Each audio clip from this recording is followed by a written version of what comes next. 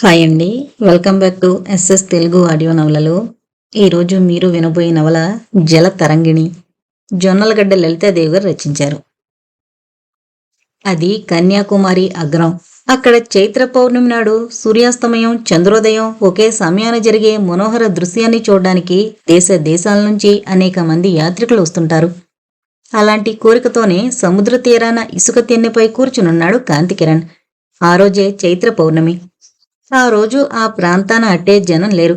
ఉన్నా అంతా దూరం దూరంగా విసిరేసినట్టు ఎవరికి వారే విడిగా కూర్చుని సంధ్యారాగ శోభను తిలకిస్తున్నారు. కాంతికిరణ్ 25 పైన 30 లోపు వయసున్న వ్యక్తి. శ్రీమంతుడు, అందగాడు. ఒక తివాచీ పరుచుకుని కూర్చున్నాడు. ఆ ప్రకృతి రమణీయతను కుంచెతో క్యాన్వాస్పై చిత్రించడానికి పూనుకున్నాడు. సాగర తరంగాల నుండి వస్తున్న చల్లని గాలులకు అతని ముంగురులు చెదిరిపోతున్నాయి. సంధ్యారాగా కాంతులు పడ్డ సముద్రపు నీరు బంగారు పూత పూసినట్టుంది. కెరటాలు మహోద్ధృతంగా ఒడ్డుకొచ్చి గంభీరమైన రొద చేస్తున్నాయి. దూరంగా వివేకానందుని విగ్రహం చూడ్డానికి వెళ్లిన అతని మిత్రబృందం ఇంకా తిరిగి రానేలేదు. మరికొంచెం దూరంలో అతని నౌక కలహంస వెండి కొండల ఆ సంధ్య కెంజాయిలో మిలమిలా మెరిసిపోతోంది. ఇంతలోనే ఎక్కడ్నుంచో ఆ ప్రశాంత గంభీరతను ఛేదిస్తూ సన్నని కంఠం నుంచి మృదు మధురమైన సంగీతం వినిపించింది. చేపలు పట్టుకోవడానికొచ్చిన ఏ జాలరిపిల్లో ఆ పాట పాడుతూ ఉండొచ్చు అనుకున్నాడు కాంతికిరణ్. ఏ వైపు నుంచి ఆ మధుర సంగీతం వినిపించిందా అని నలువైపులా కలిగి చూశాడు. కాని అతని కంటికేమీ కనిపించలేదు. కొన్ని క్షణాలు అలా సస్పెన్స్తోనే గడిచిపోయాయి. ఇంతలో దివి నుండి భూకి దిగివచ్చిన పారిజాతంలా, పైనుంచి కిందకి జారిపడిన మెరుపు తీగల ఒక చిన్న నావను నడుపుతూ ఓ 20 నిండిన యువతి, కాదు అతిలోక సౌందర్యవతి అటొచ్చింది. అందం, యవ్వనం మిసమిసలాడిస్తున్న ఆమెను చూసేసరికి మతిపోయినట్లయింది కాంతికిరణ్కి. ఆమె అందం అతని తొలి చూపులోనే సంభ్రమాచర్యాలను గురిచేసింది. అతనికి యవ్వనం అంకురించిన దగ్గర్నుంచి అతను భారతదేశంలోని అన్ని ప్రధాన నగరాలు, ముఖ్యంగా మద్రాసు, ఢిల్లీ, బెంగుళూరు, బొంబాయి, కలకత్తా వంటి సమాజాల మధ్య తిరుగుతున్నాడు. అనేక మంది చదువుకున్న యువతులతో, సౌందర్యవతులతో, విలాసవతులతో అతనికి పరిచయం ఉంది. కాని ఎక్కడా ఇంత చక్కని చుక్క అతనికి కనిపించలేదు. తను ఎరుగున్నంతలో ఎవరి ముఖంలోనూ ఇంతటి తాజాదనం కనిపించలేదు. దానికి తగినట్టే అప్పుడే వికసించి లోకంకేసి దృష్టి సారించే గులాబీ పుష్పంలా గులాబీ రంగు చీర కట్టుకుంది. అదే రంగు జాకెట్ తొడుక్కుంది. జడలో మందార పూలు పెట్టుకుంది. మెడలో ముత్యాల దండ వేసుకుంది. ఒక చేతికి ఒకే ఒక జత గాజులు, ఎడమ చేతికి రిస్టువాచి పెట్టుకుంది. ఎవరి సౌందర్యదేవత ఇలాంటి అసాధారణ సౌందర్యవతి ఈ సముద్ర తీరంలో సాయం సంధ్యా సమయాన ఎక్కడ్నుంచొచ్చింది? దివిలో విరిసి విహారంగా వచ్చిన దేవకాంత, లేక కేరళ దేశాన్ని పరిపాలించే ఏ మహారాజు పుత్రిక అయి ఉంటుందా? అలా రాజకన్య అయితే ఇలా అతి సామాన్యమైన కొయ్య పడవలో ప్రయాణమేమిటి అని కాంతికిరణ్ కొన్ని నిమిషాల పాటు రెప్పవేయడం మరిచిపోయి ఆమెనే సంభ్రమాచర్యాలతో తిలకించసాగాడు. ఆమె ఆ పడవలోంచి కిందకు దిగింది. దానిని ఒడ్డుకు లాగడానికి ప్రయత్నించసాగింది. కాని ఆమెకు సాధ్యపడలేదు. తటాలను చూసిన ఆమెకి తననే రెప్పవేయకుండా చూస్తున్న కాంతికిరణ్ కనిపించాడు. ఆమెని పలకరించాలంటే అదే తగిన సమయం అనుకున్నాడు కాంతికిరణ్. కాస్త సాయం పట్టమంటారా అని అడిగాడు ఆమె కేసి చూస్తూ. ఆమె అతని వంక ఆశ్చర్యంగా చూసింది. ఆమె పెదవుల మీద సన్నని చిరునవ్వు విరిసింది. తన తెలుగు భాష ఆమెకు అర్థం కాలేదేమో అనుకున్నాడు కాంతికిరణ్. కెన్ ఐ హెల్ప్ యూ అని అడిగాడు ఇంగ్లీష్లో.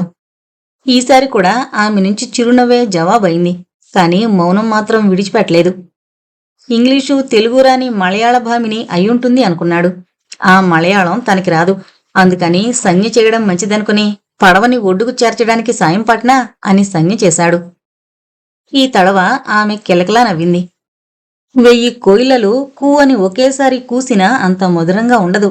తను అడిగిన దాంట్లో తప్పేముందా అన్నట్లు రొట్టుపడ్డాడు కిరణ్. అది గమనించిందామె. నాకు మీ తెలుగు వచ్చు, ఇంగ్లీష్ వచ్చు, అరవము వచ్చు, మలయాళం కూడా వచ్చు అని ఆగి, రండి కొంచెం సాయం పట్టండి అంది మెల్లగా. కాంతికిరణ్ సాయంతో అక్కడే ఉన్న ఒక పెద్ద పడవ లంగరుకు నావకున్న గొలుసును తగిలించి తీరానికొచ్చింది. అతను కూర్చున్న తివాచి, రంగులు, కుంచెలు, క్యాన్వాసు అన్నీ కనిపించాయి. ఏం క్యాన్వాసు ఖాళీగా ఉంది, ఇంకా ఏ బొమ్మ గీలేదా అని అడిగింది వింతగా. లేదు, ఇక్కడి సూర్యాస్తమయాన్ని చంద్రాస్తమయాన్ని చూడాలని ఆ శోభను క్యాన్వాస్ మీద చిత్రించాలని అనుకున్నాను. కాని ఆ అద్భుత దృశ్యాన్ని చూసేసరికే మైమరుపు కలిగింది నాకు. అవును, ఈరోజు పౌర్ణమి, అందుకే అద్భుతంగా కనిపిస్తుంది. సూర్యుడు అస్తమించడం, చంద్రుడు ఉదయించడం ఒకేమారు జరుగుతాయి అంటూ చేతులు జోడించి కళ్ళు మూసుకుంది. నమో సూర్యదేవాయ నమోస్తుతే, నమశ్చంద్ర దేవాయ నమోస్తుతి అని తనలో తనే అనుకుంటూ చేతులు జోడించి కళ్ళు మూసుకుంది. ఆమె ముఖంలో వెళ్లి విరుస్తోన్న భక్తి తత్పరతకు విస్తుపోయాడు కాంతికిరణ్. అతని జీవితంలో పూర్ణిమ నాటి ప్రకృతి రమణీయతను కన్యాకుమారి అగ్రంలో చూడడం ఇదే మొదటిసారి. నిజంగా తరించిపోయాను అని అనుకున్నాడు మనసారా.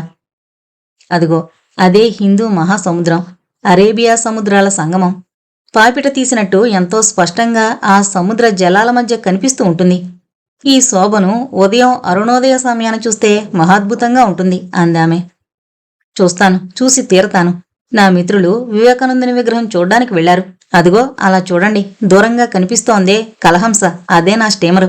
ఇంకా ఒక 2-3 రోజులైనా ఆగి ఈ సౌందర్యానంతా తనివి తీరా చూడాలనుంది అని జవాబిచ్చాడు కాంతికిరణ్. ఓహో, మీరా స్టీమర్లో ప్రయాణం చేస్తున్నారా? మీ ముఖం చూస్తేనే తెలుస్తుందిలేండి. సముద్ర ప్రయాణానికి బాగా అలవాటు పడినవారని, అంతేనా? మీరు నావను పట్టుకునే తీరి చూస్తే మీరు నావికులు కూడా అయి ఉంటారనిపించింది అంది ఆ సుందరీమణి. మీరు సరిగ్గానే ఊహించారు. అయితే ఒక్క మాట అడిగానని కోపగించుకోకండి. మీరెవరు? ఈ దేశపు రాజకుమారివా, లేక ఈ సముద్రంలో విహరించే సాగర కన్యవా, దేవతవా అని అడిగాడు కాంతికిరణ్. ఇంకా నయం, అంతటితో సరిపెట్టారు. ఈ ప్రాంతాన్ని హడలుగొట్టే దెయ్యానువా అని అడగలేదు. నేను దేవతని కాను, రాజకుమార్తెను కాను, అతి సామాన్యురాలైన రైతు బిడ్డను. నాలాంటివారు ఈ ప్రాంతంలో తరచూ కనిపిస్తూనే ఉంటారు. ఇక వెళతాను, నా కోసం మా నాన్నగారు కనిపెట్టుకుని ఉంటారు. నేను వెళ్లేదాకా పలహారం కూడా చేయరు అంటూ తిరిగి వెళ్లి నావలో కూర్చుంది. పోనీ మీ పేరు? నా పేరా? అపరిచితులకు పేరు చెప్పడం ఈ ప్రాంత కన్యలకు అలవాట్లేదు అంది. ఆ మాటకి అప్రభితుడైన కాంతికిరణ్, పోనీ మీ పరిచయ భాగ్యం ఎంతవరకేననుకుంటాను. నన్ను నేనైనా పరిచయం చేసుకోవచ్చుగా. నా పేరు కాంతికిరణ్. మా నాన్నగారు ప్రముఖ వ్యాపారవేత్త. అన్ని నగరాల్లోనూ మాకు మిల్లులున్నాయి. ఆయన కష్టపడి సంపాదించిందంతా నేనిలా తిరుగుతూ ఖర్చు చేస్తున్నాను. అదేమని అడిగేందుకు మా నాన్నగారు లేరు, అమ్మగారు లేరు. నేను వ్యాపారాలు చూసుకుంటూ అప్పుడప్పుడు ఇలా ఓ 1 నెల రోజుల విశ్రాంతి కోసం స్వంత స్టీమర్ మీద తిరుగుతూ ఉంటాను. మంచిదేగా, ఆరోగ్యం కాపాడుకుంటున్నారు. మెదడుకు దేహానికి విశ్రాంతినిస్తున్నారు. మీకు బాగా డబ్బుంది కనుక కష్టపడి పని చేయవలసిన అవసరం లేదు. మరి మేమలా కాదు. మాకు కొంచెం పొలం ఉంది. రోజూ పొలం వెళతాం, వ్యవసాయం చేస్తాం. మా నాన్నగారితో సాయంగా నేను కష్టపడతాను అందామే. అమ్మయ్యో, బంగారంలాంటి మీరు కలవ పువ్వు లాంటి చేతులతో పనిచేస్తారా? అవి కందిపోవా అని అడిగాడు కాంతికిరణ్ బాధగా. కష్టపడకపోతే కడుపెలా నిండుతుంది? మీ పేరు చెప్పారు, చాలా సంతోషం. కానీ నేను నా పేరు చెప్పడానికి ఇష్టపడను. మనం ఇప్పటికీ అపరిచితులమేగా. తిరిగి మనం కలుసుకుంటామన్న ఆశ, అవకాశం కూడా లేవు. సెలవు అంటూ నావను ముందుకు నడుపుకుంటూ త్రుటిలో మాయమైపోయింది. ఘాటైన సమాధానం ఆమె నుంచి వచ్చేసరికి అతడు బిత్తరపోయాడు. అతని జీవితంలో అంత కటువైన సమాధానం విని ఉండడు. అంత ఖచ్చితమైన మనిషే కనిపించలేదు. అలా అతని కోరికను నిరాదరించిందీ లేదు. రాజా అనదగ్గ ధనవంతుడికి, జమీందారని మిత్రబృందం చేత కొనియాడబడే తనకి, పెద్ద ఫ్యాక్టరీ యజమానికి, పెద్ద బ్యాంకర్కు ఒక 20-22 రైతు బిడ్డ నుంచి ఇలాంటి తిరస్కారమా?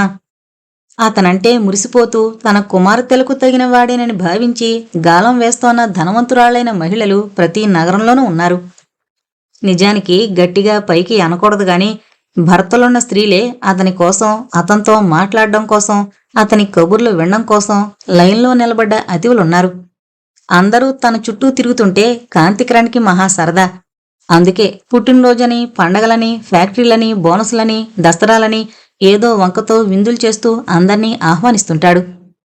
అతను 2 సార్లు పిలిస్తే మనం ఒకసారైనా పిలవకపోతే బాగుండదని భావించి తిరిగి అంతా ఆహ్వానిస్తుంటారు మళ్ళీ. ఈ విధంగా అతను సాంప్రదాయానికి అలవాటు పడిపోయాడు. అందులో భజన సంఘాలు, ప్రేమాభిలాషులు, ఇంకా చాలా చాలా వెరైటీలు. మొత్తం మీద ఎలా చూసినా అతనిపై వలలు విసరడానికి, తమ వాడిని చేసుకోవడానికే ఎక్కువ తాపత్రయం కనబడుతుంది. అలాంటి కాంతికిరణ్ ఇలాంటి తిరస్కారాన్ని ఎదుర్కోవడం ఒక కొత్త అనుభవం. నేనడిగిన ప్రశ్నలో తప్పే ఉంది? పేరు చెప్పమన్నంత మాత్రాన తప్పేమన్నా ఉందా?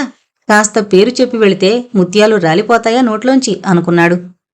అప్పుడే వెన్నెల నలువైపులా వ్యాపించింది. వివేకానందుని గుట్టకు వెళ్లిన మిత్రులంతా రానేలేదు. ఇంతకీ వీళ్ళు ఎప్పుడు తిరిగొస్తారో అనుకున్నాడు నాలుగు వైపులా కలి చూస్తూ.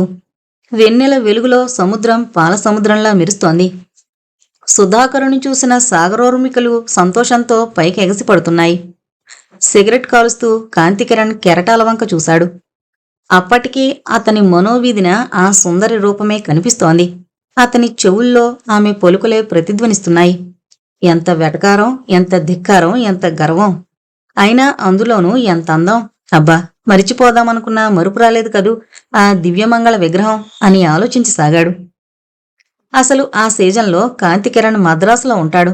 పనుల ఒత్తిడి వల్ల అలసిపోయాడు. వెంటనే తనకి కుడిభుజం లాంటి ముగ్గురు మిత్రులను వెంటబెట్టుకుని విశ్రాంతి కోసం బయలుదేరొచ్చాడు.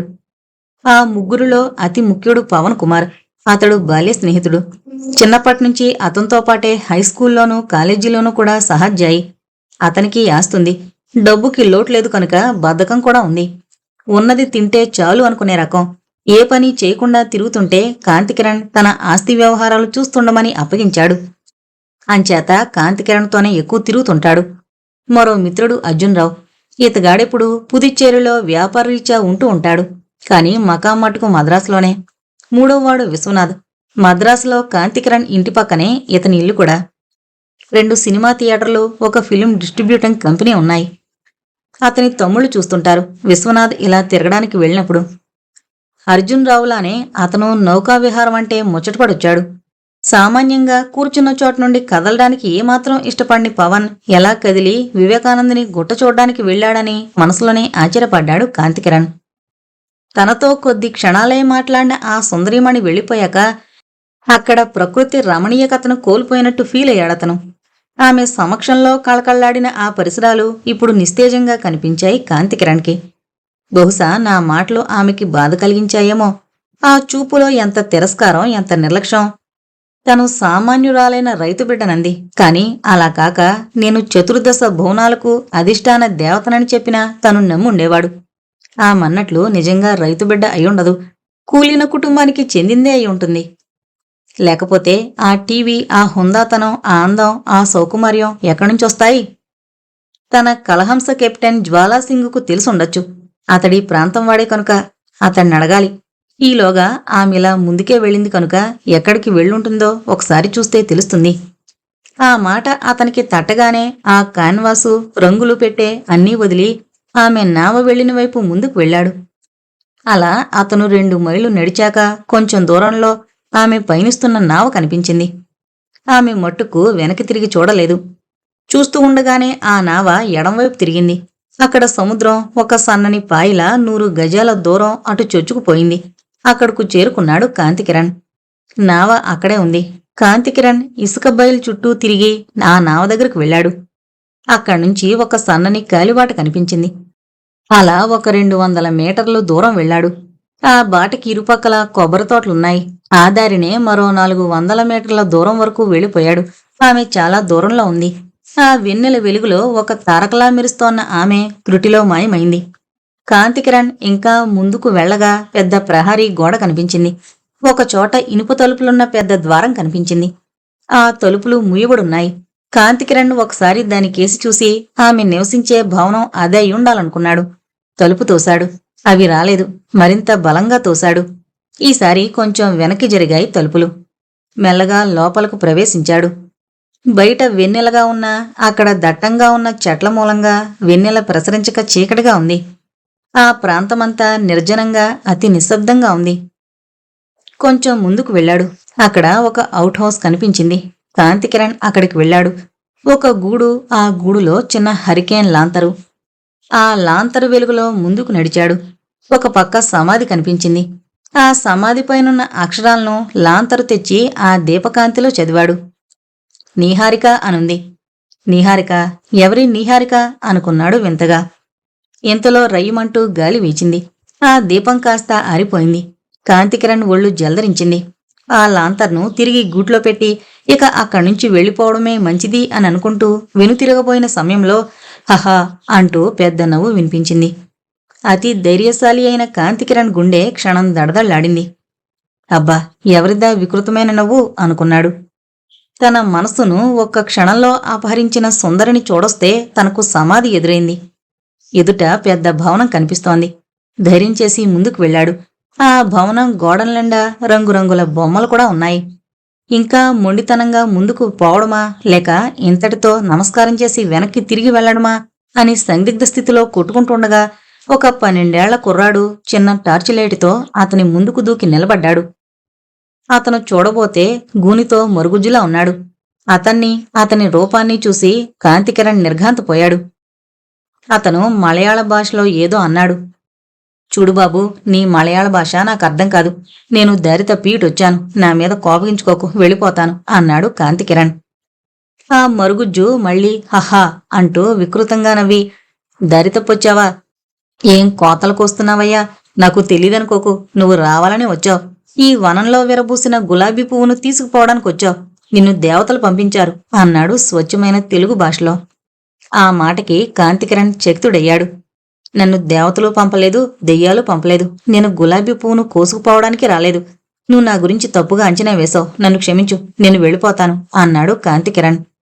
క్షమించాలా? అందులో నేను? అందర్నీ క్షమించేవాడు పరమాత్మ ఒక్కడే. నేను చెబుతున్నానుగా, మీరు ఎక్కడికి వెళ్లరు, ఇక్కడే ఉంటారు.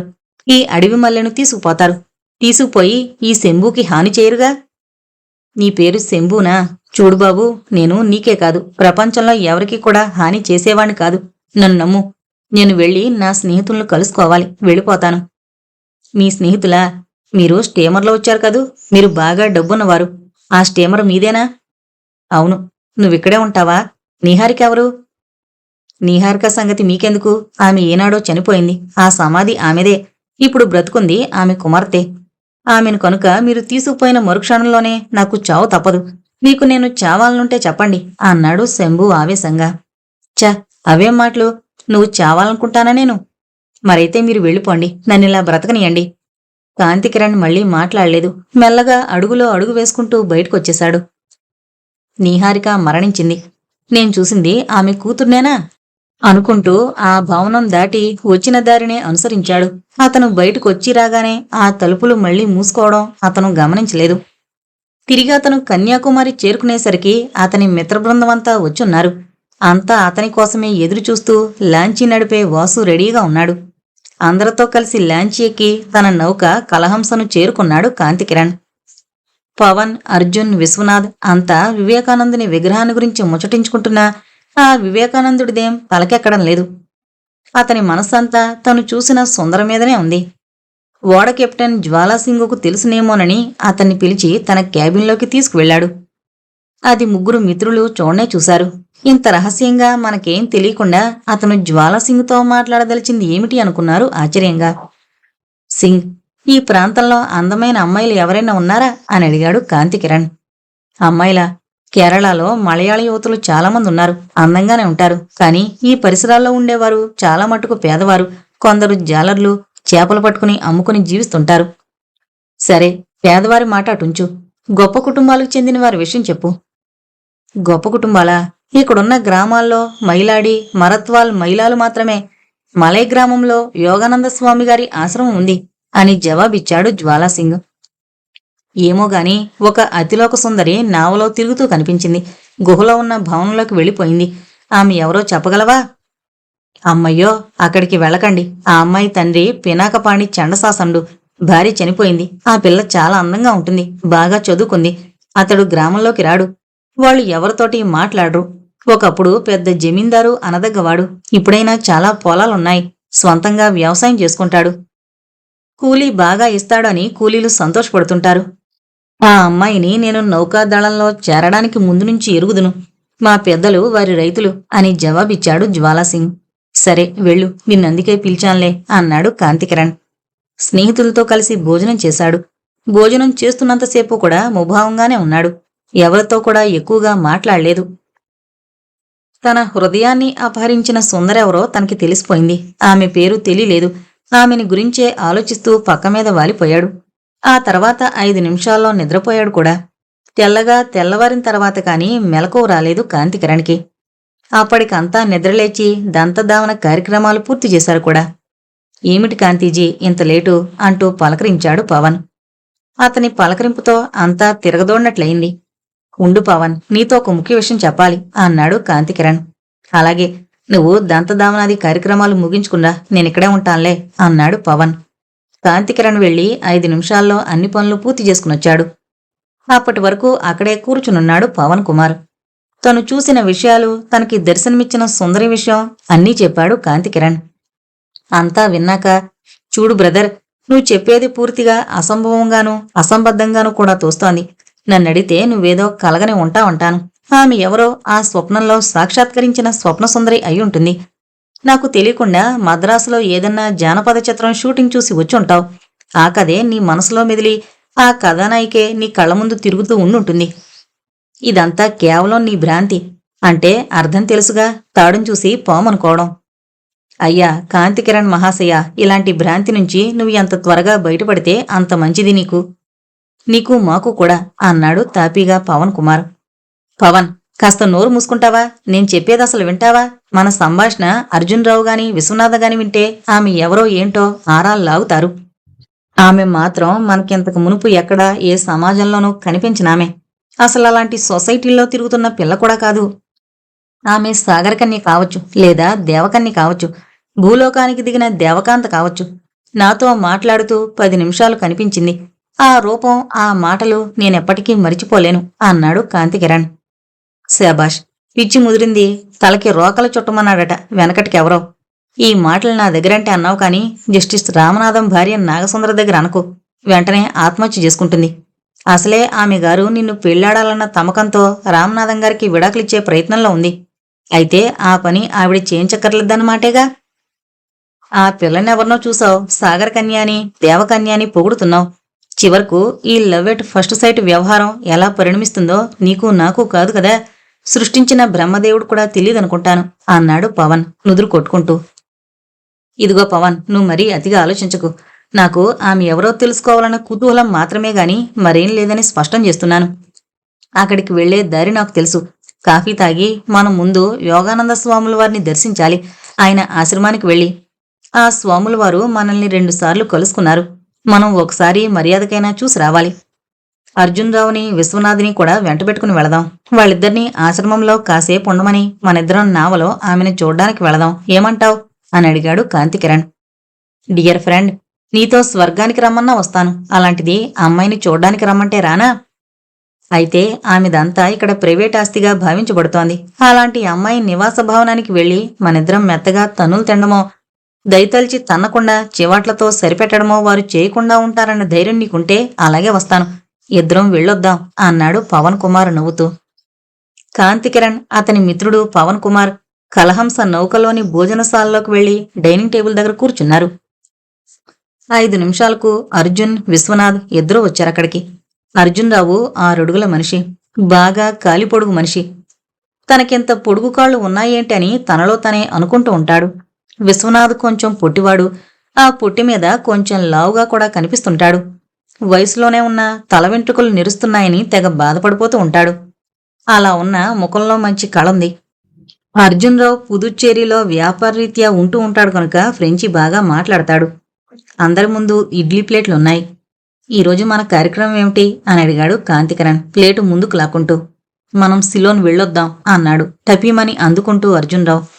సిలోన్ చూడ్డానికి వీసాలు, ప్రయాణ అనుమతి పత్రాలు చూడాలిగా. పవన్, నువ్వా పంచుడు, రేపు వెళదాం అన్నాడు కిరణ్. అబ్బా, నాకే అంటగట్టావు అన్నాడు పవన్ బద్ధకంగా. మరే, నాకు తెలీదా నీ బద్ధకం సంగతి అని నవ్వి, నేను ఆ పని చూస్తానులే అన్నాడు అర్జున్ రావు. అమ్మయ్యా, నన్ను రక్షించావు అన్నాడు పవన్ కుమార్. సరే, బాగానే ఉంది. ఈ విషయం తేలిపోయింది. ఇకపోతే ఈరోజు మనం యోగానంద స్వామి వారి దర్శనానికి, వారి ఆశ్రమానికి వెళ్ళాలి. మీరిద్దరూ ఆయనతో అక్కడ మాట్లాడుతుంటే నేను పవన్ అలా పని మీద వెళ్లి 1 గంట, గంటన్నరలో వస్తాం అన్నాడు కాంతికిరణ్. చంపోపో, ఆ గంట, గంటన్నర సమయంలో తన వేదాంత సారాన్నంతా మా నెత్తిన రుద్ది చావుగట్టి చెవులు మోస్తాడేమో ఆ స్వామిగారు. నాకసలు వేదాంతం అంటేనే ఒళ్ళు మంట అన్నాడు విశ్వనాథ్.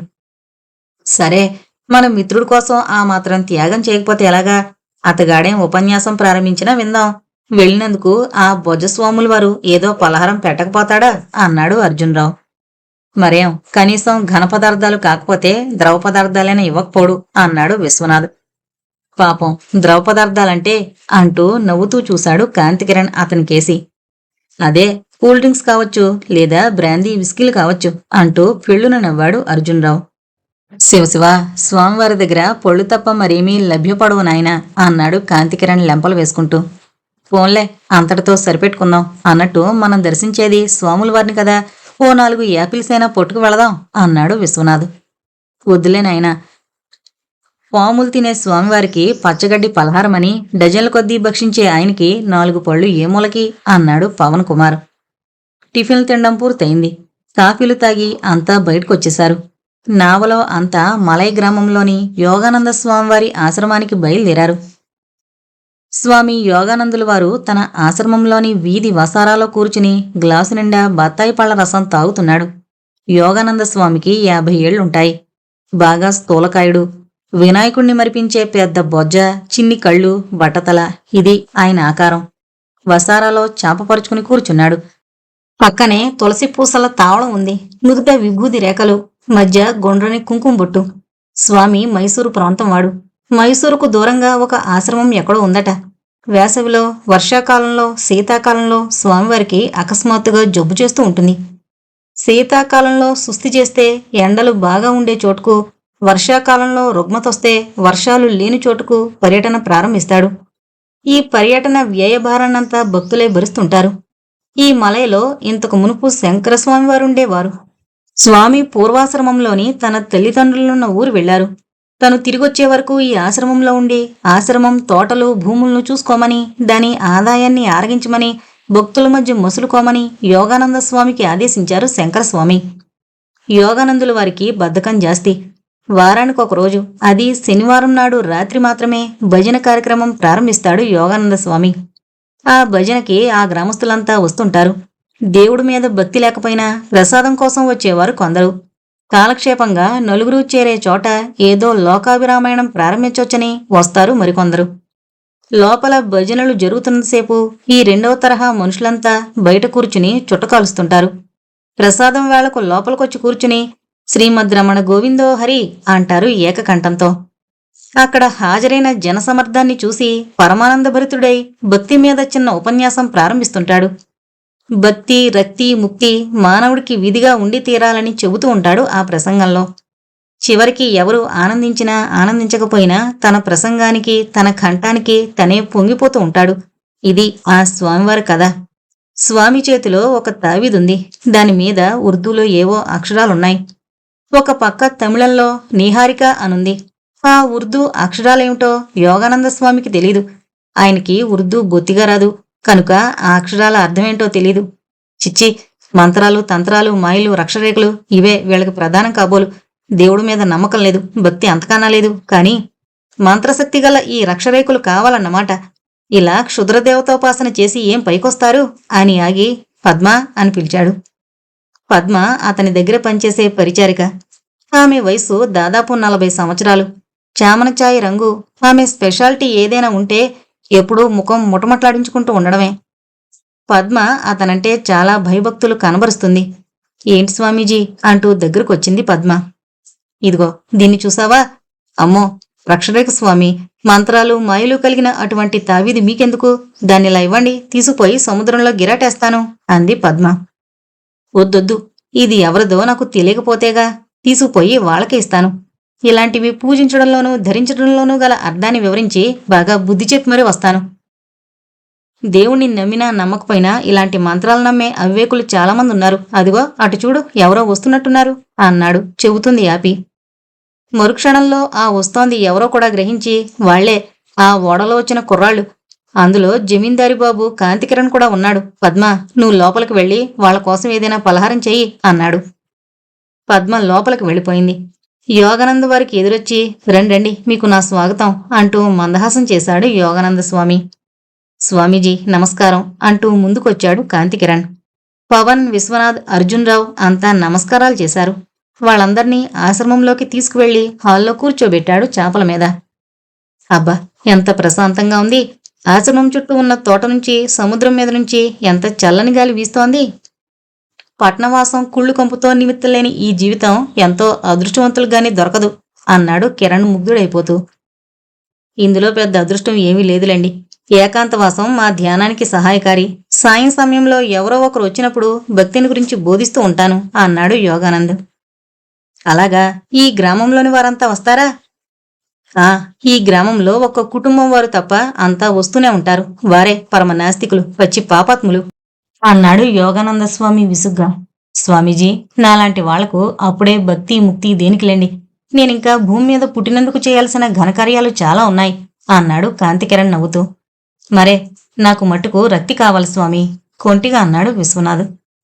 రక్తిలో కొంతకాలం జీవితంలో గడిచిన తర్వాత భక్తి దానికదే అలవాటవుతుంది. అది ఎప్పటికీ వృద్ధాప్య లక్షణాలు కనిపించేసరికి. అలా ఎప్పుడో ముసల్తనంలో కాక చిన్నతనం నుంచి దైవభక్తి కలిగి ఉండడం, నైతికంగా మంచి నడవడిక కలిగి ఉండడం మంచిది కదా అన్నాడు స్వామి. నిజమేలేండి అన్నాడు కాంతికిరణ్. స్వామి, నాదొక సందేహం. భగవంతుడికి అర్జున్ రావు లాంటి పొడగొరలంటే ఇష్టమా, లేక నాలాంటి పొట్టివాళ్లంటే ఇష్టమా అని అడిగాడు విశ్వనాథ్ నవ్వుతూ. స్వామి స్థూలకాయుడు, తనని ఆక్షేపిస్తున్నారని ఎక్కడ బాధపడతాడో అనుకున్నాడు కాంతికిరణ్ కంగారుగా. అందుకే ఊరుకోర విశ్వం అన్నాడు. బాబు, దేవుడి దృష్టిలో పొట్టివారు, పొడుగువారు, స్థూలకాయలు, సన్నపాటివారు అంతా సమానమే అన్నాడు యోగానంద్ నవ్వుతూ. ఇంతలో పద్మ నలుగురు ముందు ఉప్మా ప్లేట్లు తీసుకొచ్చి పెట్టింది. 4 గ్లాసులతో మంచినీళ్లు, 4 గ్లాసులతో పాలు వాటితో పాటు తెచ్చిపెట్టింది పక్కన. ద్రాక్ష పళ్ళు, కమలా ఫలాలున్న చిన్న సజ్జ కూడా వారి ముందుంచింది. తీసుకోండి అన్నాడు యోగానంద స్వామి. నలుగురు ఉప్మా ప్లేట్లు దగ్గరకు లాక్కున్నారు. అవి తిని మంచినీళ్లు తాగి పాల గ్లాసులు అందుకుంటూ, ఇవి పాలైపోయే గాని ఇదే విస్కీ అయితే ఎంత మజాగా ఉండేదో అన్నాడు విశ్వనాథ్. మరే, విస్కీ కాకపోయినా కనీసం బీరైనా బాగానే ఉండేది అంటూ అందుకున్నాడు అర్జున్రావు. ఓరి పిచ్చి సన్నాసులారా, ఆశ్రమాల్లో విస్కీ బీరు ఎక్కడినుంచొస్తాయి అని అడిగాడు పవన్ కుమార్. అది కాదోయ్ తెలివి తక్కువ మనిషి, స్వామివారి మహిమ వల్ల ఈ పాలు బీరుగా మారిపోకూడదా అని నా ఆశ అన్నాడు విశ్వనాథ్. పోనీ ఆ పాలనే బీరుగా భావించి తాగరాదా అన్నాడు కాంతికిరణ్ సలహాగా. ఈ వాదనలన్నీ వింటున్న యోగానంద్ కలగజేసుకుని, అంత దిగులెందుకు అంటూ పద్మ అని కేకేశాడు స్వామి. పద్మ 2 నిమిషాల్లో 2 బ్రాందీ సీసాలు, 4 గ్లాసులు, 4 సోడాలు తెచ్చి వారి ముందుంచింది. అవి చూసి ఆశ్చర్యపోయారు నలుగురు మిత్ర బృందం. మీరు అంత ఇదిగా ఆశ్చర్యపోవలసిన పనిలేదు. నేనిక్కడికి రావడానికి ముందు శంకరస్వామి ఉండేవాడు. అర్ధరాత్రి వేళ నావలు సముద్రంలో ఆగేవి. దొంగ రవాణా వ్యాపారస్తులు బ్రాందీ, విస్కీ, రిస్టువాచీలు, బంగారం వగేరాలు తెచ్చి ఆశ్రమంలో దాచేవారు. శంకరస్వామి ముందు భయపడ్డాడు గాని వాళ్ళు బాగా డబ్బు ముట్ట చెప్పేవారు. దాంతో చాలా సంపాదించాడు. చివరకు పొట్టుబడతానేమోనన్న భయంతో నన్నిక్కడికి రప్పించి వెళ్ళిపోయాడు. అతడు కడుపు నొప్పితో బాధపడేవాడు కనుక బ్రాందీ సేవించేవాడు. అతడు ఇక్కడ వదిలేసిన విదేశీ మద్యం సీసాలు 4-5 కేసులున్నాయి. మీ వంటి యువకులొచ్చినప్పుడు కొంచెం ఇస్తూ ఉంటాను కావాలంటే, కానీ నేను మట్టుకు ముట్టుకోను అన్నాడు యోగానంద స్వామి నవ్వుతూ. స్వామి, అయితే మీరు ఏనాడు పుచ్చుకోరా అని అడిగాడు కాంతికిరణ్. సురాపానం యజ్ఞాల్లో సోమపానంగా వాడబడేది. అది మాకు నిషిద్ధం కాదు, కానీ భక్తి మార్గంలో నడుస్తూ సురాపానం మంచిది కాదు కదా. అయినా అప్పుడప్పుడు రుచి చూస్తాను, మనసు బాగుండకపోతే అని జవాబిచ్చాడు యోగానంద్. స్వామి, తమకు కూడా మనసు బాగుండకపోవడం అనేది ఉంటుందా అని అడిగాడు ఆశ్చర్యంగా. ఇక్కడ కొందరు నాస్తికులున్నారు.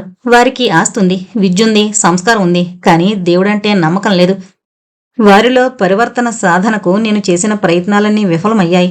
అవన్నీ తలచుకుంటున్నప్పుడు నాకు మరి బాధగానే ఉంటుంది కదా అన్నాడు యోగానంద స్వామి. నిజమేనన్నట్టు తల పంకించాడు పవన్ కుమార్. కాంతికిరణ్ వాచి చూసుకున్నాడు. ఆ తర్వాత యోగానంద స్వామి కేసి తిరిగి, స్వామీజీ, విశ్వనాథ్, అర్జున్ రావులు కొంచెంసేపు ఇక్కడుంటారు. 1 గంట ఇక్కడుండి వారి సందేహాలు తీర్చుకుంటారట. నేను పవన్ ఒకరిని కలుసుకోవాలి. అందుకు దయుంచి ఏమీ అనుకోవద్దని మనవి చేస్తున్నాను అన్నాడు. ఆ మాట విని, అయ్యో ఎంత మాట, మీరు తప్పక వెళ్ళిరండి అన్నాడు యోగానంద స్వామి. పవన్ కుమార్, కాంతికిరణ్ బ్రాందీ కొంచెం సేవించి బయటకొచ్చారు. హాయ్ అండి, welcome back to SS Telugu audio నవలలు. ఈరోజు మీరు వినబోయే నవల జల తరంగిణి. జొన్నలగడ్డ లలితాదేవి గారు రచించారు. అది కన్యాకుమారి అగ్రం. అక్కడ చైత్ర పౌర్ణమి నాడు సూర్యాస్తమయం, చంద్రోదయం ఒకే సమయాన జరిగే మనోహర దృశ్యాన్ని చూడడానికి దేశ దేశాల నుంచి అనేక మంది యాత్రికులు వస్తుంటారు. అలాంటి కోరికతోనే సముద్ర తీరాన ఇసుక తెన్నెపై కూర్చునున్నాడు కాంతికిరణ్. ఆ రోజే చైత్ర పౌర్ణమి. ఆ రోజు ఆ ప్రాంతాన అట్టే జనం లేరు. ఉన్న అంతా దూరం దూరంగా విసిరేసినట్టు ఎవరికి వారే విడిగా కూర్చుని సంధ్యారాగ శోభను తిలకిస్తున్నారు. కాంతికిరణ్ 25 పైన 30 లోపు వయసున్న వ్యక్తి, శ్రీమంతుడు, అందగాడు. ఒక తివాచీ పరుచుకుని కూర్చున్నాడు. ఆ ప్రకృతి రమణీయతను కుంచెతో క్యాన్వాస్పై చిత్రించడానికి పూనుకున్నాడు. సాగర తరంగాల నుండి వస్తున్న చల్లని గాలులకు అతని ముంగురులు చెదిరిపోతున్నాయి. సంధ్యారాగా కాంతులు పడ్డ సముద్రపు నీరు బంగారు పూత పూసినట్టుంది. కెరటాలు మహోద్ధృతంగా ఒడ్డుకొచ్చి గంభీరమైన రొద చేస్తున్నాయి. దూరంగా వివేకానందుని విగ్రహం చూడ్డానికి వెళ్లిన అతని మిత్రబృందం ఇంకా తిరిగి రానేలేదు. మరికొంచెం దూరంలో అతని నౌక కలహంస వెండి కొండల ఆ సంధ్య కెంజాయిలో మిలమిలా మెరిసిపోతోంది. ఇంతలోనే ఎక్కడ్నుంచో ఆ ప్రశాంత గంభీరతను ఛేదిస్తూ సన్నని కంఠం నుంచి మృదు మధురమైన సంగీతం వినిపించింది. చేపలు పట్టుకోవడానికొచ్చిన ఏ జాలరిపిల్లో ఆ పాట పాడుతూ ఉండొచ్చు అనుకున్నాడు కాంతికిరణ్. ఏ వైపు నుంచి ఆ మధుర సంగీతం వినిపించిందా అని నలువైపులా కలిగి చూశాడు. కాని అతని కంటికేమీ కనిపించలేదు. కొన్ని క్షణాలు అలా సస్పెన్స్తోనే గడిచిపోయాయి.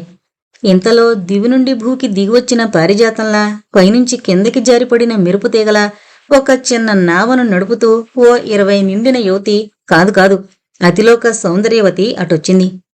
అందం యవ్వనం మిసమిసలాడిస్తున్న ఆమెను చూసేసరికి మతిపోయినట్లయింది కాంతికిరణ్కి. ఆమె అందం అతని తొలి చూపులోనే సంభ్రమాచర్యాలను గురిచేసింది.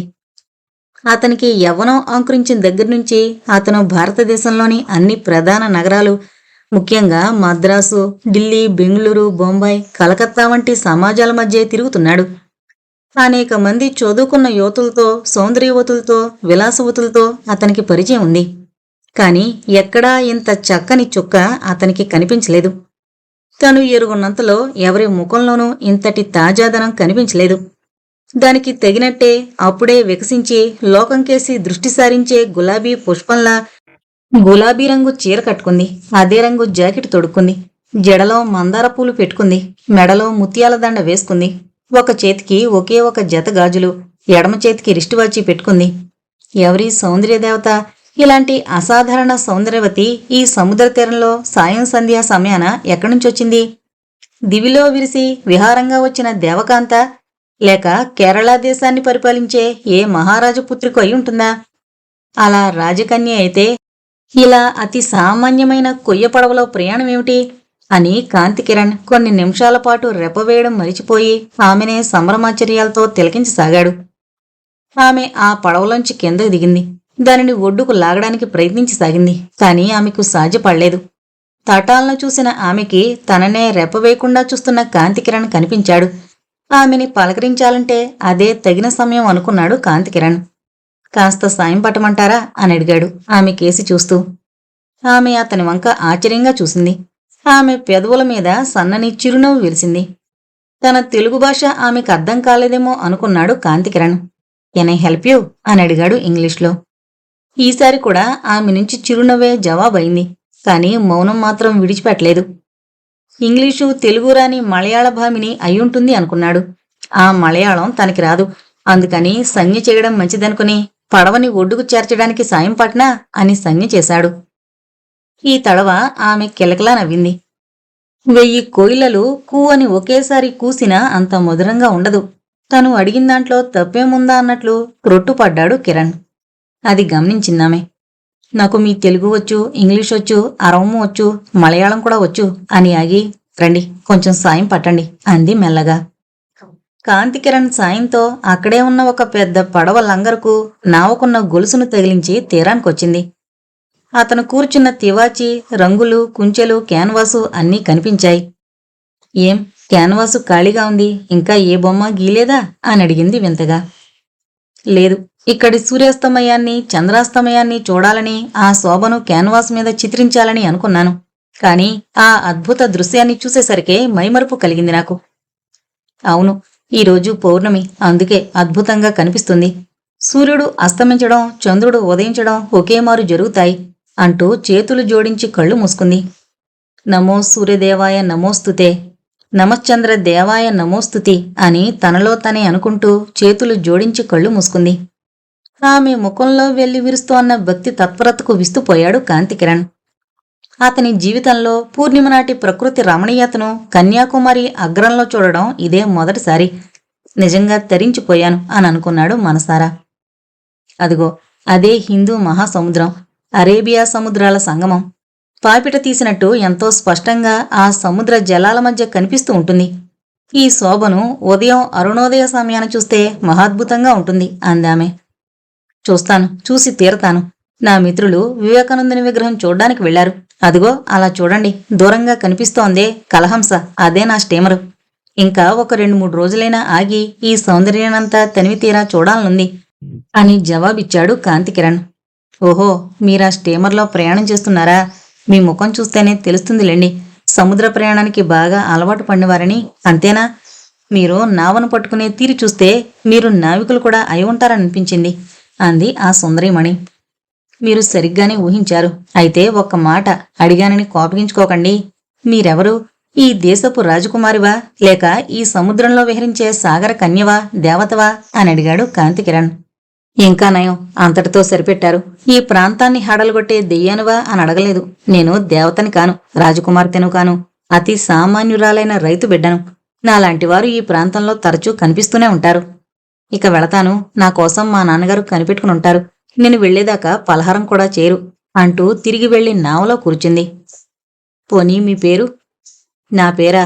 అపరిచితులకు పేరు చెప్పడం ఈ ప్రాంత కన్యలకు అలవాట్లేదు అంది. ఆ మాటకి అప్రభితుడైన కాంతికిరణ్, పోనీ మీ పరిచయ భాగ్యం ఎంతవరకేననుకుంటాను. నన్ను నేనైనా పరిచయం చేసుకోవచ్చుగా. నా పేరు కాంతికిరణ్. మా నాన్నగారు ప్రముఖ వ్యాపారవేత్త. అన్ని నగరాల్లోనూ మాకు మిల్లులున్నాయి. ఆయన కష్టపడి సంపాదించిందంతా నేనిలా తిరుగుతూ ఖర్చు చేస్తున్నాను. అదేమని అడిగేందుకు మా నాన్నగారు లేరు, అమ్మగారు లేరు. నేను వ్యాపారాలు చూసుకుంటూ అప్పుడప్పుడు ఇలా ఓ 4 రోజుల విశ్రాంతి కోసం స్వంత స్టీమర్ మీద తిరుగుతూ ఉంటాను. మంచిదేగా, ఆరోగ్యం కాపాడుకుంటున్నారు. మెదడుకు దేహానికి విశ్రాంతినిస్తున్నారు. మీకు బాగా డబ్బుంది కనుక కష్టపడి పని చేయవలసిన అవసరం లేదు. మరి మేమలా కాదు. మాకు కొంచెం పొలం ఉంది. రోజూ పొలం వెళతాం, వ్యవసాయం చేస్తాం. మా నాన్నగారితో సాయంగా నేను కష్టపడతాను అందామె. అమ్మయ్యో, బంగారంలాంటి మీరు కలువ పువ్వు లాంటి చేతులతో పనిచేస్తారా? అవి కందిపోవా అని అడిగాడు కాంతికిరణ్ బాధగా. కష్టపడకపోతే కడుపెలా నిండుతుంది? మీ పేరు చెప్పారు, చాలా సంతోషం. కానీ నేను నా పేరు చెప్పడానికి ఇష్టపడను. మనం ఇప్పటికీ అపరిచితులమేగా. తిరిగి మనం కలుసుకుంటామన్న ఆశ, అవకాశం కూడా లేవు. సెలవు అంటూ నావను ముందుకు నడుపుకుంటూ త్రుటిలో మాయమైపోయింది. ఘాటైన సమాధానం ఆమె నుంచి వచ్చేసరికి అతడు బిత్తరపోయాడు. అతని జీవితంలో అంత కటువైన సమాధానం విని ఉండడు. అంత ఖచ్చితమైన మనిషే కనిపించలేదు. అలా అతని కోరికను నిరాదరించిందీ లేదు. రాజా అనదగ్గ ధనవంతుడికి, జమీందారని మిత్రబృందం చేత కొనియాడబడే తనకి, పెద్ద ఫ్యాక్టరీ యజమానికి, పెద్ద బ్యాంకర్కు ఒక 20-22 రైతు బిడ్డ నుంచి ఇలాంటి తిరస్కారమా? అతనంటే మురిసిపోతూ తన కుమార్తెలకు తగిన వాడేనని భావించి గాలం వేస్తోన్న ధనవంతురాళ్లైన మహిళలు ప్రతి నగరంలోనూ ఉన్నారు. నిజానికి గట్టిగా పైకి అనకూడదు గాని, భర్తలున్న స్త్రీలే అతని కోసం, అతనితో మాట్లాడడం కోసం, అతని కబుర్లు వినడం కోసం లైన్లో నిలబడ్డ అతివులున్నారు. అందరూ తన చుట్టూ తిరుగుతుంటే కాంతికిరణ్కి మహా సరదా. అందుకే పుట్టినరోజని, పండగలని, ఫ్యాక్టరీలని, బోనసులని, దసరాలని ఏదో వంకతో విందులు చేస్తూ అందర్నీ ఆహ్వానిస్తుంటాడు. అతను 2 సార్లు పిలిస్తే మనం ఒకసారైనా పిలవకపోతే బాగుండదని భావించి తిరిగి అంతా ఆహ్వానిస్తుంటారు మళ్ళీ. ఈ విధంగా అతను సాంప్రదాయానికి అలవాటు పడిపోయాడు. అందులో భజన సంఘాలు, ప్రేమాభిలాషులు, ఇంకా చాలా చాలా వెరైటీలు. మొత్తం మీద ఎలా చూసినా అతనిపై వలలు విసరడానికి, తమ వాడిని చేసుకోవడానికే ఎక్కువ తాపత్రయం కనబడుతుంది. అలాంటి కాంతికిరణ్ ఇలాంటి తిరస్కారాన్ని ఎదుర్కోవడం ఒక కొత్త అనుభవం. నేనడిగిన ప్రశ్నలో తప్పే ఉంది? పేరు చెప్పమన్నంత మాత్రాన తప్పేమన్నా ఉందా? కాస్త పేరు చెప్పి వెళితే ముత్యాలు రాలిపోతాయా నోట్లోంచి అనుకున్నాడు. అప్పుడే వెన్నెల నలువైపులా వ్యాపించింది. వివేకానందుని గుట్టకు వెళ్లిన మిత్రులంతా రానేలేదు. ఇంతకీ వీళ్ళు ఎప్పుడు తిరిగొస్తారో అనుకున్నాడు 4 వైపులా కలి చూస్తూ. వెన్నెల వెలుగులో సముద్రం పాల సముద్రంలా మెరుస్తోంది. సుధాకరుని చూసిన సాగరోర్మికలు సంతోషంతో పైకి ఎగసిపడుతున్నాయి. సిగరెట్ కాలుస్తూ కాంతికిరణ్ కెరటాల వంక చూశాడు. అప్పటికీ అతని మనోవీధిన ఆ సుందరి రూపమే కనిపిస్తోంది. అతని చెవుల్లో ఆమె పలుకులే ప్రతిధ్వనిస్తున్నాయి. ఎంత వెటకారం, ఎంత ధిక్కారం, ఎంత గర్వం! అయినా అందులోనూ ఎంత అందం! అబ్బా, మరిచిపోదామనుకున్నా మరుపు రాలేదు కదూ ఆ దివ్యమంగళ విగ్రహం అని ఆలోచించసాగాడు. అసలు ఆ సీజన్లో కాంతికిరణ్ మద్రాసులో ఉంటాడు. పనుల ఒత్తిడి వల్ల అలసిపోయాడు. వెంటనే తనకి కుడిభుజం లాంటి 3 మిత్రులను వెంటబెట్టుకుని విశ్రాంతి కోసం బయలుదేరొచ్చాడు. ఆ ముగ్గురిలో అతి ముఖ్యుడు పవన్ కుమార్. అతడు బాల్య స్నేహితుడు. చిన్నప్పటినుంచి అతనితో పాటే హైస్కూల్లోనూ కాలేజీలోనూ కూడా సహాధ్యాయి. అతనికి ఆస్తుంది. డబ్బుకి లోటు లేదు కనుక బద్ధకం కూడా ఉంది. ఉన్నది తింటే చాలు అనుకునే రకం. ఏ పని చేయకుండా తిరుగుతుంటే కాంతికిరణ్ తన ఆస్తి వ్యవహారాలు చూస్తుండమని అప్పగించాడు. అంచేత కాంతికిరణ్తోనే ఎక్కువ తిరుగుతుంటాడు. మరో మిత్రుడు అర్జున్రావు. ఇతగాడెప్పుడు పుదుచ్చేరిలో వ్యాపారరీత్యా ఉంటూ ఉంటాడు. కాని మకాం మటుకు మద్రాసులోనే. మూడోవాడు విశ్వనాథ్. మద్రాసులో కాంతికిరణ్ ఇంటి పక్కనే ఇతని ఇల్లు కూడా. 2 సినిమా థియేటర్లు, ఒక ఫిలిం డిస్ట్రిబ్యూటింగ్ కంపెనీ ఉన్నాయి. అతని తమ్ముళ్ళు చూస్తుంటారు విశ్వనాథ్ ఇలా తిరగడానికి వెళ్ళినప్పుడు. అర్జున్ రావులానే అతను నౌకావిహారం అంటే ముచ్చటపడొచ్చాడు. సామాన్యంగా కూర్చున్న చోట నుండి కదలడానికి ఏమాత్రం ఇష్టపడిని పవన్ ఎలా కదిలి వివేకానందుని గుట్ట చూడ్డానికి వెళ్లాడని మనసులోనే ఆశ్చర్యపడ్డాడు కాంతికిరణ్.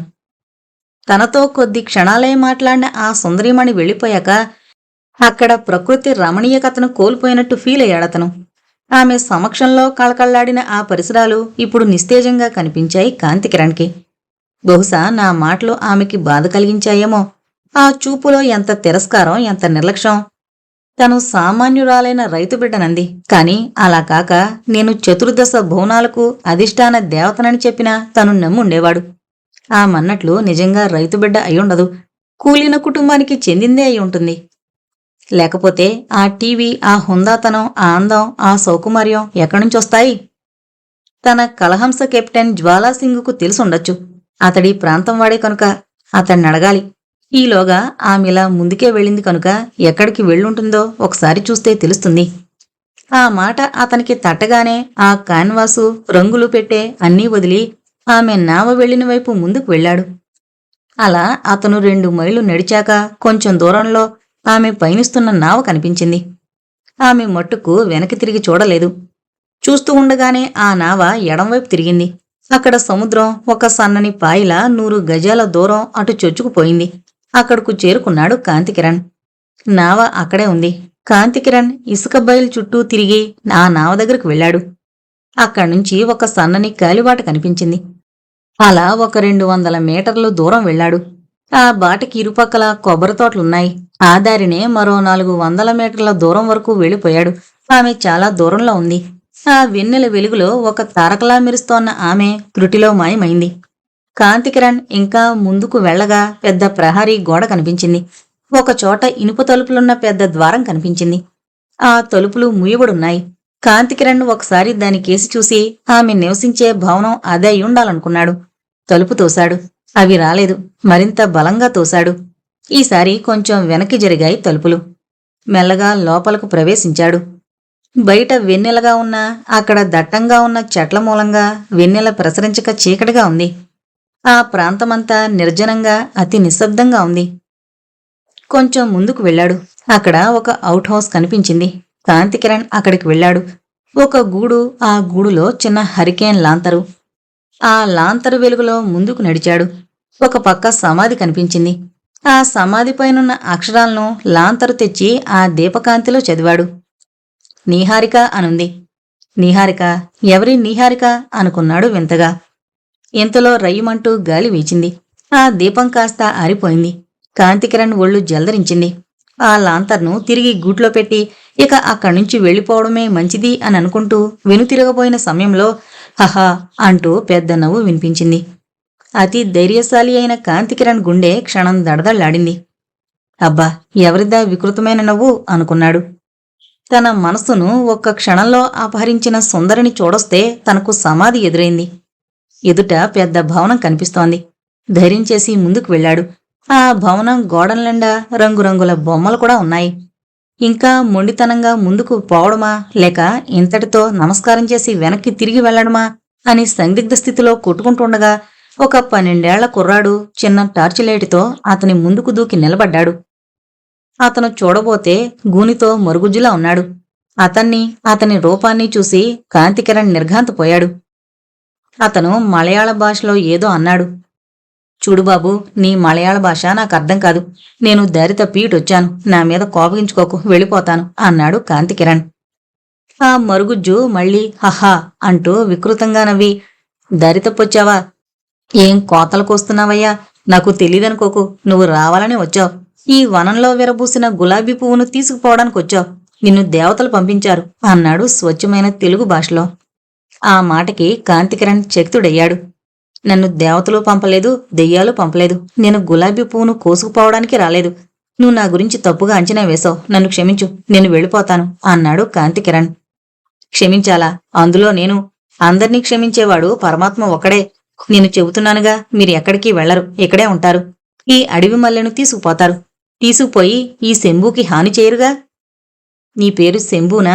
చూడు బాబు, నేను నీకే కాదు, ప్రపంచంలో ఎవరికీ కూడా హాని చేసేవాణ్ణి కాదు. నన్ను నమ్ము.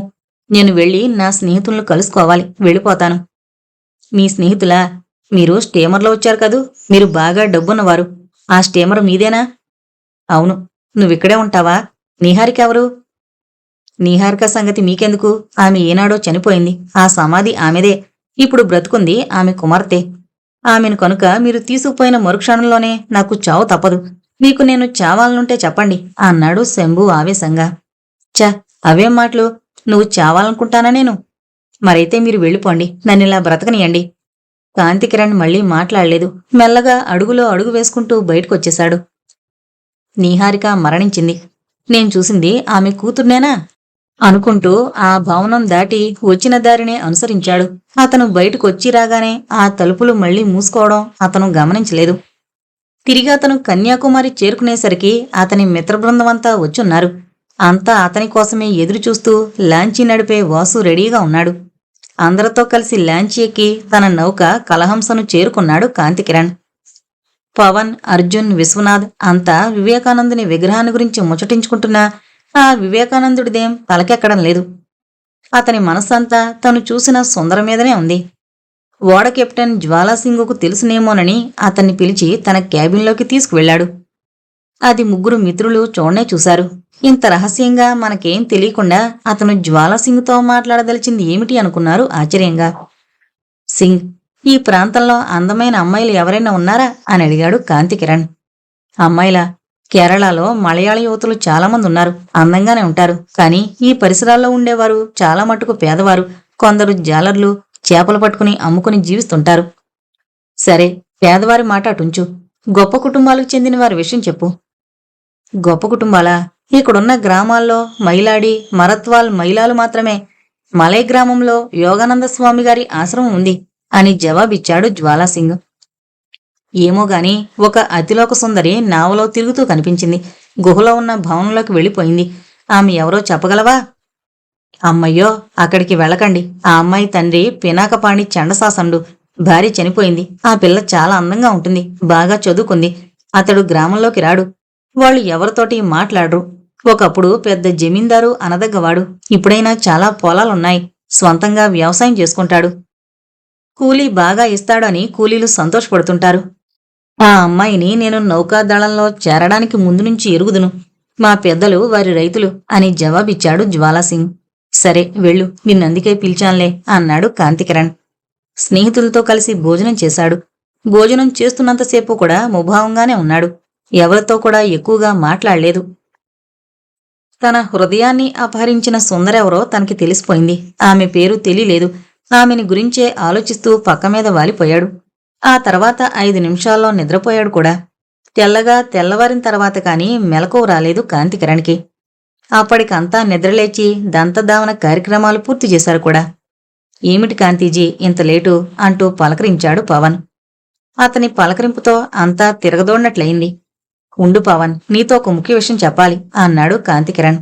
అలాగే, నువ్వు దంతధావనాది కార్యక్రమాలు ముగించుకున్నా, నేనిక్కడే ఉంటాన్లే అన్నాడు పవన్. కాంతికిరణ్ వెళ్లి 5 నిమిషాల్లో అన్ని పనులు పూర్తి చేసుకునొచ్చాడు. అప్పటి వరకు అక్కడే కూర్చునున్నాడు పవన్ కుమార్. తను చూసిన విషయాలు, తనకి దర్శనమిచ్చిన సుందరి విషయం అన్నీ చెప్పాడు కాంతికిరణ్. అంతా విన్నాక, చూడు బ్రదర్, నువ్వు చెప్పేది పూర్తిగా అసంభవంగానూ అసంబద్ధంగానూ కూడా తోస్తోంది. నన్నడిగితే నువ్వేదో కలగని ఉంటావంటాను. ఆమె ఎవరో ఆ స్వప్నంలో సాక్షాత్కరించిన స్వప్న సుందరి అయి ఉంటుంది. నాకు తెలియకుండా మద్రాసులో ఏదన్నా జానపద చిత్రం షూటింగ్ చూసి వచ్చుంటావు. ఆ కథే నీ మనసులో మెదిలి ఆ కథానాయికే నీ కళ్ళ ముందు తిరుగుతూ ఉండుంటుంది. ఇదంతా కేవలం నీ భ్రాంతి. అంటే అర్థం తెలుసుగా, తాడును చూసి పామనుకోవడం. అయ్యా కాంతికిరణ్ మహాశయ, ఇలాంటి భ్రాంతి నుంచి నువ్వు ఎంత త్వరగా బయటపడితే అంత మంచిది నీకు. నీకు మాకు కూడా అన్నాడు తాపీగా పవన్ కుమార్. పవన్, కాస్త నోరు మూసుకుంటావా? నేను చెప్పేది అసలు వింటావా? మన సంభాషణ అర్జున్ రావు గాని విశ్వనాథ గాని వింటే ఆమె ఎవరో ఏంటో ఆరాలు లాగుతారు. ఆమె మాత్రం మనకింతకు మునుపు ఎక్కడా ఏ సమాజంలోనూ కనిపించినామె. అసలు అలాంటి సొసైటీల్లో తిరుగుతున్న పిల్ల కూడా కాదు. ఆమె సాగరకన్య కావచ్చు, లేదా దేవకన్య కావచ్చు, భూలోకానికి దిగిన దేవకాంత కావచ్చు. నాతో మాట్లాడుతూ 10 నిమిషాలు కనిపించింది. ఆ రూపం, ఆ మాటలు నేనెప్పటికీ మరిచిపోలేను అన్నాడు కాంతికిరణ్. శాబాష్, పిచ్చి ముదిరింది. తలకి రోకలు చుట్టమన్నాడట వెనకటికెవరో. ఈ మాటలు నా దగ్గరంటే అన్నావు కానీ జస్టిస్ రామనాథం భార్య నాగసుందర దగ్గర అనకు. వెంటనే ఆత్మహత్య చేసుకుంటుంది. అసలే ఆమె గారు నిన్ను పెళ్లాడాలన్న తమకంతో రామనాథం గారికి విడాకులిచ్చే ప్రయత్నంలో ఉంది. అయితే ఆ పని ఆవిడ చేయించక్కర్లేదన్నమాటేగా. ఆ పిల్లనెవరినో చూసావు, సాగర్ కన్య అని దేవకన్య అని పొగుడుతున్నావు. చివరకు ఈ లవ్ ఎట్ ఫస్ట్ సైట్ వ్యవహారం ఎలా పరిణమిస్తుందో నీకు నాకు కాదు కదా, సృష్టించిన బ్రహ్మదేవుడు కూడా తెలియదనుకుంటాను అన్నాడు పవన్ నుదురు కొట్టుకుంటూ. ఇదిగో పవన్, నువ్వు మరీ అతిగా ఆలోచించకు. నాకు ఆమె ఎవరో తెలుసుకోవాలన్న కుతూహలం మాత్రమే గాని మరేం లేదని స్పష్టం చేస్తున్నాను. అక్కడికి వెళ్లే దారి నాకు తెలుసు. కాఫీ తాగి మనం ముందు యోగానంద స్వాముల వారిని దర్శించాలి. ఆయన ఆశ్రమానికి వెళ్ళి ఆ స్వాముల వారు మనల్ని 2 సార్లు కలుసుకున్నారు. మనం ఒకసారి మర్యాదకైనా చూసి రావాలి. అర్జున్ రావుని విశ్వనాథ్ని కూడా వెంటబెట్టుకుని వెళదాం. వాళ్ళిద్దరినీ ఆశ్రమంలో కాసేపు ఉండమని మనిద్దరం నావలో ఆమెను చూడ్డానికి వెళదాం. ఏమంటావ్ అని అడిగాడు కాంతికిరణ్. డియర్ ఫ్రెండ్, నీతో స్వర్గానికి రమ్మన్నా వస్తాను. అలాంటిది అమ్మాయిని చూడ్డానికి రమ్మంటే రానా? అయితే ఆమెదంతా ఇక్కడ ప్రైవేట్ ఆస్తిగా భావించబడుతోంది. అలాంటి అమ్మాయి నివాస భవనానికి వెళ్లి మనిద్దరం మెత్తగా తన్నులు తినడమో, దయతల్చి తన్నకుండా చివాట్లతో సరిపెట్టడమో వారు చేయకుండా ఉంటారన్న ధైర్యం నీకుంటే అలాగే వస్తాను. ఇద్దరం వెళ్ళొద్దాం అన్నాడు పవన్ కుమార్ నవ్వుతూ. కాంతికిరణ్, అతని మిత్రుడు పవన్ కుమార్ కలహంస నౌకలోని భోజనశాలలోకి వెళ్లి డైనింగ్ టేబుల్ దగ్గర కూర్చున్నారు. 5 నిమిషాలకు అర్జున్, విశ్వనాథ్ ఇద్దరూ వచ్చారక్కడికి. అర్జున్ రావు 6 అడుగుల మనిషి, బాగా కాలిపొడుగు మనిషి. తనకింత పొడుగు కాళ్లు ఉన్నాయేంటి అని తనలో తనే అనుకుంటూ ఉంటాడు. విశ్వనాథ్ కొంచెం పొట్టివాడు. ఆ పొట్టి మీద కొంచెం లావుగా కూడా కనిపిస్తుంటాడు. వయసులోనే ఉన్న తల వెంట్రుకలు నిరుస్తున్నాయని తెగ బాధపడిపోతూ ఉంటాడు. అలా ఉన్న ముఖంలో మంచి కళంది. అర్జున్ రావు పుదుచ్చేరిలో వ్యాపారరీత్యా ఉంటూ ఉంటాడు కనుక ఫ్రెంచి బాగా మాట్లాడతాడు. అందరి ముందు ఇడ్లీ ప్లేట్లున్నాయి. ఈరోజు మన కార్యక్రమం ఏమిటి అని అడిగాడు కాంతికిరణ్ ప్లేటు ముందుకు లాక్కుంటూ. మనం సిలోన్ వెళ్ళొద్దాం అన్నాడు టపీమని అందుకుంటూ అర్జున్ రావు. సిలోన్ చూడ్డానికి వీసాలు, ప్రయాణ అనుమతి పత్రాలు చూడాలిగా. పవన్, నువ్వా పంచుడు, రేపు వెళదాం అన్నాడు కిరణ్. అబ్బా, నాకే అంటగట్టావు అన్నాడు పవన్ బద్ధకంగా. మరే, నాకు తెలీదా నీ బద్ధకం సంగతి అని నవ్వి, నేను ఆ పని చూస్తానులే అన్నాడు అర్జున్ రావు. అమ్మయ్యా, నన్ను రక్షించావు అన్నాడు పవన్ కుమార్. సరే, బాగానే ఉంది.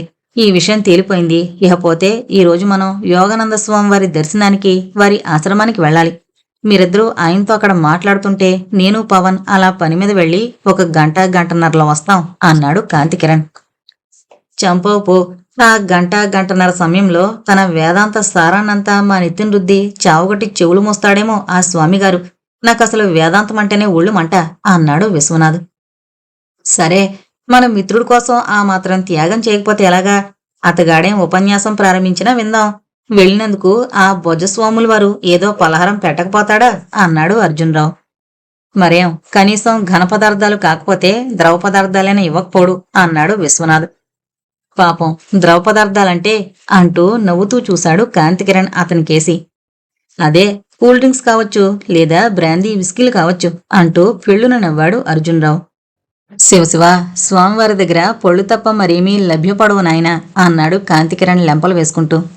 ఫోన్లే, అంతటితో సరిపెట్టుకుందాం. అన్నట్టు మనం దర్శించేది స్వాముల వారిని కదా, ఓ 4 యాపిల్స్ అయినా పొట్టుకు వెళదాం అన్నాడు విశ్వనాథ్.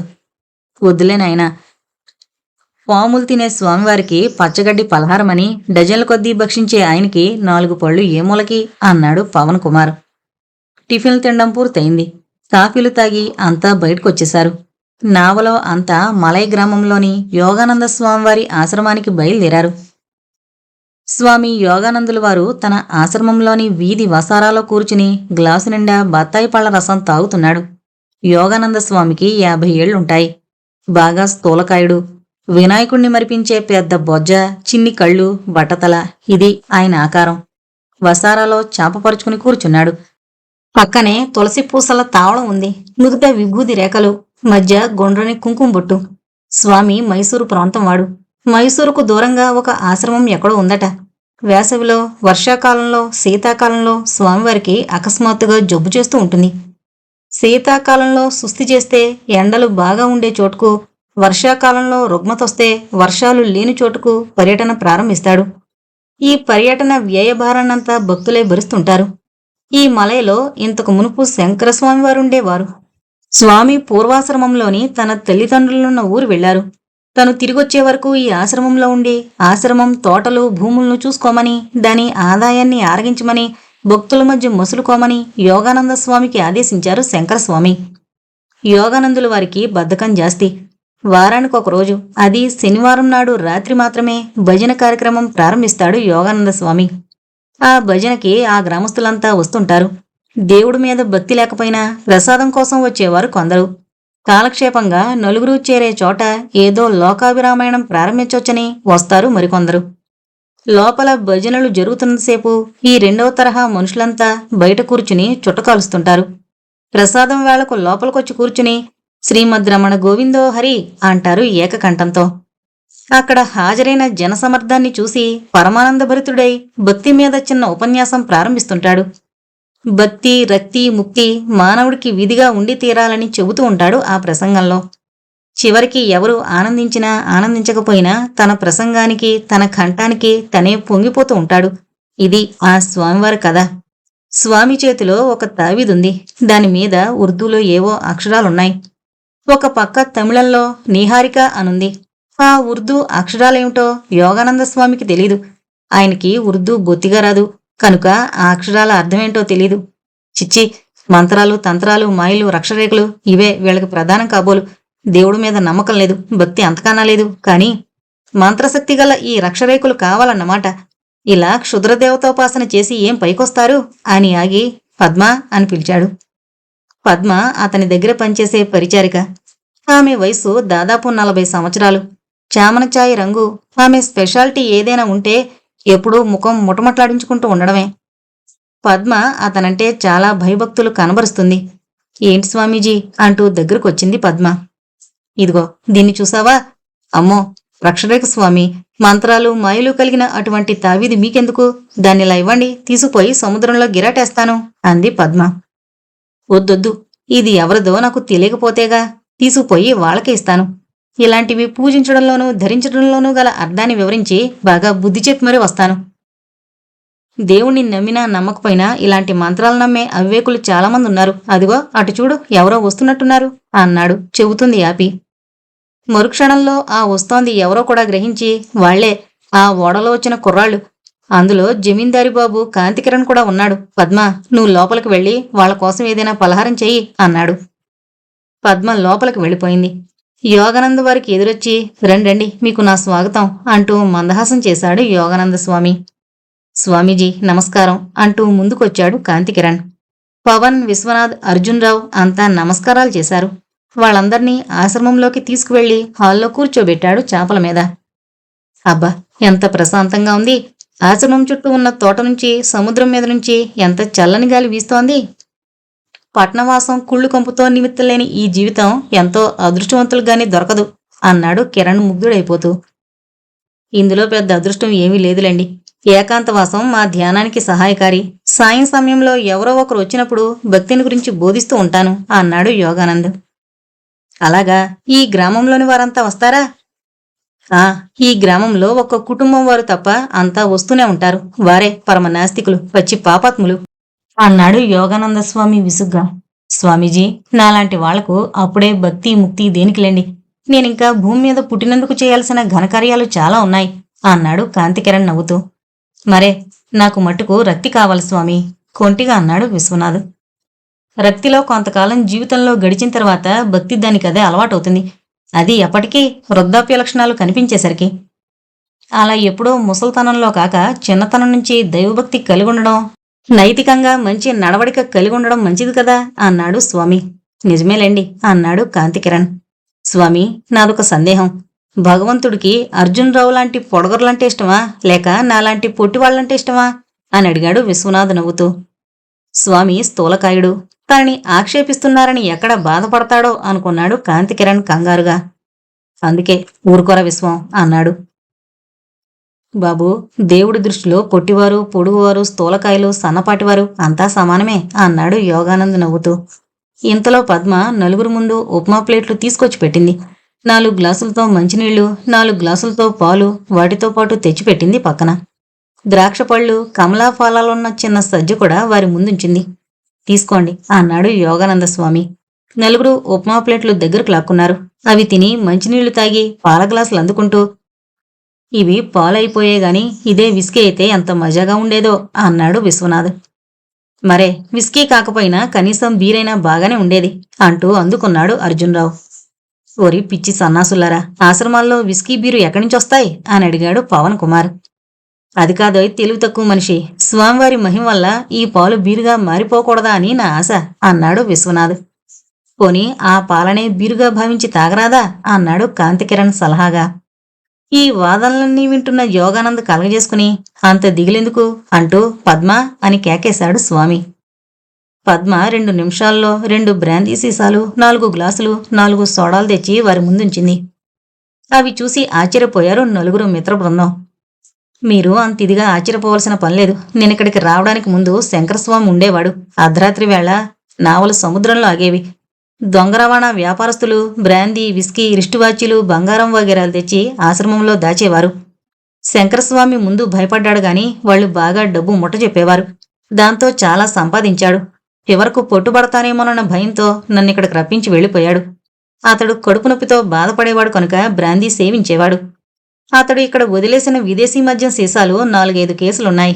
మీ వంటి యువకులొచ్చినప్పుడు కొంచెం ఇస్తూ ఉంటాను కావాలంటే, కానీ నేను మట్టుకు ముట్టుకోను అన్నాడు యోగానంద స్వామి నవ్వుతూ.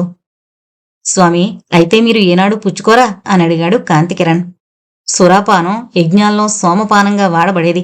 అది మాకు నిషిద్ధం కాదు, కానీ భక్తి మార్గంలో నడుస్తూ సురాపానం మంచిది కాదు కదా.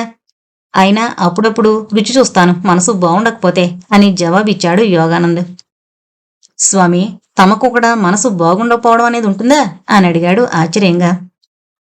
ఇక్కడ కొందరు నాస్తికులున్నారు. వారికి ఆస్తుంది, విద్యుంది, సంస్కారం ఉంది, కానీ దేవుడంటే నమ్మకం లేదు. వారిలో పరివర్తన సాధనకు నేను చేసిన ప్రయత్నాలన్నీ విఫలమయ్యాయి. అవన్నీ తలచుకుంటున్నప్పుడు నాకు మరి బాధగానే ఉంటుంది కదా అన్నాడు యోగానంద స్వామి. నిజమేనన్నట్టు తల పంకించాడు పవన్ కుమార్. కాంతికిరణ్ వాచి చూసుకున్నాడు. ఆ తర్వాత యోగానంద స్వామి కేసి తిరిగి, స్వామీజీ, విశ్వనాథ్, అర్జునరావులు కొంచెంసేపు ఇక్కడుంటారు. 1 గంట ఇక్కడుండి వారి సందేహాలు తీర్చుకుంటారట. నేను పవన్ ఒకరిని కలుసుకోవాలి. అందుకు దయుంచి ఏమీ అనుకోవద్దని మనవి చేస్తున్నాను అన్నాడు. ఆ మాట విని, అయ్యో ఎంత మాట, మీరు తప్పక వెళ్ళిరండి అన్నాడు యోగానంద స్వామి. పవన్ కుమార్, కాంతికిరణ్ బ్రాందీ కొంచెం సేవించి బయటకొచ్చారు. ఇద్దరూ సముద్ర తీరానికొచ్చి ఒక నావను కుదుర్చుకున్నారు. అంతకు ముందు రోజు ఆమెని తను అనుసరించిన దారి చూపించి అలా పోనిమ్మన్నాడు కాంతికిరణ్. సముద్రం పాయిగా మారిన చోట నావ ఒక గుంజకు కట్టివేయబడింది. అక్కడ దిగిన కాంతికిరణ్ పవన్ని కూడా దిగమని చెప్పి, మేం తిరిగి వచ్చే వరకు ఇక్కడే ఉండు అంటూ నావ నడిపేవాడికి చెప్పి కాంతికిరణ్, పవన్ ముందుకు దారి తీశారు. ఇదిగో అదే ఆ భవనం ద్వారం అంటూ చూపించాడు కాంతికిరణ్. ఆ తలుపులకేసి ఆ భవనం కేసి యగాదిగా చూశాడు పవన్ కుమార్. అలా చూసి చూసి, చూడు బ్రదర్, ఇక్కడికి వెతుక్కుంటూ వచ్చినందుకు మనం పెద్ద డేంజర్లో పడగలం. అసలేది ప్రేమ కేసు. అందులోనూ ప్రథమ సందర్శనలోనే ప్రేమలో పడిన కేసు నీది.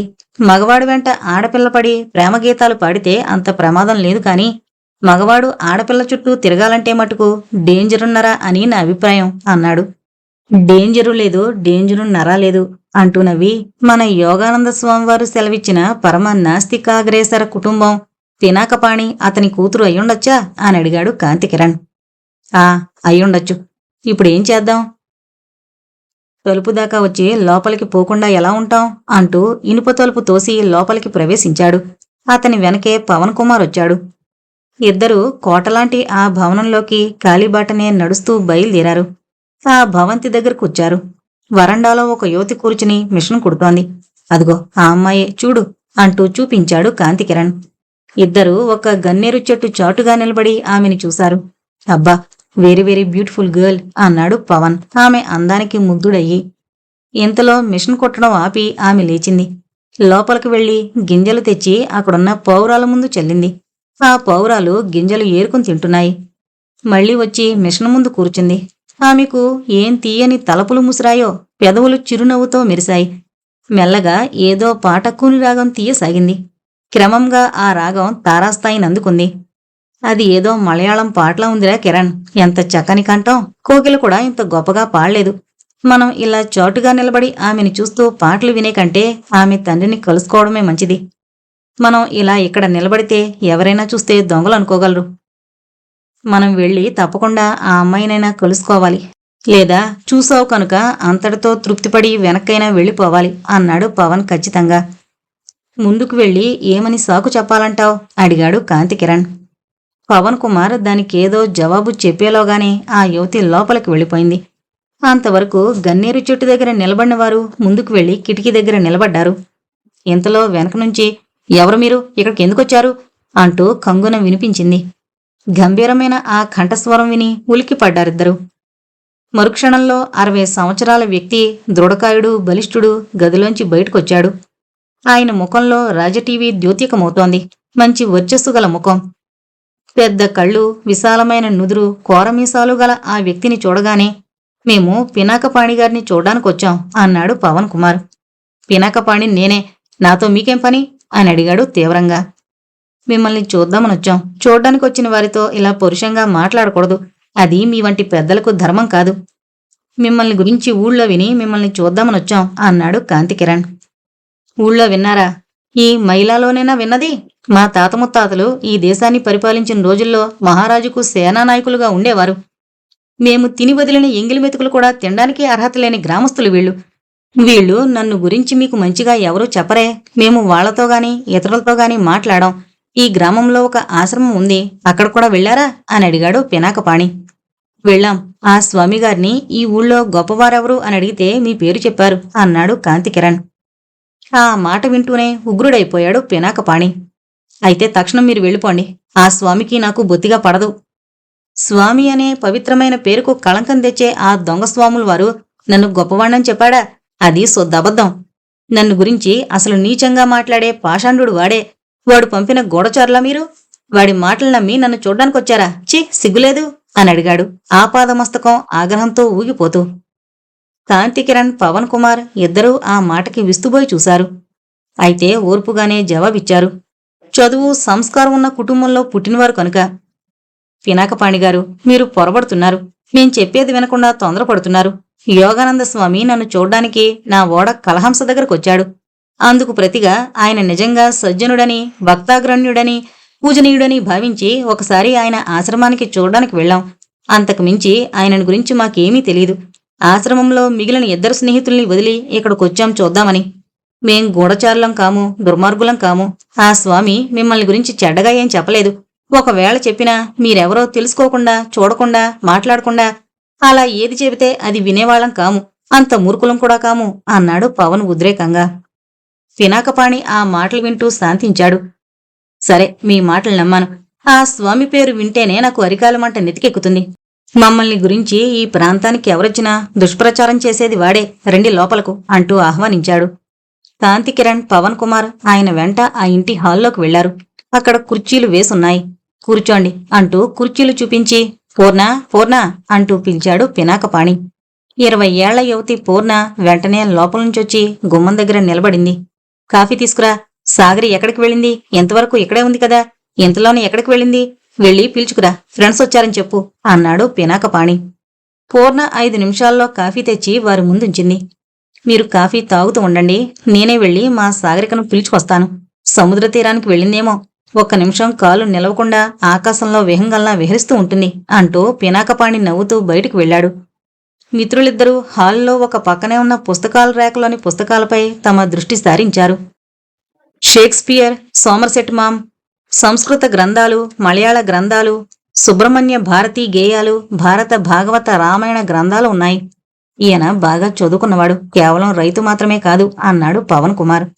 నిజమేనన్నట్టు తల పంకించి, యోగానంద స్వామి పేరు వినగానే ఆయన ఉగ్రుడైపోతే నేను చాలా భయపడ్డాను సుమి అన్నాడు కాంతికిరణ్. నిజమే, ఆయన వాలకం చూసి నేను చాలా భయపడ్డాను అన్నాడు పవన్ కుమార్. ఇద్దరూ సిగరెట్లు వెలిగించారు. పవన్ కుమార్ అక్కడే ఉన్న పత్రికలు తిరగేసాగాడు. పినాకపాణి 10 నిమిషాల్లో తిరిగొచ్చాడు.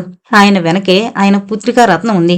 20 సంవత్సరాలు నిండిన జవ్వని, అతిలోక సుందరి, రంభా ఊర్వశలను తలదన్నే జగన్మోహన్ అంగి, మల్లెపువ్వులా మెరిసే తెల్లని చీర, అదే రంగు జాకెట్టు, తలలో 2 గులాబీలు, మెడలో చిన్న గొలుసు, కుడి చేతికి 2 గాజులు, ఎడమ చేతికి రిస్టువాచి, కలవరేకుల్లాంటి విశాలమైన నేత్రాలు, గాలికి ముఖాన పడి నాట్యం చేసే ముంగురులు, విశాలమైన నుదురు. ఆమెని చూస్తూనే లేచి నిలబడ్డారు. నమస్కారం అన్నారు ఇద్దరూ ఒకేసారి. అంత క్రితం తను చూసిన వ్యక్తిని గ్రహించినా ఆ విషయం తెలియనట్టే నమస్కారం, కూర్చోండి అంది మృదువుగా. ఆ మాటలు చిలక పలుకుళ్ళు అనిపించాయి పవన్కి. తెల్లగా ముత్యాల్లా మెరుస్తోన్న ఆమె పొలువరసని, బంగారం కరిగించిపోసినట్టున్న పసిమిరంగు శరీరఛాయను, పొడవుగా సన్నగా ఉన్న ఆమె అందాన్ని చూస్తూ తనని తానే మరిచిపోయాడు కాంతికిరణ్. పూర్ణ, కాఫీ తీసుకురా అంది సాగరిక. ఇప్పుడే తాగాం అన్నాడు పవన్ కుమార్. ఈమె నా కూతురు సాగరిక అని పరిచయం చేశాడు కాంతికిరణ్కి. సాగరి, వీరు మన స్నేహితులు, వీరి పేరు అంటూ ఆగాడు పినాకపాణి. రాజా కాంతికిరణ్, మిల్లు యజమాని, భూస్వామి, బ్యాంకర్, ఎక్స్ట్రాలు కలవాడు కనుక జమీందారు బాబు అంటూ అందుకున్నాడు పవన్ కుమార్. నమస్తే అంది చేతులు జోడించి సాగరిక. ఇతడు నా ఆప్తమిత్రుడు పవన్ కుమార్. బాగా డబ్బుంది, భూములున్నాయి, తల్లుంది, తండ్రి లేని బ్రహ్మచారి అన్నాడు కాంతికిరణ్ నవ్వుతూ. నమస్తే అంది సాగరిక. ఉండండి, 1 నిమిషంలో వస్తాను అంటూ లోపలికి వెళ్ళింది. పూర్ణ లోపల టిఫిన్ తయారు చేసి ప్లేట్లలో సర్దింది. అవి ట్రేలో పట్టుకుని 2 గాజు గ్లాసుల నిండా జ్యూస్ కలిపి తెచ్చింది. అవి వారి ముందుంచింది సాగరిక. తీసుకోండి అంది. ఇప్పుడే మీ పూర్ణ పెద్ద గ్లాసుల నిండా కాఫీ ఇచ్చింది, ఇంతట్లోకి ఎందుకు అని అడిగాడు కాంతికిరణ్. కాఫీ ఇవ్వడం ఆచారం, టిఫిన్లు చేయడం, జ్యూసు తాగడం మన స్నేహ పరిచయాలను దృఢతరం చేసుకునేందుకు అని జవాబిచ్చింది సాగరిక. ఏమైనా కాఫీ కంటే పళ్ళరసాలు బలమైనవి కదా అన్నాడు పినాకపాణి. మీరు కాఫీ తాగరా అని అడిగాడు కాంతికిరణ్ సాగరికను. నేను రోజు కాఫీ తాగను, లేవగానే 1 కప్పు టమాటా పళ్ళ రసం తాగుతాను. అంటే స్నానం చేశాక అన్నమాట. కాఫీ ఎప్పుడో 2 రోజులకొకసారి తాగుతుంటాను. మరి మీరు అని అడిగింది సాగరిక. రోజుకు 1 డజను సార్లన్నా కాఫీ తాగందే ఉండలేడు మా కాంతి. నేనసలు కాఫీ, దాంతోపాటు టీ కూడా తాగందే అసలు బ్రతకలేను. వీటితో పాటు సిగరెట్లు కూడా ఉండాలి, అవి లేందే మాకు రోజు గడవదు అన్నాడు పవన్ కుమార్ నవ్వుతూ. మరి మీ నాన్నగారు?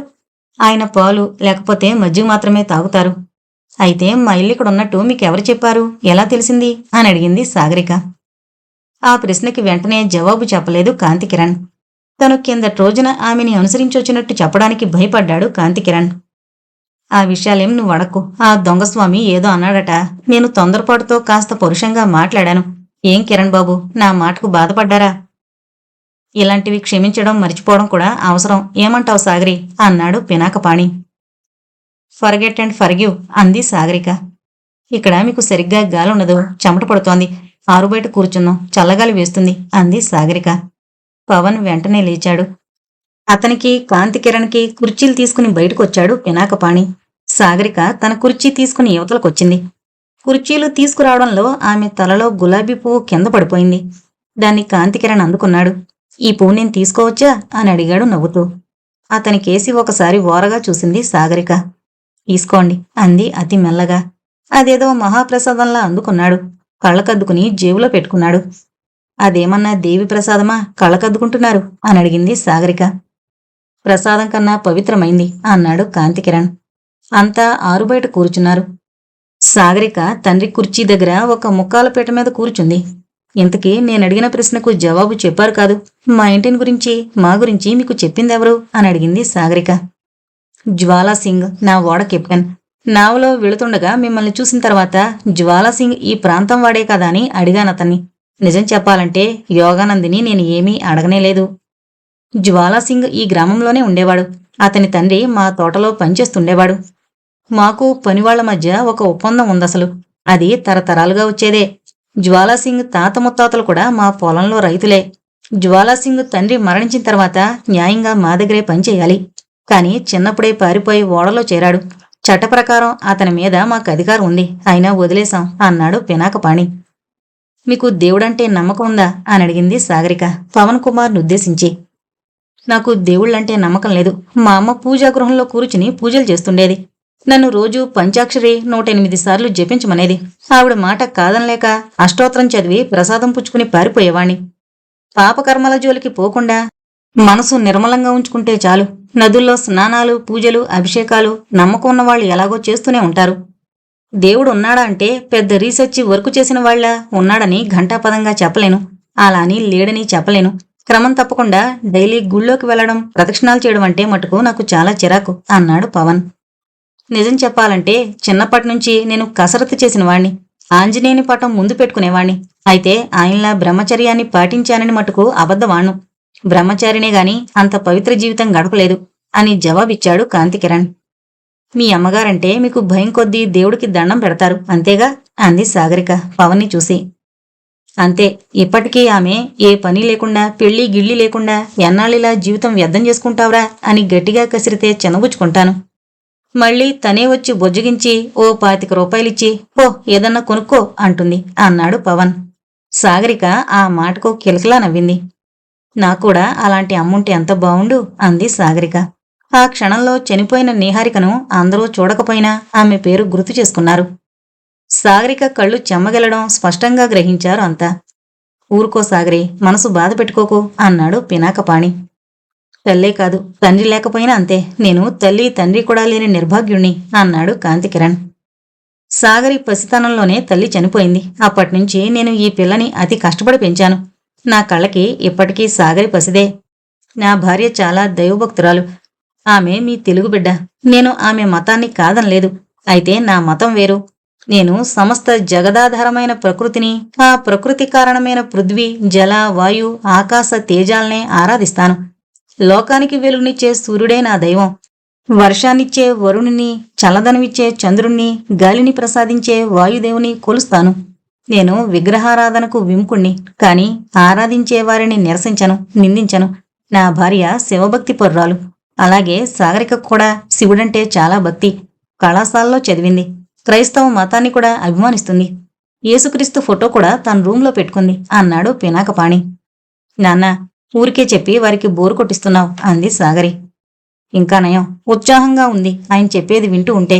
మీలాంటి అందమైన, అంతకు మించి నిష్కల్మష హృదయమున్న సుగుణాల ఖనిని నేనింతవరకు చూడలేదు. మద్రాసులో నేను తిరిగే సమాజంలోని స్త్రీలు పెదవులకు రంగులు వేస్తారు, జుట్టు కత్తిరించుకుంటారు, కొందరు విగ్గులు పెడతారు. అందరి జీవితాలు ఆడంబర అట్టహాసాలతో నిండుంటాయి. వారి మందహాసంలో కృత్రిమత్వం కనిపిస్తుంది. కొందరు నిరాఘాటంగా మద్యం సేవిస్తారు. మీరు ప్రకృతిలో పెరిగిన పిల్ల, అందుకే ఇంత ఆరోగ్యంగా, ఇంత అందంగా ఉన్నారు. నిజంగా మిమ్మల్ని కన్న మీ తల్లిదండ్రులు ధన్యులు అన్నాడు పవన్ కుమార్. అతను ఈ మాటలు చాలా ఉద్వేగభరితంగానే అన్నాడు. నిజమే, అసలైన సహజ సౌందర్యం అంటే ఇప్పుడు నాకు బాగా అర్థమైంది. బాహ్య సౌందర్యంతో పాటు అంతఃసౌందర్యమూ మూర్తిభవించిన దేవత మీ సాగరిక. మీ ఆదరణకు కృతజ్ఞులం. మళ్ళీ మేమిప్పుడు రావచ్చు అని అడిగాడు కాంతికిరణ్. మీకు నిజంగా మళ్ళీ రావాలనుందా? మన స్నేహం కొనసాగాలనుందా? మీరు నన్ను దేవత అన్నారు, కానీ ఈ గ్రామస్తులంతా నన్ను దెయ్యంగా భావిస్తారు. నాకు మీరు దేవుడిచ్చిన రూపాన్ని చూసి పొంగిపోయానంటున్నారు. కానీ నేను మంత్రాల మారిని కనుకే ఇంత అందంగా ఉన్నానని యోగానంద స్వామి గ్రామంలో ప్రచారం చేస్తున్నాడు. మా నాన్నని విగ్రహారాధకుడిగా మార్చడానికి ఆయన చేసిన ప్రయత్నాలు ఫలించకపోవడమే ఈ అక్కసుకు, అసూయకు కారణం. అందుకే మా పైన కత్తి కట్టాడు. నా కంట పడిందల్లా భస్మైపోతుందని, నా కళ్ళు పాపిష్టి కళ్ళని, మా నాన్న మా అమ్మని చంపేసిన హంతకుడని ఇలా నోటికొచ్చినట్టు ప్రచారం చేస్తుంటాడు. ఆ నోటికి హద్దుపద్దు లేదు. మా మీద అతడు చేస్తున్న దుష్ప్రచారాన్ని విని మీరిక్కడికొచ్చారనుకున్నాం అంది సాగరిక. 4 తన్నితే బాగా బుద్ధొచ్చుండేది అన్నాడు కాంతికిరణ్ భొగ్గున మండిపడుతూ. అంత పని జరిగే రోజు కూడా రాకపోదు. నాకు ఒళ్ళు మండిందంటే మెత్తగా దేహశుద్ధి చేస్తాను, అది మట్టుకు ఖాయం. మీరు మీ ఇష్టం వచ్చిన రోజున రండి అన్నాడు పినాకపాణి. అలా కాదు, మీరు రేపు నా కలహంస ఓడం చూడ్డానికి రండి. తర్వాత మేమొస్తాం. మనందరం సిలోని వెళదాం. ప్రయాణానుమతి పత్రాలు తెప్పిస్తాను అన్నాడు కాంతికిరణ్. పినాకపాణి, సాగరిక 5 నిమిషాలు ఆలోచనలో పడిపోయారు. వాళ్ళు ఎన్ని గంటలకు బయలుదేరొచ్చేది నిర్ణయించుకున్నాక కాంతికిరణ్, పవన్ కుమార్ బయలుదేరారు. కలహంస ఓడను చూడ్డానికి తన తండ్రి అనుమతించడం సాగరికను ఆనంద సాగరంలో వాళ్లాడించింది. ఆమె ముఖంలో వెల్లివిరుస్తోన్న ఆనందరేఖలను గమనించి పరమానందభరితులయ్యారు. ఇక వెళ్ళొస్తాం, నమస్కారం అంటూ లేచాడు కాంతికిరణ్. గేటు దాకా వచ్చి సాగనంపాడు పినాకపాణి. ఇంకా ఎక్కడికైనా షికార్లు మిగిలున్నాయా అని అడిగింది పూర్ణ నవ్వుతూ. ఇప్పుడెక్కడికీ లేదు, నాకేంటో చాలా బడలిగ్గా ఉంది అంది సాగరిక. అయితే ఓ గంట హాయిగా నిద్రపోండి అంది పూర్ణ. చివరకు ఆ పని చేసింది సాగరిక. అక్కడే ఉన్న తివాచీ మీద పడుకుంది. వెంటనే సముద్రపు గాలి ఆమెను జోకొట్టింది. హాయిగా నిద్రపోయింది. నావ దగ్గరకు వచ్చే వరకు కాంతికిరణ్, పవన్లు మౌనంగానే ఉండిపోయారు. పవన్ ఏదో ఆలోచనలో మునిగిపోయినట్లు కనిపించాడు. ఏంటా మోగనము? సాగరికను చూసేసరికి నీ గొంతు మోగపోయిందా అన్నాడు కాంతికిరణ్. నేను కూడా ఆ ప్రశ్నే అడగాలనుకుంటున్నాను, నువ్వే అడిగావు. నీ పిచ్చి స్నేహితుడు కనిపించలేదే అన్నాడు పవన్. శంభు మాట నేను కూడా ఏమైనాడా ఆ వేదాంతి అనుకున్నాను. సాగరికి ఎలా ఉందంటావు? ఏం చెప్పను, బ్రహ్మచారిగానే ఆ జన్మాంతం ఉండిపోవాలనుకున్న నా మనసులోనే తుఫాన్ రేపింది. అంత అందమైన అమ్మాయిని నా జీవితంలో ఇంతవరకు చూడలేదంటే నమ్ముతావా? ఇప్పుడు నీ బ్రహ్మచర్యం నట్టేట కలిసినట్లే. శుభస్య శ్రీగ్రం. ఇక తర్వాత మాతో మాట్లాడడానికి కూడా నీకు తీరుకుండదు. సాగరికతో పెళ్లి చేయమని ఆయన కాళ్లపై పడు. చి, మన స్నేహానికి ఎప్పుడూ భంగం రాదు. నా మనసు నిజంగా వికలమైపోయింది. అదే ప్రేమేమో నాకు తెలీదు. ఆమె ముందు నేను ఒట్టి ముద్దబ్బాయిలా ఉన్నాననిపించింది సుమా అన్నాడు కాంతికిరణ్. ఏమైనా మీ ఇద్దరి కళ్ళు అరడజను సార్లైనా మాట్లాడుకున్నాయి. ప్రేమ విద్యుత్ తరంగం వంటిది. మీ ఇద్దరి హృదయాల్లోనూ ఆ విద్యుత్తు తంత్రులు అప్పుడే కల్లోలితం చేస్తున్నాయి. ఇక నిర్ణయం చేయి. నేను చేస్తే ఏం లాభం? ఆమె చెయ్యాలి. ఆమె తండ్రి అంగీకరించాలి. మనం చాలాసేపు ఆలస్యం చేశాం. అర్జున్రావు, విశ్వనాథం మనల్ని తిడుతూ ఉంటారు. అదిగో అప్పుడే వచ్చి మన కోసం కనిపెట్టుకుని ఉన్నారు అన్నాడు పవన్. నలుగురు కలహంస నుండి తామొచ్చిన మోటార్ లాంచీలో కూర్చున్నారు. ఆలస్యంగా వచ్చినందుకు క్షమించండి అన్నాడు కాంతికిరణ్. ఎంత మాట, స్వామీజీ ఆతిథ్యాన్ని పూర్తిగా స్వీకరించాం. మాతో కబుర్లు చెబుతూ తాగేశాడు. ఇక మొత్తులో ప్రేలిన ప్రేలాపనకు అర్థం లేదు. ఏం కబుర్లు చెప్పాడనుకున్నావు అన్నాడు విశ్వనాథ్. స్వామీజీ భక్తుడు కాదు, రసిగాగ్రేశ్వర చక్రవర్తి, ప్రేమికుడు, ప్రణయోపాసకుడు. వాడు ప్రణయ పిపాసి. తనకు సన్యాసం అంటే ఇష్టం లేదట. అందమైన పిల్ల దొరికితే గృహస్థాశ్రమం స్వీకరిస్తాడట. ఓ చక్కని చుక్క దృష్టిలో ఉందట. స్వామిగా ఉండడం వల్ల తన బోధనలు వినడానికి వచ్చే స్త్రీలను, సంతానం కోసం విభూది ప్రసాదం కోరే యువతులను దగ్గరగా తీసుకుని ముద్దు పెట్టుకుని ఆలింగనం చేసుకునే అవకాశం ఉందట అన్నాడు అర్జున్రావు. ఈ బొజ్జగానపయ్య ప్రేమించిన పడతెవరు? మనకి పలహారాలందించిన వంటకొరది కాదు కదా అన్నాడు పవన్. కాదు, ఆమె పేరు చెప్పాడు. పినాకపాణి కూతురు సాగరికట అన్నాడు విశ్వనాథ్. ఏంటి, సాగరికని ప్రేమించాడా? దౌర్భాగ్యుడు, ఒళ్ళు హోనం చేస్తాను. మేమిప్పుడే ఆ సాగరికని చూసొస్తున్నాం. ఆ సన్యాసి తాగుబోతు మాత్రమే కాదు, అబద్ధాల కోరు. వాడి దుష్ప్రచారానికి కారణం ఇప్పుడు బోధపడింది. రేపు ఆ అమ్మాయి తన తండ్రితో కలహంసని చూడ్డానికొస్తాడు. అప్పుడు మీకే తెలుస్తుంది వాళ్ళెంత గౌరవనీయులో అన్నాడు కాంతికిరణ్. నిజంగా వస్తారా? ఆమె తండ్రి భార్యను చంపేశాడట. ఆమె ఎన్నడూ ఆలయానికి గాని ఆశ్రమానికి గాని వచ్చేది కాదట. కొండల మీద సముద్ర తీరంలోనూ తిరిగేదట. ఉన్నట్లుండి ఆమె మాయం కాగా గ్రామ ప్రజలు వెళ్లి అడిగితే చనిపోయిందని చెప్పారట. ఆమె మృతదేహం ఎవరూ చూడలేదు. ఆమెకు అంత్యక్రియలు జరగలేదు. పినాకపాణి తన భార్యను హత్య చేశాడని మైలే గ్రామస్తులు ఇప్పటికీ నమ్ముతున్నారు అన్నాడు అర్జున్రావు. అదంతా స్వాముల వారి కల్పన కదా. ఆయన తన భార్యకు కట్టించిన సమాధిని నేను చూశాను. ఆయన విగ్రహారాధకుడు కాదు.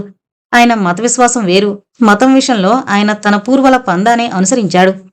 అయితే ఆయన సతీమణి ఆంధ్ర మహిళ. ఆమె చనిపోయిందని చెప్పినప్పుడు ఆయన ముఖం మీరు చూసుంటే తన భార్యను చంపిన హంతకుడన్న యోగానంద స్వామి మాట పూర్తిగా అసత్యమని మీరు ఆ క్షణంలో గ్రహించగలిగి ఉండేవారు అన్నాడు కాంతికిరణ్. ఆయన కుమార్తె మాట. చిన్నప్పుడే ఎక్కడికో వెళ్లిపోయి 18 ఏళ్లకు తిరిగొచ్చిందట. మరలా వెళ్లి 4-5 నెలల క్రితమే తిరిగొచ్చిందట. గ్రామంలోకి రాదని, ఎవరితోనూ మాట్లాడదని, మళ్లీ ఏ క్షణంలోనైనా మాయం కావచ్చునని కూడా స్వామీజీ చెప్పాడు అన్నాడు అర్జున్రావు. ఇప్పుడు ఆయన పెళ్లి చేసుకోవాలనేనా స్వాముల వారి తాపత్రయం అన్నాడు పవన్. అవును అన్నాడు విశ్వనాథ్. మనం ఇక్కడి నుంచి వెళ్లేలోపుగా స్వామికి పెళ్లి చేసి వెళదాం, చూస్తూ ఉండండి. అంతవరకు మనం వెళ్ళం అన్నాడు పవన్. ఇక మనం భోజనాలు చెయ్యొచ్చా అన్నాడు కాంతికిరణ్. నలుగురు భోజనాలు చేశారు. నేను కాసేపు నిద్రపోకుండా ఉండలేను, దయుంచి నన్ను లేపకండి అన్నాడు పవన్. నేను తాకుండా ఉండలేను అంటూ అర్జున్రావు కొంచెం విస్కీ సేవించాడు. నాకంత ఘాటు నిష అక్కర్లేదు అని వీరుతో తృప్తిపడ్డాడు విశ్వనాథ్. నాకు ఏమీ అక్కర్లేదు అంటూ కాంతికిరణ్ తన క్యాబిన్లోకి వెళ్లి పడుకున్నాడు. 5 నిమిషాల్లో అతనికి నిద్ర పట్టింది. ఆ నిద్రలోనే ఒక కల కన్నాడు. సాగరికనే చూశాడు. ఏంటి చిత్రం, ఇంత డబ్బు, ఇన్ని వ్యాపారాలు వ్యవహారాల్లో మునిగితేలే నేను ఒక సుమబాల ముందు వేలనైపోయిన హృదయాన్ని అర్పించుకున్నానే అని తలపోస్తూ తనలో తనే నవ్వుకున్నాడు. ఏమిటి ప్రణయం? ఇది అనురాగమయమైన దాంపత్య జీవితానికే దారితీస్తుందా? అనూహ్యమైన విషాద పరిణామాలను గొనిరాదు కదా అనుకుంటూనే కాంతికిరణ్ నిద్రపోయాడు. కాంతికిరణ్ నిద్ర నుంచి మేల్కొని డెక్క మీదకొచ్చి నిలబడ్డాడు. అస్తమిస్తున్న సూర్యుని కిరణాలు ప్రసరించిన సముద్రం బంగారు పూత పూసినట్లు కనిపిస్తోంది. ఇంతలోనే ఒక నావొచ్చి కలహంస పక్కనే ఆగింది. అందులో శంభు కనిపించాడు. అతడు తలెత్తి పైకి చూశాడు. ఏమిటి విచిత్రం? అమాయకుడో పిచ్చివాడో తెలియని మరుగుజ్జు శంభు ఒక్కడు సాగరిక తరచుగా విహరించే నావలో ఎలా వచ్చాడు అని ఆశ్చర్యపడ్డాడు కాంతికిరణ్. వెంటనే తాళనిచ్చెన దింపాడు. ఆ నావను ఎలా ఓడలంగరు గొలుసున్న స్తంభానికి కట్టాలో చెప్పాడు. శంభు పైకొచ్చాడు. ఒక్కడివి వచ్చావా శంభు? అవును. నాకేమైనా భయమా? సముద్రానికి నేనన్నా, నాకు సముద్రమన్నా భయం లేదు. అలా భయపడేది మీరు. అదిగో నాకంతా వెలుగు గాలి, మీకో అంధకారం. అయితే మీరొక్కరేగా ఇక్కడ ఉంటా? అవును. ఏం చేస్తున్నారు? ఏదో ఆలోచిస్తున్నాను. నేనంటే మీకు భయం లేదా? ఎందుకు? చంపేస్తానని. శంభు, నువ్వు మంచివాడివి, నాకు అపకారం చెయ్యవు. నువ్వు నా నేస్తానివి కదా. ఓహో, నేను నేస్తాన్నా? మంచి మాట. మనం స్నేహితులం కాదు. ఈ ప్రపంచమే ఒక పెద్ద యుద్ధరంగం. మానవులకు ఒకరితో ఒకరు కలహించడం తప్ప మరి పనిలేదు. శాంతి లేదు. ఎక్కడ చూసినా యుద్ధాలే, ఎటు చూసినా రక్తపాతమే. సూర్యుడే ఆకాశంతో పోరాడతాడు. వెలుగు అంధకారాన్ని నిర్జిస్తుంది. ఒకరంటే ఒకరికి గిట్టదు. రాజకీయ రంగం చూడండి, ఎన్ని పార్టీలో. అందరూ అధికారానికే దేవులాడుతుంటారు. అది చేజిక్కకపోతే ఎదురు తిరుగుతారు.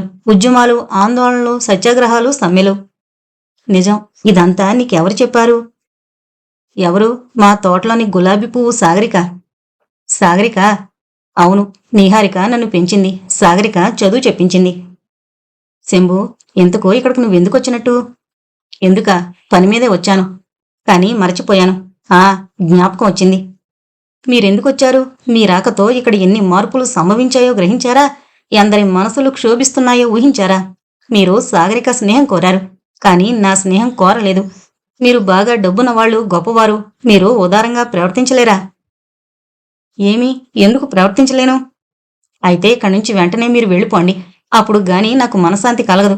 నేను మీకేమీ అపకారం చేయలేదే. నన్నెందుకు నాశనం చేస్తారు? నా చావు చూడాలనుందా? శంభు దీనంగా అన్నాడు. శంభు, ఏం మాటలవి? అన్నాడు కాంతికిరణ్. పవన్ కుమార్ తన గది నుంచొచ్చి శంభుని చూసి అతని మాటలు వింటే బాగుండిపోయేది అనుకున్నాడు. ఇవిగో గులాబీ పువ్వులు, సాగరిక కోసం కోసాను.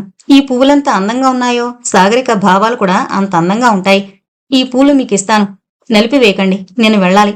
అయితే మీరు వెళ్ళిపోరు. నాకు తెలుసు. సాగరికను తీసుకుపోతారు. నా గుండెల్లో చిచ్చు పెడతారు. మీలో దయాదాక్షిణ్యాలు లేవు. నేను వెళ్ళి మొక్కలకు నీళ్లు పొయ్యాలి, పావురాలకి మేత వెయ్యాలి. చాలా పనులున్నాయి అంటూ శంభు ఆ తాటినిచ్చెన మీదుగా కిందకు దిగి తన నావలో ఎక్కి ఒకసారి కాంతికిరణ్ వైపు చూసి వెళ్ళిపోయాడు. ఈ శంభు ఎవరు? ఇతనికి సాగరికకు ఏంటి సంబంధం అని ఆశ్చర్యపడ్డాడు. ఆ తర్వాత సాగరిక, పినాకీ పాండిల మాటలు అతని హృదయకూరంలో మారుమ్రోగాయి. బాధ్యత తెలియని కుర్రవాళ్లు డబ్బు తగలేయడం తప్పితే జీవితాలకు ప్రయోజనము, లక్ష్యము లేవు అన్న పినాకపాణి మాటలు ములుకుల్లా నాటాయి. నిజమే. తన జీవితానికి ఎంతవరకు ప్రయోజనమేముంది? డబ్బుంది, ఆస్తి, మేడలు, మిద్దెలు, పొలాలు, ఎస్టేట్సు, మిల్లులు ఉన్నాయి. కానీ జీవితానికి వాటి వల్ల కలిగే సార్థకమేమిటి? సాగరికకి అవన్నీ అక్కర్లేదు. తనలోనే మానవతనే గమనిస్తోంది. కానీ తన ఐశ్వర్యాన్ని ఆమె ప్రేమకు కొలబద్దగా పరిగణించడం లేదు. అలా పరిగణించే వ్యక్తి కాదని అతనికప్పుడే స్పష్టమైంది. శంభు తనకిచ్చిన గులాబీలను తీసుకున్నాడు. ఇవి సాగరిక భావాలా? నిజమే అనుకుంటూ అతడు తన గదిలోకి వెళ్లి ఆ పూలను పదిలంగా గుండెలకద్దుకుని ముద్దు పెట్టుకున్నాడు. ప్రేమ కంటే మధురమైంది, ఉన్నతమైంది, విశాలమైంది, ఆనందదాయకమైంది మరొకటి లేదు కదా అనుకుని ఆ గులాబీలను టేబుల్ మీద పుస్తకంపై ఉంచాడు. మరునాడు ఉదయం 10 గంటలై ఉంటుంది. సముద్రం మీదుగా చల్లని గాలి వీస్తోంది. యోగానంద స్వామి నావలో పినాకపాణి ఇంటివైపు బయలుదేరాడు. మైలే నుంచి ఆ ఇంటికి రోడ్డు లేదు. ఇసుక పొరలో నడిచి వెళ్లడం కంటే నావ మీద వెళ్లడమే సులభం. స్వామి నావను నడుపుకుంటూ వెళుతున్నాడు. ఆయన జేబులో సాగరిక తల్లికి చెందిన తావీదుంది. దానిని తిరిగిస్తూ, అటువంటి మంత్రతంత్ర యంత్రాలు, దుష్టశక్తులు, భూతప్రేత పిశాచ ఢాకిని మహిమా యంత్రాలు అనర్థాన్ని తెచ్చిపెట్టగలవు కనుక వాటిని విసర్జించవలసిందిగా నచ్చచెప్పడానికి బయలుదేరాడు. దేవుళ్లను నమ్మలేదు, దెయ్యాలను నమ్ముతుంది. ఎంత అవివేకం, ఎంతటి మూఢత్వం! ఈ క్షుద్రమంత్రాలు దేవతలు అన్నం పెడతాయా? ఆత్మకు ఆధ్యాత్మికోన్నతిని ఘటిస్తాయా? ఇటువంటి వాళ్లకు చచ్చిన తర్వాత నరకమే గతి అనుకున్నాడు. సాగరిక ఇంటిని సమీపించగానే యోగానంద స్వామికి కనుచూపు దూరంలో కాంతికిరణ్ ఓడ కలహంస కనిపించకపోవడం విస్మయం కలిగించింది. ఏంటి, వీళ్ళప్పుడే వెళ్ళిపోయారా? లేక ఎక్కడికైనా షికారుకెళ్లారా? హుషారైన కుర్రవాళ్లు, మంచివాళ్లు అని తలపోశాడు. అయితే తాను తాగి మత్తెక్కి పడిపోగా అర్జున్రావు, విశ్వనాథులు మూసుకు వెళ్లి గదిలో పడుకోబెట్టిన సంగతి స్వామికి గుర్తులేదు. సాగరికను గురించి తను ప్రేలిన అవాకులు చవాకులు సంగతి కూడా జ్ఞాపకం లేదు. నావను ఒడ్డునున్న ఒక గుంజకు కట్టి బొజ్జ నిమురుకుంటూ పినాకపాణి భవనద్వారాన్ని చేరుకున్నాడు. తలుపు గట్టిగా తట్టి రాజాజీ, రాజాసాబ్ అనరిచాడు. కొద్ది నిమిషాలకు తలుపు ఒకంత తెరిచి చూసింది పూర్ణ. యోగానందుని చూసి, ఏం కావాలి నీకు, ఎందుకొచ్చావు అని అడిగింది. పెద్ద మనుషుల్ని ఎలా సంబోధించాలో తెలీదా మూఢమతి? నీ యజమానురాల దగ్గర నువ్వు నేర్చుకున్న మర్యాద ఇదేనా అన్నాడు స్వామి తీవ్రంగా. అదేలే, ఎవరు కావాలి? బాబు లేరు. బాబుతో నాకేం పనిలేదు. సాగరికను చూడాలని, ఇది ఆమె తల్లిది. దీనిని తిరిగివ్వడానికి వచ్చాను. అలాగా, నా చేతికిస్తే నేనిస్తానుగా అంది పూర్ణ. నీ వంటి అవ్యక్తురాలకి ఇవ్వడానికి వీల్లేదు, కొంచెం మాట్లాడాలి. ఆమె కూడా వెళ్ళింది. ఎక్కడికి? ఆ బాబుల ఓడ చూడ్డానికి. రాజాబాబు ఆయన స్నేహితులు మా రాణిని తీసుకువెళ్లారు. రాత్రిదాకా రారు, ఓడలోనే భోజనాలు చేస్తారు. యోగానంద స్వామి ముఖం పాలిపోయింది. ఏం కబురు చెప్పను అంది. అండి అనలేవు అన్నాడు స్వామి. ఇంతలోనే స్వామి కాళ్ళ దగ్గర ఏదో బంతొచ్చి పడినట్లయింది. ఆహా, అండి అనాలా? అండి లేదు, తేలు కొండి లేదు. స్వాములరు, ప్రసాదం తెచ్చావా? దద్దోజనం పొంగలి లేకుండా ఎందుకొచ్చినట్లో? హహహా అని వికృతంగా నవ్వాడు శంభు. వీడు మనిషో జంతువో తెలియడం లేదు, ఎంత వికృతంగా ఉన్నాడు. వీడి తలలో బేట్లున్నాయి. ఇటువంటి వాణ్ణి గొలుసులతో కట్టి గట్టిగా బంధించకపోతే ప్రమాదం అన్నాడు స్వామి. ప్రమాదం? నాకంటే నీలాంటి వాళ్ళ నుంచే లోకానికి ప్రమాదం. కాషాయ వస్త్రాలు కల్మషం దాచగలవన్నారు. చేసేవి గంగా స్నానాలు, దూరేవి దొమ్మర గుడిసెలునట. స్వాములు, ఇక వెళ్ళండి. నా చిట్టి పూర్ణ, నా కన్నపూర్ణ, ఆకలిగా ఉంది, బోపెట్టమ్మా అన్నాడు గోముగా. వీడికి మతిస్థిమితం తక్కువ అన్నాడు స్వామి. అలా అన్నవాళ్లకే తక్కువ. శంభు అన్ని పనులు చేస్తాడు. పూల మొక్కలకు నీళ్లు పోస్తాడు, పశువుల్ని మేపుకొస్తాడు, పాలు పితుకుతాడు. పెద్దబాబు దగ్గర వేదాంతం నేర్చుకున్నాడు. సాగరిక దగ్గర శ్లోకాలు, పాటలు, పద్యాలు, ఇంగ్లీషు, తెలుగు, అరవం అన్నీ నేర్చుకున్నాడు. శంభు, రామ్మ, బోతిందుగాని అంది పూర్ణ. స్వాములరు, ఇక వెళ్ళండి. మా సాగరిక ఇప్పుడు రాదు, వస్తుంది కాని ఆ తర్వాత మళ్లీ వెళ్ళిపోతుంది. ఆమె వెళ్ళిపోగానే చూడండి, పక్షులు కూయడం మానేశాయి. సూర్యుడే మబ్బుల చాటుకు వెళ్ళిపోయాడు. ప్రపంచమంతా శూన్యమైపోయింది అంటూ శంభు తలుపులు దడాలను మూసేశాడు. యోగానంద స్వామి 2 నిమిషాల పాటు అలా శిలాప్రతిమలా నిలబడిపోయాడు. తిరుగుముఖం పట్టాడు. అయితే రాజా కాంతికిరణ్ సాగరికను చూశాడు, పరిచయం చేసుకున్నాడు. అంత గొప్పవాడు ఎంత అందంగా ఉంటే మాత్రం సామాన్యురాలైన రైతు బిడ్డను వరిస్తాడా? కల్లా యవ్వనంతో మిసమిసలాడుతూ ఉంది కనుక సయ్యాట్లాడచ్చు. అయితే ఈ వికృతాకారుడు శంభు ఎవరు? వాడికి సాగరికకి సంబంధమేమిటి అని తలపోశాడు. శంకరస్వామి స్థానే తాను మైలే గ్రామంలో ఆశ్రమాధిపత్యం స్వీకరించడానికి రాగానే యోగానంద స్వామి సాగరికం గురించి, ఆమె తండ్రి పినాకపాణి గురించి విన్నాడు. పినాకపాణి తన భార్యని చంపేశాడని, కుమార్తెను చదువు కోసం ఎక్కడికో పంపేశాడని, ఆమె కొన్ని మాసాల క్రితమే వచ్చిందని విన్నాడు. ఇప్పుడు ఆమె గాని, ఆమె తండ్రి గాని ఆశ్రమానికి రారు, తన బోధనలు వినరు. వీరికి అపకారం చేసి తీరాలి, వీరి గర్వాన్ని అణిచివేయాలి, ఆమెను అప్రతిష్టపాలు చెయ్యాలి. పద్మతో చెబితే చాలు, ఎన్ని వదంతులైనా పుట్టించగలదు అనుకున్నాడు. ఇక్కడ యోగానంద స్వామి ఈ విధంగా తన అక్కసును వెళ్లబోసుకుంటున్న సమయంలోనే మైలే గ్రామం వెలుపల ఒక పూరింటిలో ఒక రుద్దురాలు రంకెలు వేస్తోంది. ఎంతకాలం ఈ విధంగా ఈ మాయల మారి, ఈ మంత్రాల మారి మూలంగా పొలాలు పంటల లెక్క బీడుపడుంటే చూడగలం? మనందరం తిండి లేక మలమలా మాడిపోతుంటే పినాకపాణి గది నిండా ధాన్యం పోసుకుని తోటలో కూరలు పండించుకుని హాయిగా తింటున్నాడు. ఈ వృద్ధాప్యంలో నా మనవరాలు, నా కుమార్తెకు పుట్టిన పూర్ణను నా దగ్గర ఉండకుండా తీసుకుపోయి తన దగ్గర అట్టే పెట్టుకుంది. నేను చెప్పానంటే ఈ క్షణంలో ఆ సాగరికని అమాంతంగా ఎత్తుకుపోయి సముద్రంలో గిరాటేసేవాళ్లు మహిళలో ఉన్నారు తెలుసా అని ఆ రుద్దురాలు గర్జించింది. ఆ సంగతి నాకు తెలుసును అంది పద్మ మెల్లగా. తెలిసి లాభమేమిటి అంది ఆ రుద్రాలు కాళికలాగా. నువ్వు ఆవేశపడకు, స్వామీజీతో మాట్లాడదాం అంది పద్మ. ఏంటి మాట్లాడేది? ఆ సాగరిక మంత్రగత్తె. కోవమ్మ కొడుకు దానికి కంటపడ్డాడు. ఇప్పుడు మసూచితో మంచం పట్టాడు. తుక్కిరిసి పశువులు ఆ పిశాచి కంటపడ్డాయి. అవి పాలివ్వడం లేదు. స్వామీజీతో ఇవన్నీ చెప్పు. దీనికి ప్రతీకారం ఆయన ఆలోచించలేకపోతే నేను ఆలోచిస్తాను. కాళికమ్మ, ఆమంటే నీకెందుకింత కోపం? ఎందుకు ఆమెను అసహించుకుంటావు అంది పద్మ. ఆమెను ఆమె తల్లిని కూడా అసహించుకుంటాను. ఇద్దరూ పిశాచాలే. పద్మ, నీ రహస్యం ఒకటి నాకు తెలుసు. నీకు 2 వారాలు గడువిస్తున్నాను. ఆ మాయలమారిని చంపేసి నా మనవరాల్ని తీసుకొచ్చి నాకు అప్పగించకపోతే నేనే అంత పని చేస్తాను. పద్మ భయపడింది. ఆ మాటలు విన్న తర్వాత ఆమె ముఖం పాలిపోయింది. కాళికమ్మ, సాగరిక మంత్రాలమారి అని ఎలా చెప్పగలవు? దాని రూపం, ఆ బుగ్గలు, ఆ కళ్ళు అవే చెబుతాయి. నువ్వు ముద్దువి, నీకు ప్రేమంటే ఏమీ తెలీదు. కానీ ఒకప్పుడు ప్రేమలో పడ్డావు. అది ప్రేమ కాదు, మోహం కాదు, ఒక తుచ్చభావానికి లొంగిపోయావు. దాని ఫలితం నీకు తెలుసు. చిన్నతనంలో నేను అందంగా ఉండేదాన్ని. పినాకపాణి నన్ను ప్రేమించాడు. తన తోటలో బొగడ చెట్టు కింద సంజ చీకట్లో కౌగులించుకుని ముద్దు పెట్టుకుని పెళ్లి చేసుకుంటానన్నాడు. కాని ఏ రోగం వచ్చిందో మనసు మార్చుకుని దూరపు కొండలు నునుపని ఎక్కడికో వెళ్లి ఆ పిశాచం తల్లిని పెళ్లి చేసుకునొచ్చాడు. ఆ రోజు మొదలు ఇప్పటి వరకు ఆమెను, పినాకును, ఈ కుర్రదాన్ని అనుక్షణం తిట్టిపోస్తున్నాను. శాపనార్థాలు పెడుతూనే ఉన్నాను. వెనకతన్ని ఎంత గాఢంగా ప్రేమించానో ఇప్పుడంత తీవ్రంగా ద్వేషిస్తున్నాను.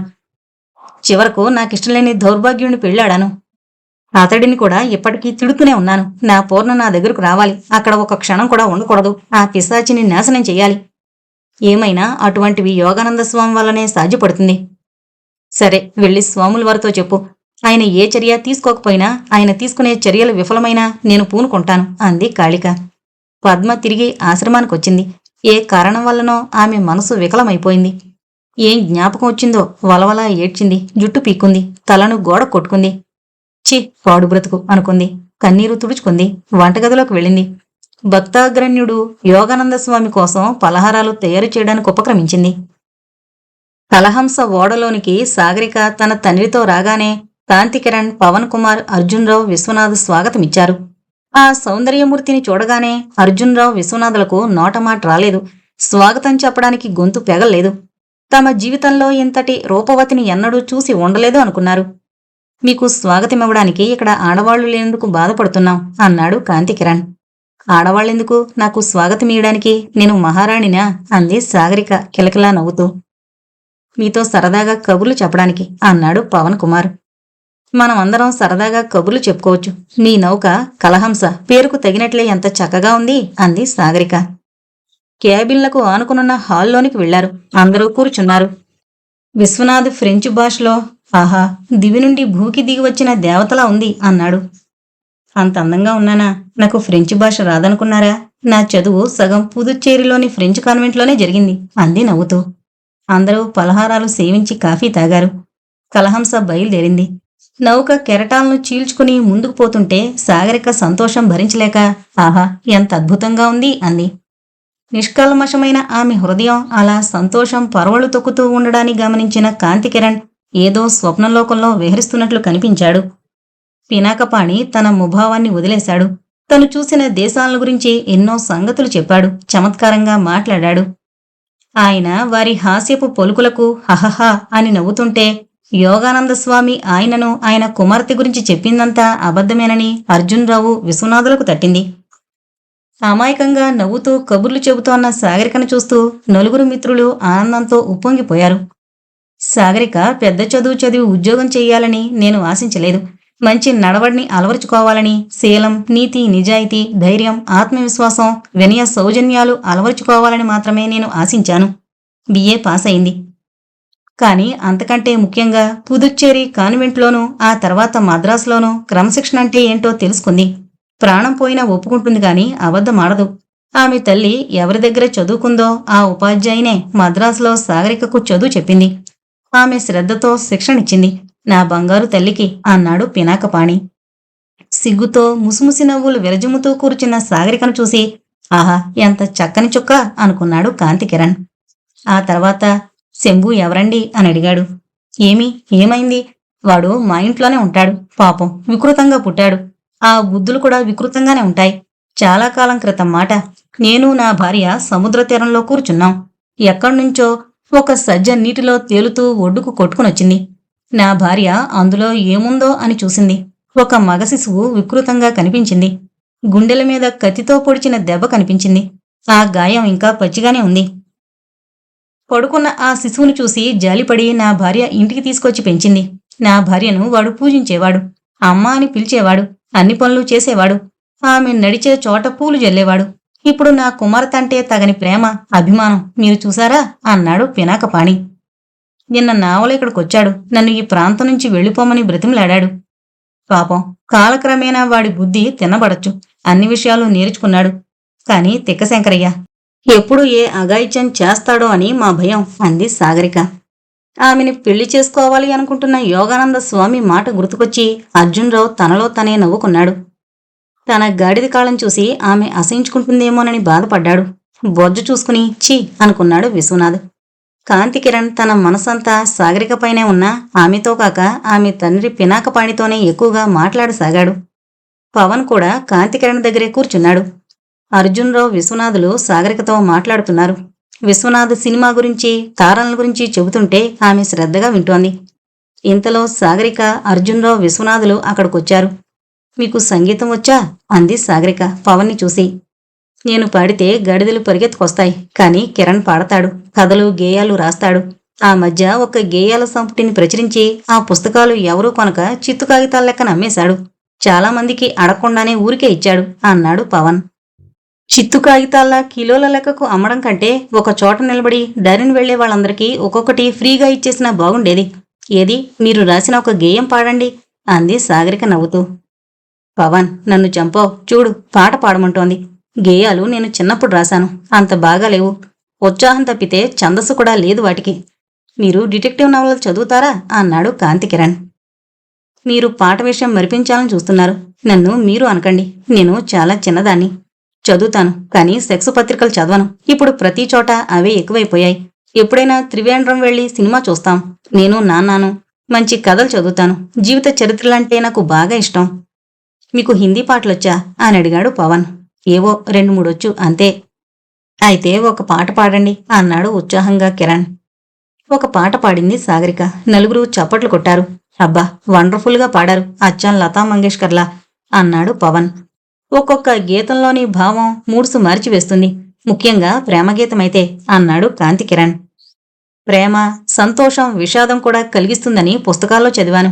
మరి మీరు ఓ పాట పాడరా అంది కాంతికిరణ్ని చూసి. క్షమించు, ఒకప్పుడు పాడేవాణ్ణి, కాని ఒకసారి నేను పాడుతుంటే దుర్భరం, దుస్సాహసం, కర్ణ కఠోరం అంటూ పవన్ చెవులు మూసుకున్నాడు. నా పాట నాకు ఆనందంగా ఉండొచ్చు. ఇతరులు విని భరించలేనప్పుడు 10 మందిలో పాడకుండా ఉండడమే మంచిది అన్నాడు కిరణ్. మగవాడికి పాట ఏమిటి, ఆ కళ స్త్రీలకే ప్రత్యేకించబడింది అన్నాడు అర్జున్రావు. చీకటి పడింది.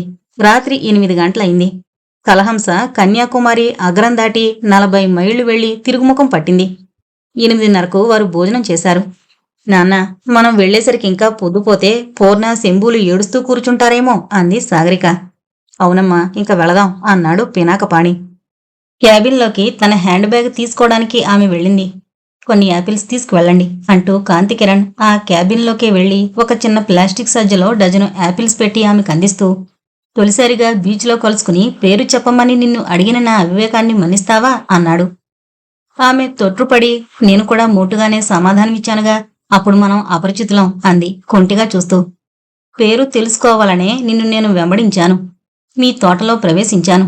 సమాధిపై నీహారిక పేరు చూశాను. అది మీ తల్లిగారి పేరు. శంభుతో మాట్లాడినప్పుడే నీ పేరు సాగరిక అని తెలుసుకున్నాను. తెలిసినప్పుడు మీకు సంతోషం కలిగిందా? సంతోషమా? నా జన్మ తరించిందనుకున్నాను. కనుకనే పవన్తో నిన్ను వెతుక్కుంటూ వచ్చాను. ముందు మీ నాన్నచే చివాట్లు తిన్నా చివరకు సంతోషమే మిగిలింది.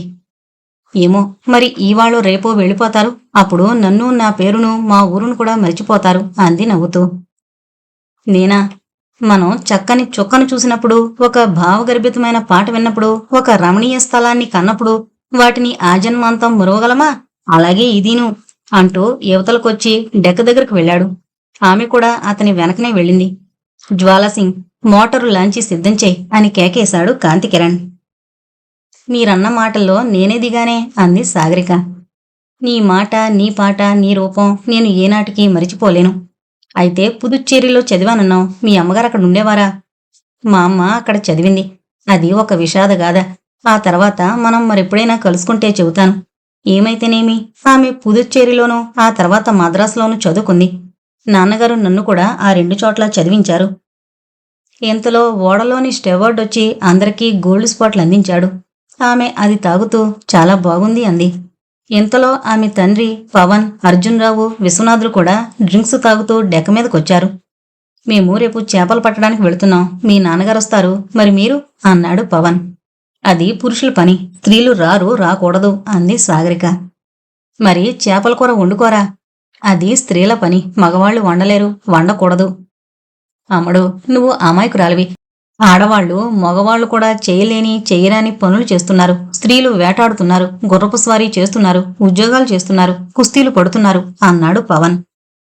ఏంటి కుస్తీలా? నేను నమ్మను అంది సాగరిక. పవన్ వెంటనే తన క్యాబిన్లోకి వెళ్లి తన సూట్ కేసు నుంచి ఓ కరపత్రం తెచ్చిచ్చాడు.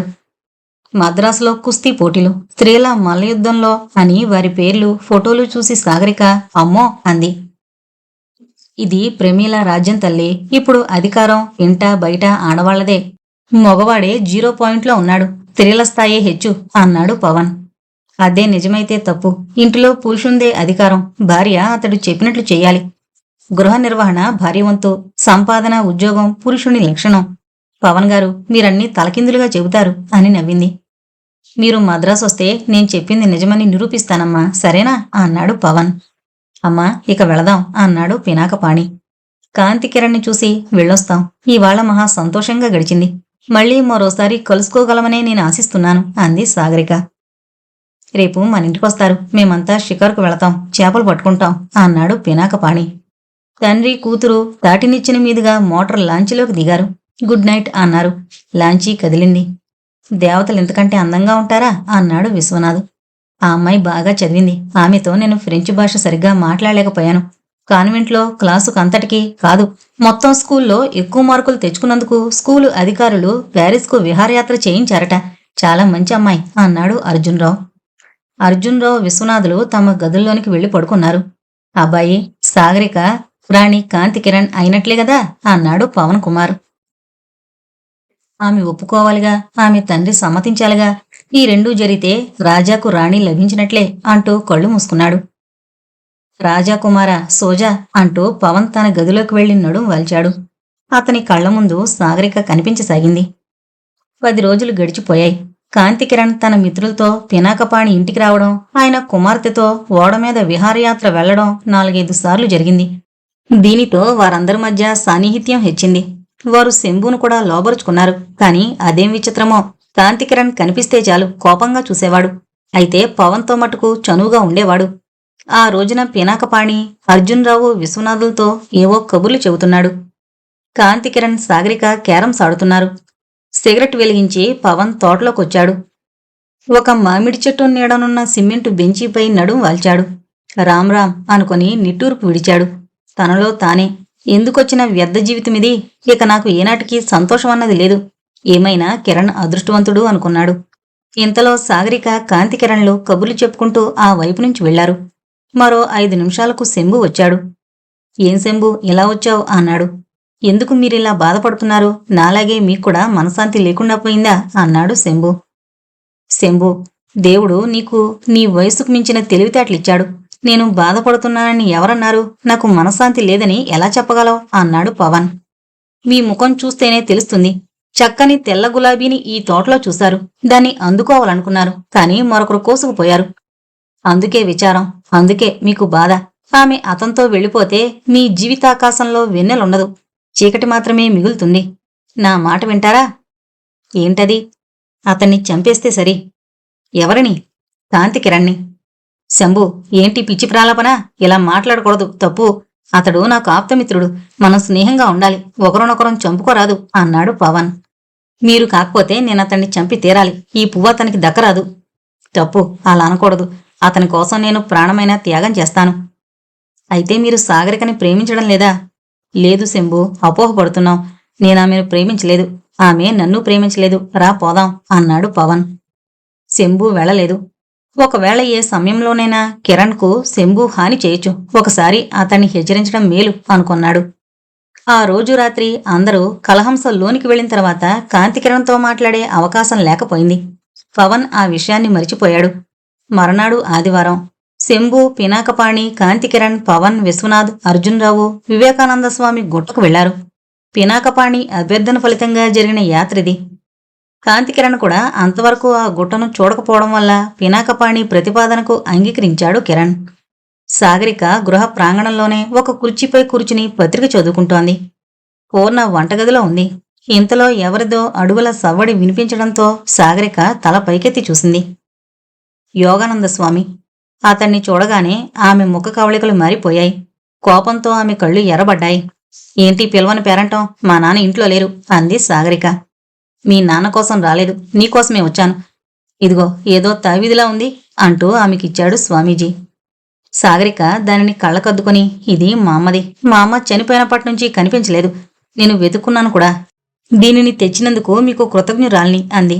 ఆహా, కృతజ్ఞత చూపించడం మంచిదే, కానీ ఆ తావీదు వల్ల మీకు కలిగే లాభం ఏమిటి? అది మంత్రకవచం.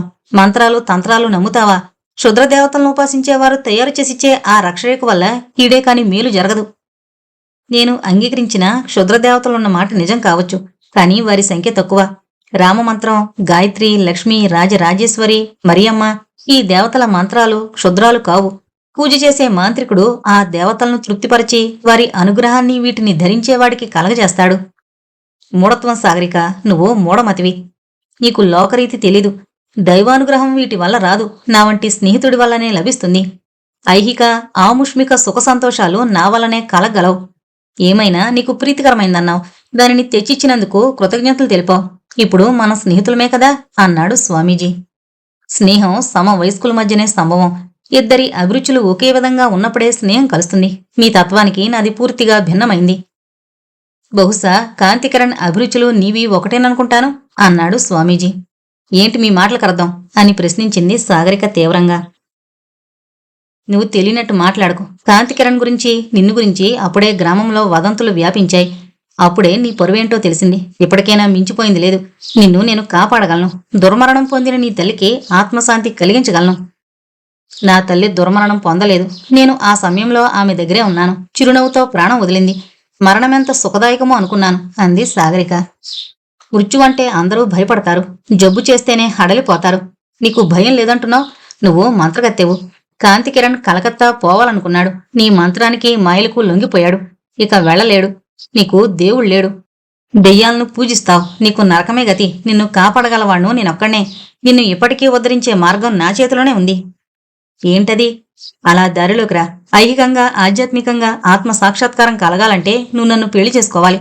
నాకు భార్య కావాలి. కాంతికిరణ్తో మరి మాట్లాడకూడదు. ఛీ, నీకు భార్య కావాలా? నోటుకొచ్చినట్లు వాక్కు.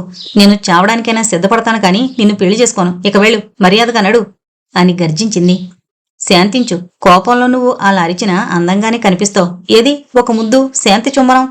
ఛీ, శాంతి చుమ్మనమాట. నీ శ్రాద్ధ చుమ్మనం అంటూ పక్కనే ఉన్న చెట్టు కొమ్మ విరిచి నడు అంది. ఆలోచించుకో. కిరణ్తో నువ్వు కలిసిమెలిసి తిరిగి అప్పుడే చెడ్డ పేరు తెచ్చుకున్నావు. అధపతనమైపోయావు. నిన్నతడు ఉద్ధరిస్తాడనుకుంటున్నావు. అది పొరపాటు. నీకు మోక్షం నా ద్వారానే అంటూ స్వామీజీ వెళ్ళిపోయాడు. తోట దాటి బయటపడగానే రైతు కూతురు నన్ను తిరస్కరించింది. దీని గర్వం అణచలేనా? కాళికని ఉసుగొలుపుతాను. ఇది నా వశం కావాలి లేదా నాశనం కావాలి అని పళ్ళు పటపటా కొరుకుతూ తన నావలో కూర్చుని మైలే వైపు పోనిచ్చాడు. సాగరిక యోగానందుని మాటలతో కుంగిపోయి హాలులో కూర్చుని ఏడవసాగింది. ఏంటిది అన్నాడు పవన్ సాగరికని చూసి కంగారుగా. ఎందుకమ్మా అలా ఏడుస్తున్నావు? ఏం జరిగింది అని అడిగాడు మళ్ళీ. ఆమె వెంటనే లేచి కళ్ళు తుడుచుకుని, పవన్ మీరొక్కరే వచ్చారేం? మా నాన్న మిగిలిన వారు ఏరి అంది. వస్తున్నారమ్మా, ఆలస్యమైంది. అందరం కలిసొస్తే నువ్వు భయపడతావేమోనని నన్ను ముందు పంపారు. చిన్న ప్రమాదం జరిగిందిలే. ఎవరికి? మా నాన్నకా కాంతికిరణ్కా అంది సారిక ఆత్రంగా. ఇద్దరికీ కాదు, విశ్వనాథ్కు. వివేకానంద స్వామి గుట్ట మీద మేమంతా ఉన్నప్పుడు శంభు పెద్ద రాయి తీసుకుని కిరణ్పై విసిరాడు. సమయానికి అతడు పక్క కొరిగాడు. అది విశ్వనాథ్ చెంపకు తగిలింది. చాలా గట్టి దెబ్బ. మేం కట్టుకట్టాం. మీ నాన్నగారు మందలించారులే. ఇక్కడకు లాంచీలో రాగానే శంభు ఎక్కడికో పరిగెత్తుకుపోయాడు. అందరూ వస్తున్నారు, బయట కూర్చుందనరా అన్నాడు. ఆమె పవన్తో పాటు బయటకొచ్చింది. వరండాలో ఇద్దరు కుర్చీల్లో కూర్చున్నారు. శంభుకు మతిపోయినట్లుంది. రానివ్వండి, నేను గట్టిగా మందలిస్తాను అంది సాగరిక. అది కాదు, నువ్వు ఎందుకు ఏడుస్తున్నావో చెప్పు. ఏదో బాధగా ఉండి ఏడ్చాను. యోగానంద స్వామి వచ్చాడు. నాకు ఒళ్ళు మండి 4 దులిపాను. నేను మంత్రగత్తెనట, మాయావినట, దేవుని కాక దెయ్యాలను పూజిస్తానట, కాంతికిరణ్ణి మంత్రం వేసి లోబరుచుకున్నానట. నిజంగా నేను దుర్మార్గురాలనట. ఊళ్ళో అంతా నన్ను గురించి, కిరణ్ గురించి చెడ్డగా చెప్పుకుంటున్నారట. నేను అభమో శుభమో తెలియందాని. ఇటువంటి పరిస్థితుల్లో ఏం చెయ్యాలో తెలీదు. నాకు మంచి సలహా ఇవ్వండి అని పవన్ చేతులు పట్టుకుంది. దుర్మార్గుడు, 4 తన్ని పంపవలసింది అన్నాడు. తనను పెళ్లి చేసుకోమన్నాడు అంది సాగరిక. చి గాడిద, ఎంత మాటన్నాడు. ఇప్పుడే నేను వెళ్లి చావబాదొస్తాను అన్నాడు. ఇంతలో రాజా కాంతికిరణ్ అక్కడికొచ్చాడు. ఆమె పవన్ చేతిలో ఉన్న తన హస్తాలను తీసుకుంది. కాంతికిరణ్ ఒక క్షణం పాటు ఆ ఇద్దరి వంక అనుమానంగానూ కోపంగానూ చూశాడు. పవన్ అది గమనించకపోలేదు. మా నాన్నగారేరి అంది సాగరిక. విశ్వనాథ్ను మెల్లగా నడిపించుకునొస్తున్నారు. మీ పూర్ణను పిలిచి కాస్త కాఫీ తయారు చేయమని చెప్పండి అన్నాడు కాంతికిరణ్. అదిగో మళ్ళీ అండి గిండిను. పూర్ణెందుకు, నేనే అన్నీ చేస్తాను అని లోపలకు పరిగెత్తి పూర్ణను కాఫీ కాచమంది. బయటకు ఆమె తిరిగొచ్చేసరికి విశ్వనాథ్, పినాకపాణి, అర్జునరావు వచ్చారు. విశ్వనాథ్ను తన తండ్రి కూర్చునే పడకుర్చీలో కూర్చోబెట్టారు. సాగరిక మెల్లగా విశ్వనాథ్ చెంపకు కట్టిన కట్టు తొలగించింది. డెటాల్తో ఆ గాయం కడిగింది. బర్ణాలు తెచ్చి పూసింది. తన గదిలోంచి బ్యాండేజ్ తెచ్చి ఆసుపత్రిలో డాక్టర్లు కట్టినట్టు కట్టింది. మీరు కదలకండి, రాత్రికి ఇక్కడే పడుకోండి. తెల్లవారేసరికి నొప్పి ఉండదు. 10 రోజుల్లో గాయం మానిపోతుంది అంది సాగరిక. మీరు డాక్టర్ కంటే ఎక్కువ నేర్పుగా మందురాసి కట్టుగడితే తగ్గకేం చేస్తుంది తల్లి అన్నాడు విశ్వనాథ్. అమ్మా, విశ్వనాథ్కి కొంచెం కాఫీ తెచ్చిపెట్టు అన్నాడు పినాకపాణి. ఆమె లోపలికి వెళ్ళింది. పవన్, ఏంటిది అన్నాడు కాంతికిరణ్. ఏం లేదు, మనం లేని సమయంలో స్వామీజీ ఇక్కడికొచ్చి సాగరికతో తనను పెళ్లి చేసుకోమన్నాడట. అది చెప్పుకుని ఏడుస్తూ నా చెయ్యి పట్టుకుని తన కర్తవ్యాన్ని గురించి సలహా ఇమ్మంది. ఆమె నీకు భార్య అయితే నాకు చెల్లెలవుతుంది. అనవసరంగా అనుమానపడి తల బద్దలు కొట్టుకోకు. ఆమె విన్నదంటే మరి నీ వైపే చూడకపోవచ్చు. నిన్ను గురించి కూడా స్వాముల వారు ఏవో అవాకులు చవాకులు వాగి వెళ్ళాడట. పవన్, క్షమించు. ఏదో అసూయ ఆవరించుకున్న ఉద్రేకంలో కోపంగానూ అనుమానంగానూ చూసిన మాట నిజం అన్నాడు కాంతికిరణ్. నన్ను విలన్గా భావించి నీ ఆగ్రహాలనంలో పడదోసి భస్మం చెయ్యాలనుకున్నావు. ఇంకా పెళ్లి నిశ్చయం కాకుండానే, పెళ్లి కూతురి అంగీకారమైన పొందకుండానే అసూయ పడితే పెళ్ళయ్యాక నా వంటి వాళ్ళెవరినీ ఇక ఇంటికే రానివ్వనుకుంటాను. క్షమించమన్న తర్వాత నువ్విక ఉపన్యాసం ఇవ్వకూడదు అన్నాడు కాంతికిరణ్ నవ్వుతూ. సాగరికొచ్చి, ఇవాళ శంభు వస్తే బాగా బుద్ధి చెబుతాను. పాపం విశ్వనాథ్ గారు చాలా బాధపడుతున్నారు అంది. నన్ను ఈ ప్రాంతంలో ఉండక వెంటనే వెళ్ళిపోమన్నాడు. నేనంటే అసలు గిట్టదు. అది మరీ అన్యాయం. మీరంటే అందరికీ ఇష్టమే కదా అంది సాగరిక. మీ అభినందనకు కృతజ్ఞుణ్ణి అన్నాడు కాంతికిరణ్. దీనికి కృతజ్ఞత చెప్పవలసిన పనిలేదు. నేనన్నమాట అక్షరాల నిజం. ఇంతలో బాగా చీకటి పడింది. పూర్ణ అందరికీ భోజనాలు వడ్డించింది. విశ్వనాథ్ను మెల్లగా భోజనశాలలోనికి తీసుకునొచ్చాడు. అందరూ విందు అరిగించారు. విశ్వనాథ్కు పూర్ణంటే అభిమానం కలిగింది. సరదాగా కబుర్లు చెప్పుకుంటూ భోజనాలు చేసిన తర్వాత అందరూ ఇంటి ముందు కుర్చీలు వేసుకుని కూర్చున్నారు. ఆ కబుర్ల మధ్య పినాకపాణి బిగ్గరగా నవ్వి ఏదో చమత్కరిస్తున్నాడు. ఇంతలోనే పినాకపాణి అన్న పిలుపు కర్కశ స్వరంలో వినిపించింది. ఎవరది అన్నాడు ఆయన గంభీరంగా. నేను కాళికను. నన్ను ఇప్పుడు మరిచిపోయావు. ఒకప్పుడు నేను కనిపించకపోతే తాతలాడేవాడివి. సరే, ఈ చీకట్లో ఇంత దూరం నువ్వు వచ్చిన పనేమిటి? నా మనవరాలు పూర్ణను తీసుకుపోవడానికి వచ్చాను. నేను ఒంటరిగా ఉండలేను. నాకు చాకరీ చేయవలసిన పిల్లది. నీ కూతురు దాన్ని వశపరుచుకుంది. నా మాట వినకుండా చేసింది. పూర్ణను అప్పగించు, నేను తీసుకెళ్లిపోతాను అంది కాళిక. పూర్ణను మేము నిర్బంధించి ఆమె ఇష్టానికి వ్యతిరేకంగా మా దగ్గర అట్టే పెట్టుకోలేదు. ఆమెకు 18 ఏళ్లు నిండాయి. చిన్నపిల్ల కాదు. తనకిష్టమైతే ఈ క్షణం నీతో తీసుకెళ్లొచ్చు. నీకే తిండి లేదు, దానికేం పెడతావు? అదిక్కడ సుఖంగా ఉందిగా అన్నాడు పినాకపాణి. దాని సుఖం చూడవలసింది నేను, నువ్వు కాదు. అదుండే చోటు నా ఇల్లు, నీళ్లు కాదు. నువ్వు పెట్టే తిండి నేను పెట్టలేకపోను. నాకు తిండి లేకుండా చేసింది ఎవరు? గ్రామంలోని వారికి తిండి లేకుండా పోవడానికి కారణం ఎవరు? నీ కూతురు. విన్నావా? నీ కూతురు పాపాత్మురాలు. ఏది? నిన్నే. ఇలారా, నిన్నే. నువ్వు నా మనవరాల్ని వశపరుచుకుని నన్ను దుఃఖపెట్టావు. దీనికి బదులుగా నువ్వు దుఃఖపడతావు. నిన్ను ప్రేమించినవాడు, పెళ్లి చేసుకునేవాడు నాశనమవుతాడు. నీ ప్రేమ బొగ్గుమని మండిపోతుంది. నువ్వు నీ భర్తకు దూరం అయిపోతావు. నీకు శాంతి లేకుండా పోతుంది. చివరకు గతిలేని చావు నీకు తప్పదు. ఇది నా శాపం. ఏం పూర్ణ, వస్తావా రావా అంది కాళిక. అందరూ తెల్లబోయారు. విశ్వనాథ్ అంత బాధపడుతూనూ ఆమెను కొట్టడానికి లేచాడు. అంతవరకు ఆనందంతో కళకళ్లాడిపోతున్న సాగరిక వదనం విషాద నీరదాలు ఆవరించుకున్నాయి. పినాకపాణి ఆగ్రహవేశంతో ఊగిపోతున్నాడు.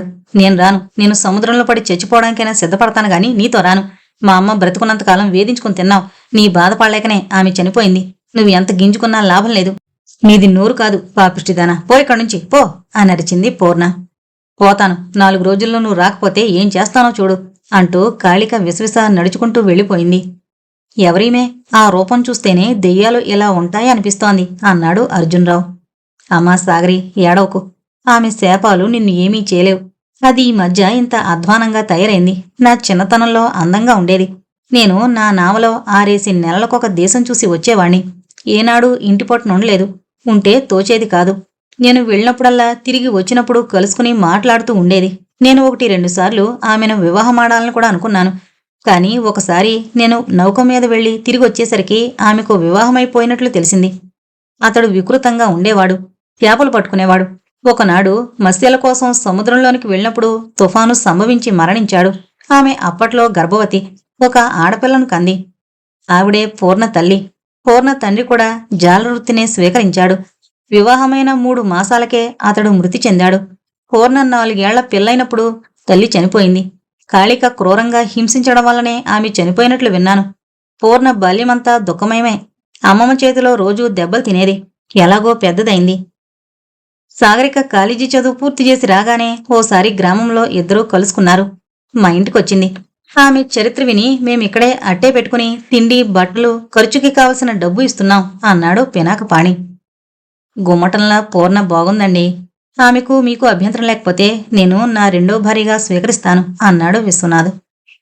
చట్టం ఒప్పుకోదే అని అందించాడు అర్జున్రావు. ఒప్పుకోకేం? మద్రాసులో ఎంతమంది సినిమా స్టార్లు 2-3 భార్యలతో జీవించడం లేదు? ఈ మాటలు విని పూర్ణ సిగ్గుతో తలదించుకుంది. కాంతికిరణ్ ఈ సంభాషణలో పాల్గొనలేదు. ఏదో ఆలోచిస్తున్నాడు. ఒక్కొక్కసారి బయట కూర్చునున్న సాగరిక సుందర స్వరూపాన్ని చూసి నేత్రోత్సాహం కావించుకుంటున్నాడు. ఆమెను చూసినప్పుడు, ఆమె మాటలు విన్నప్పుడు, ఆమె లేచి నడుస్తున్నప్పుడు అతని హృదయం ఆనందాతిరేకంతో పరవశించిపోతుంది. ఏమిటి విచిత్రానుభూతి? ప్రేమంటే ఇదే కాబోలు అనుకున్నాడు తనలో తనే. ఏంటి కిరణ్, నిద్రపోతున్నావా అన్నాడు అర్జున్రావు. కొంచెం. అయితే మీరు రేపు కన్యాకుమారి అగ్రం ఆలయం చూడ్డానికి వస్తున్నట్లేనా? లేక తిరువేండ్రం చూసి తిరిగి వద్దామంటారా అన్నాడు కాంతికిరణ్. కన్యాకుమారి అగ్రం చూసొద్దాం. హార్బరు, లైట్ హౌసు అన్నీ సరదాగా చూడొచ్చు అంది సాగరిక. రైట్, మేం వెళ్ళొస్తాం అంటూ పవన్ కుమార్ లేచాడు. పవన్, అర్జున్రావు, విశ్వనాథ్, పినాకపాణిలు ముందుకు నడవసాగారు. సాగరిక, కాంతికిరణ్లు కొంచెం వెనకగా ఉన్నారు. ఇందాకట్నుంచి అదో మాదిరిగా ఉన్నారు. తలనొప్పిగా ఉందా? అమృతాంజనం తీసుకురానా? లేదా టాబ్లెట్ ఏమైనా ఇమ్మంటారా అంది సాగరిక. వద్దు, ఇందాక కొంచెం బాధగానే ఉంది, కానీ ఇప్పుడు తగ్గింది. అయితే నేను బాధపడితే సహించలేవా అన్నాడు కాంతికిరణ్ మెల్లగా. సహించలేను. మిత్రులను సాగనంపి పినాకపాణి సాగరికని దగ్గరకు తీసుకుని, తల్లి, కాళిక మాటలకు బాధపడడం లేదు కదా అన్నాడు. లేదు నాన్న, నేనప్పుడే మరిచిపోయాను. వెళ్ళి పడుకో అమ్మా అన్నాడాయన. సాగరిక తన గదిలోకి వెళ్లి మేను వాల్చింది. కిటికీ గుండా చల్లని గాలి వీస్తోంది. అబ్బా, నేనంటే అతనికి ఎంత ప్రేమ అనుకుంటూ సాగరిక కళ్ళు మూసుకుంది. బయట ఆ గది కిటికీ దిగువ పచ్చిక మీద శంభు పడుకునున్నాడు. అతడు తన అకార్యానికి బాధపడుతున్నాడు. పశ్చాత్తాపంతో కుమిలిపోతున్నాడు. అబ్బాయ్, నేను నీకు పోటీ వచ్చానేమో అనుకుని చొరచొరా చూశావు. స్వామీజీ నీకు పోటీగా సాగరిక కరగ్రహణాన్ని ఆశిస్తున్నాడు. వివాహానికి ప్రతిపాదించాడు. ఆమె తిరస్కరించిందని నేరుగా చెప్పనక్కర్లేదనుకో. అయితే ఆమెకతడు ఏదో ఒక విధంగా హాని చెయ్యొచ్చు. నువ్విక ఆలస్యం చేయకు. రేపే పినాకపాణితో ప్రస్తావించు. ముందు ఆమె అనుమతి తీసుకో అన్నాడు పవన్. స్వామీజీ ఏమీ చేయలేళ్లే. కానీ పవన్, ఆమె ఒకవేళ వద్దంటే నా గతి ఏం కాను? ఇక నేను మద్రాసు రాను. ఆమె నోట అటువంటి తిరస్కారమే కనుక వింటే నా ప్రాణం పోతుంది. ఇక్కడ నేను మరింత పిరికిపందనైపోయాను. భయం లేదు, వద్దనదు. ఆమె కూడా నిన్ను ప్రేమిస్తూ ఉండొచ్చు. ఆమెను నువ్వు పెళ్లి చేసుకుని తీసుకుపోతావని శంభు బాధ. అందుకే నువ్వంటే వాడికి కోపం. అదిగో సాగరిక కాంతికిరణ్ వస్తోంది. లాంచీలో వెళ్ళు. మహారాణికి స్వాగతం పలుకు అన్నాడు పవన్. ముందు కాంతికిరణ్, వెనక పవన్, అర్జున్రావు, విశ్వనాథులొచ్చారు. పవన్ అన్నట్లు సాగరిక నన్ను ప్రేమిస్తూ ఉంటే ఎంత ధన్యుణ్ణి. ఇవాళ ఏమైనా సరే అమీతుమీ తేల్చివేసుకుంటాను అనుకుంటూనే కాంతికిరణ్ ముందుకు వెళ్లి అప్పుడే నిచ్చెన మీదుగా నౌకలో ప్రవేశించిన తండ్రికి, కుమార్తెకు దరహాసిత వదనంతో నమస్కారం చేశాడు. సాగరికలో ఏదో స్వల్పంగా మార్పు కనిపించింది. మునుపుటంత చలాకీతనం, ఉత్సాహం ఆమెలో కనిపించడం లేదు. కాని ఆ అందం చెక్కు చెదరలేదు. ఏదో రాత్రి నిద్రలేనట్లు, ఒడిలిపోయినట్లు కనిపించింది. అర్జున్రావు, విశ్వనాథులు కూడా నమస్కరించారు. మిమ్మల్ని కూర్చోబెట్టి పువ్వులు తెచ్చి పూజించాలనిపిస్తోంది. మీ తల్లిదండ్రులు మిమ్మల్ని కనడానికి ఎన్ని జన్మలు బంగారు పువ్వులతో పూజ చేశారు కదా అన్నాడు అర్జున్రావు. సాగరిక కిలకిలా నవ్వి, అర్జున్రావు గారు, మీరు కవులా అంది. నేను కవిని కాను తల్లి. మీ అందాన్ని చూసి ముందు మీ నాన్నగారికి జోహార్లర్పిస్తున్నాను. మీ మాతృదేవత ఎంత అందంగా ఉండేవారో అన్నాడు. ఆమె దేవతలా ఉండేది. కేరళలో మీకు చాలామంది సౌందర్యవతులు కనిపిస్తారు. ఇక్కడి ప్రకృతి సౌందర్యాన్ని మోసపోసుకుని పుట్టిందా? అయితే నా భార్య ఆంధ్ర మహిళేగా అన్నాడు పినాకపాణి. విశ్వనాథ్జీ, మీ దెబ్బ ఎలా ఉంది? పూర్తిగా తగ్గిపోయినట్లేనా? శంభు వచ్చాడు ఇవాళ ఉదయం. నేనేమీ అనకుండానే బోరుమని ఏడ్చాడు అంది సాగరిక. ఆ దెబ్బ నాకు తగిలింది నయం. లేకపోతే కాంతికిరణ్ కంటికి తగిలుండేది. ఓ కన్ను పోయుండేది. మద్రాసు, బొంబాయి, కలకత్తాలోని ఆయన స్నేహితులు, ముఖ్యంగా అమ్మాయిలు చాలా బాధపడుండేవారు అన్నాడు విశ్వనాథ్. ఆమె వెంటనే డెక్క మీద తండ్రితో మాట్లాడుతున్న కాంతికిరణ్ చూసింది. ఉత్సాహంతో మెరిసిపోతున్న అతని సౌందర్య మూర్తిని చూసి తనలో తనే నవ్వుకుంది. ఆయనంటే ఆ 3 నగరాల్లోని మహిళలకు అంత మక్కువ కాబోలు. అవునమ్మా, వాళ్ళు క్లబ్బులకొస్తారు. హై సొసైటీలో చలామణి అవుతారు. అతని రూపానికి కొందరు పెళ్ళై పిల్లలను కన్న స్త్రీలు కూడా ఒళ్ళు మరిచిపోతూ ఉంటారు. ఇక కన్యల మాట చెప్పనక్కర్లేదు. కూడా తిరుగుతారు. అందులో పైకి గొప్పతనంగా కనిపించిన ఇంట్లో కొండలు డింకీలు కొట్టే కుటుంబాల వారు కూడా ఉంటారు. ఆ పిల్లలకు అతని అందం కంటే అతని దగ్గర మూలుగుతున్న నోట్ల మీదే మోజు, ఆశాను. పాపం డబ్బు లేకపోయినా ఆయన అందగాడే కదా, డబ్బేనా ప్రధానం అంది సాగరిక. డబ్బులేని రూపంతో ఆయన ఎవరికి కావాలి? ఆయనను ప్రేమించే కన్యలు ముందుగా ఆయన ఆస్తిని, హోదాను, కండలను, కార్లను, చెక్కుబుక్కులను మాత్రమే చూస్తారు. మీరు ఈ కాలంలో ఉండవలసిన వారు కాదు. మీరు పూర్వకాలపు వాతావరణంలోనే పెరిగారు. డబ్బులేందే ఈనాడు బ్రతకడమే కష్టం. దరిద్రుడికి మిగిలేది దుఃఖం మాత్రమే. నేను కాన్వెంట్లో చదివినప్పుడు అక్కడ ఉపాధ్యాయులను చూసేదానిగా. వారు పేదవారు. వారికిచ్చే వేతనాలు చాలా తక్కువ. అయినా ఎంతో ఉత్సాహంగా ఉండేవారు. నిస్సారములైన జీవితాలు వారివి. వారికి ప్రేమకు చాలా దూరం అన్నాడు విశ్వనాథ్. ప్రేమ ఎంతో పవిత్రమైంది. అది బజార్లో దొరికే వస్తువా అంత చులకం చేయడానికి? ఇంతలో పవనొచ్చి, అమ్మా, విశ్వనాథ్కు ఏమైనా ఉపదేశం ఇస్తున్నావా? నాకు కూడా కొంచెం బుద్ధి చెబుదు. 4 చివాట్లు పెడితేనైనా నా బుద్ధి తినబడుతుందేమో అన్నాడు. పవన్జీ, మీరెప్పుడూ చమత్కారంగానే మాట్లాడుతూ ఉంటారు. మీరు మనసులో ఉన్నది చెప్పరు. పైకి కనిపించేది మరొక వ్యక్తిత్వం, అంతరంగంలో మరొక వ్యక్తిత్వమును అంది సాగరిక నవ్వుతూ. మీ మాటలు చిత్రంగానే ఉన్నాయి.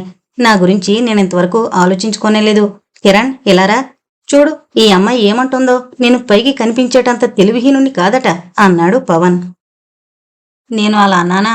మనసులోని మీ భావాలను పైకి కనిపించనీయరు. పైకి ఏదో మాట్లాడినా లోపల ఆలోచన వేరుగా ఉంటుంది. ఇది మీలోనే కాదు, చాలా మందిలో గమనించొచ్చు అన్నదామె. ఇంతలో అర్జున్రావు కూడా వచ్చాడు. కాంతికిరణ్ తాను లిఖించిన చిత్తరువుల ఆల్బమును చూపించాడు. సాగరిక ఆ చిత్రాలను మెచ్చుకుంది. ఇవి బాగున్నాయి. ఒక కవి రాసే గీతం ఎంతో భావగర్భితంగా ఉంటుంది.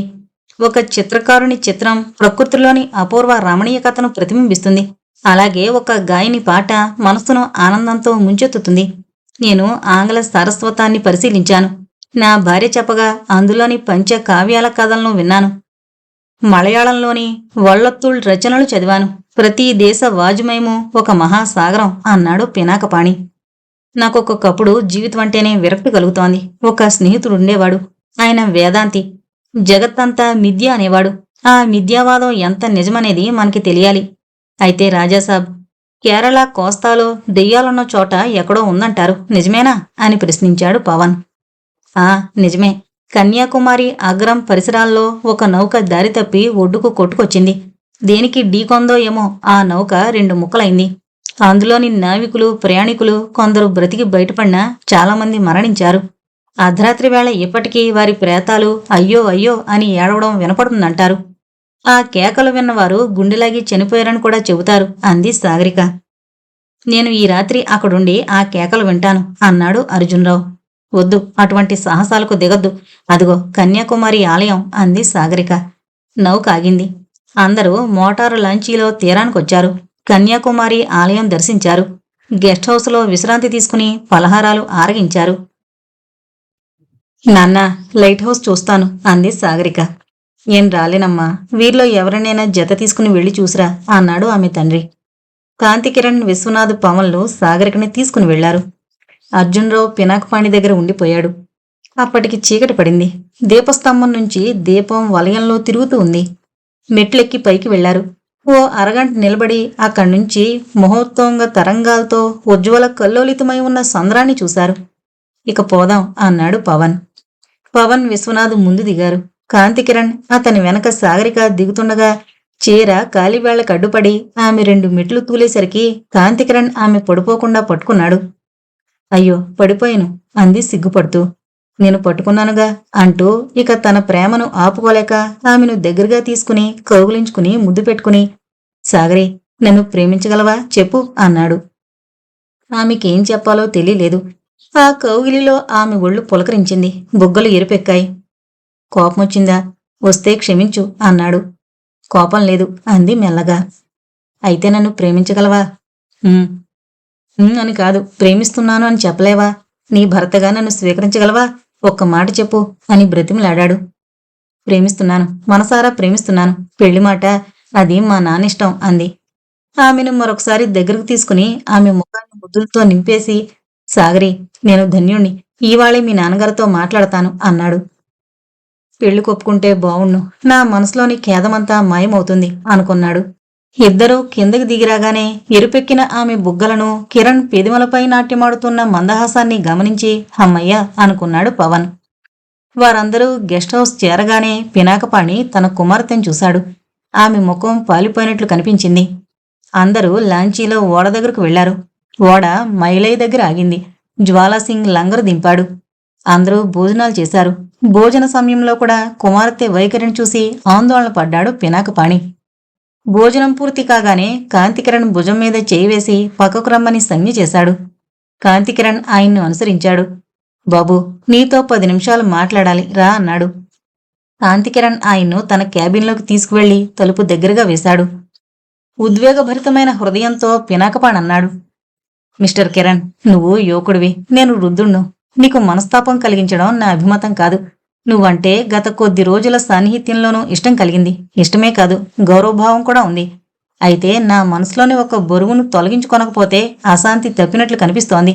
మా అమ్మాయి నువ్వు ఈ మధ్య చాలా సన్నిహితంగా ఉంటున్న విషయం నేను గమనించకపోలేదు. మీ సాహిత్య ప్రభావం ఎటువంటి పరిణామాలకు దారితీసేదో నేను ఊహించుకోగలను. నీపై రాయి విసిరిన శంభు ఈవాళ నన్ను క్షమించమని కాళ్లు పట్టుకుని బ్రతిమలాడుతూ అన్న మాటలు నీకు చెప్పలేను. అయితే ఒక్క మాట, మీ కుమార్తెను నేను ప్రేమిస్తున్నాననేగా శంభు చెప్పింది అన్నాడు కాంతికిరణ్.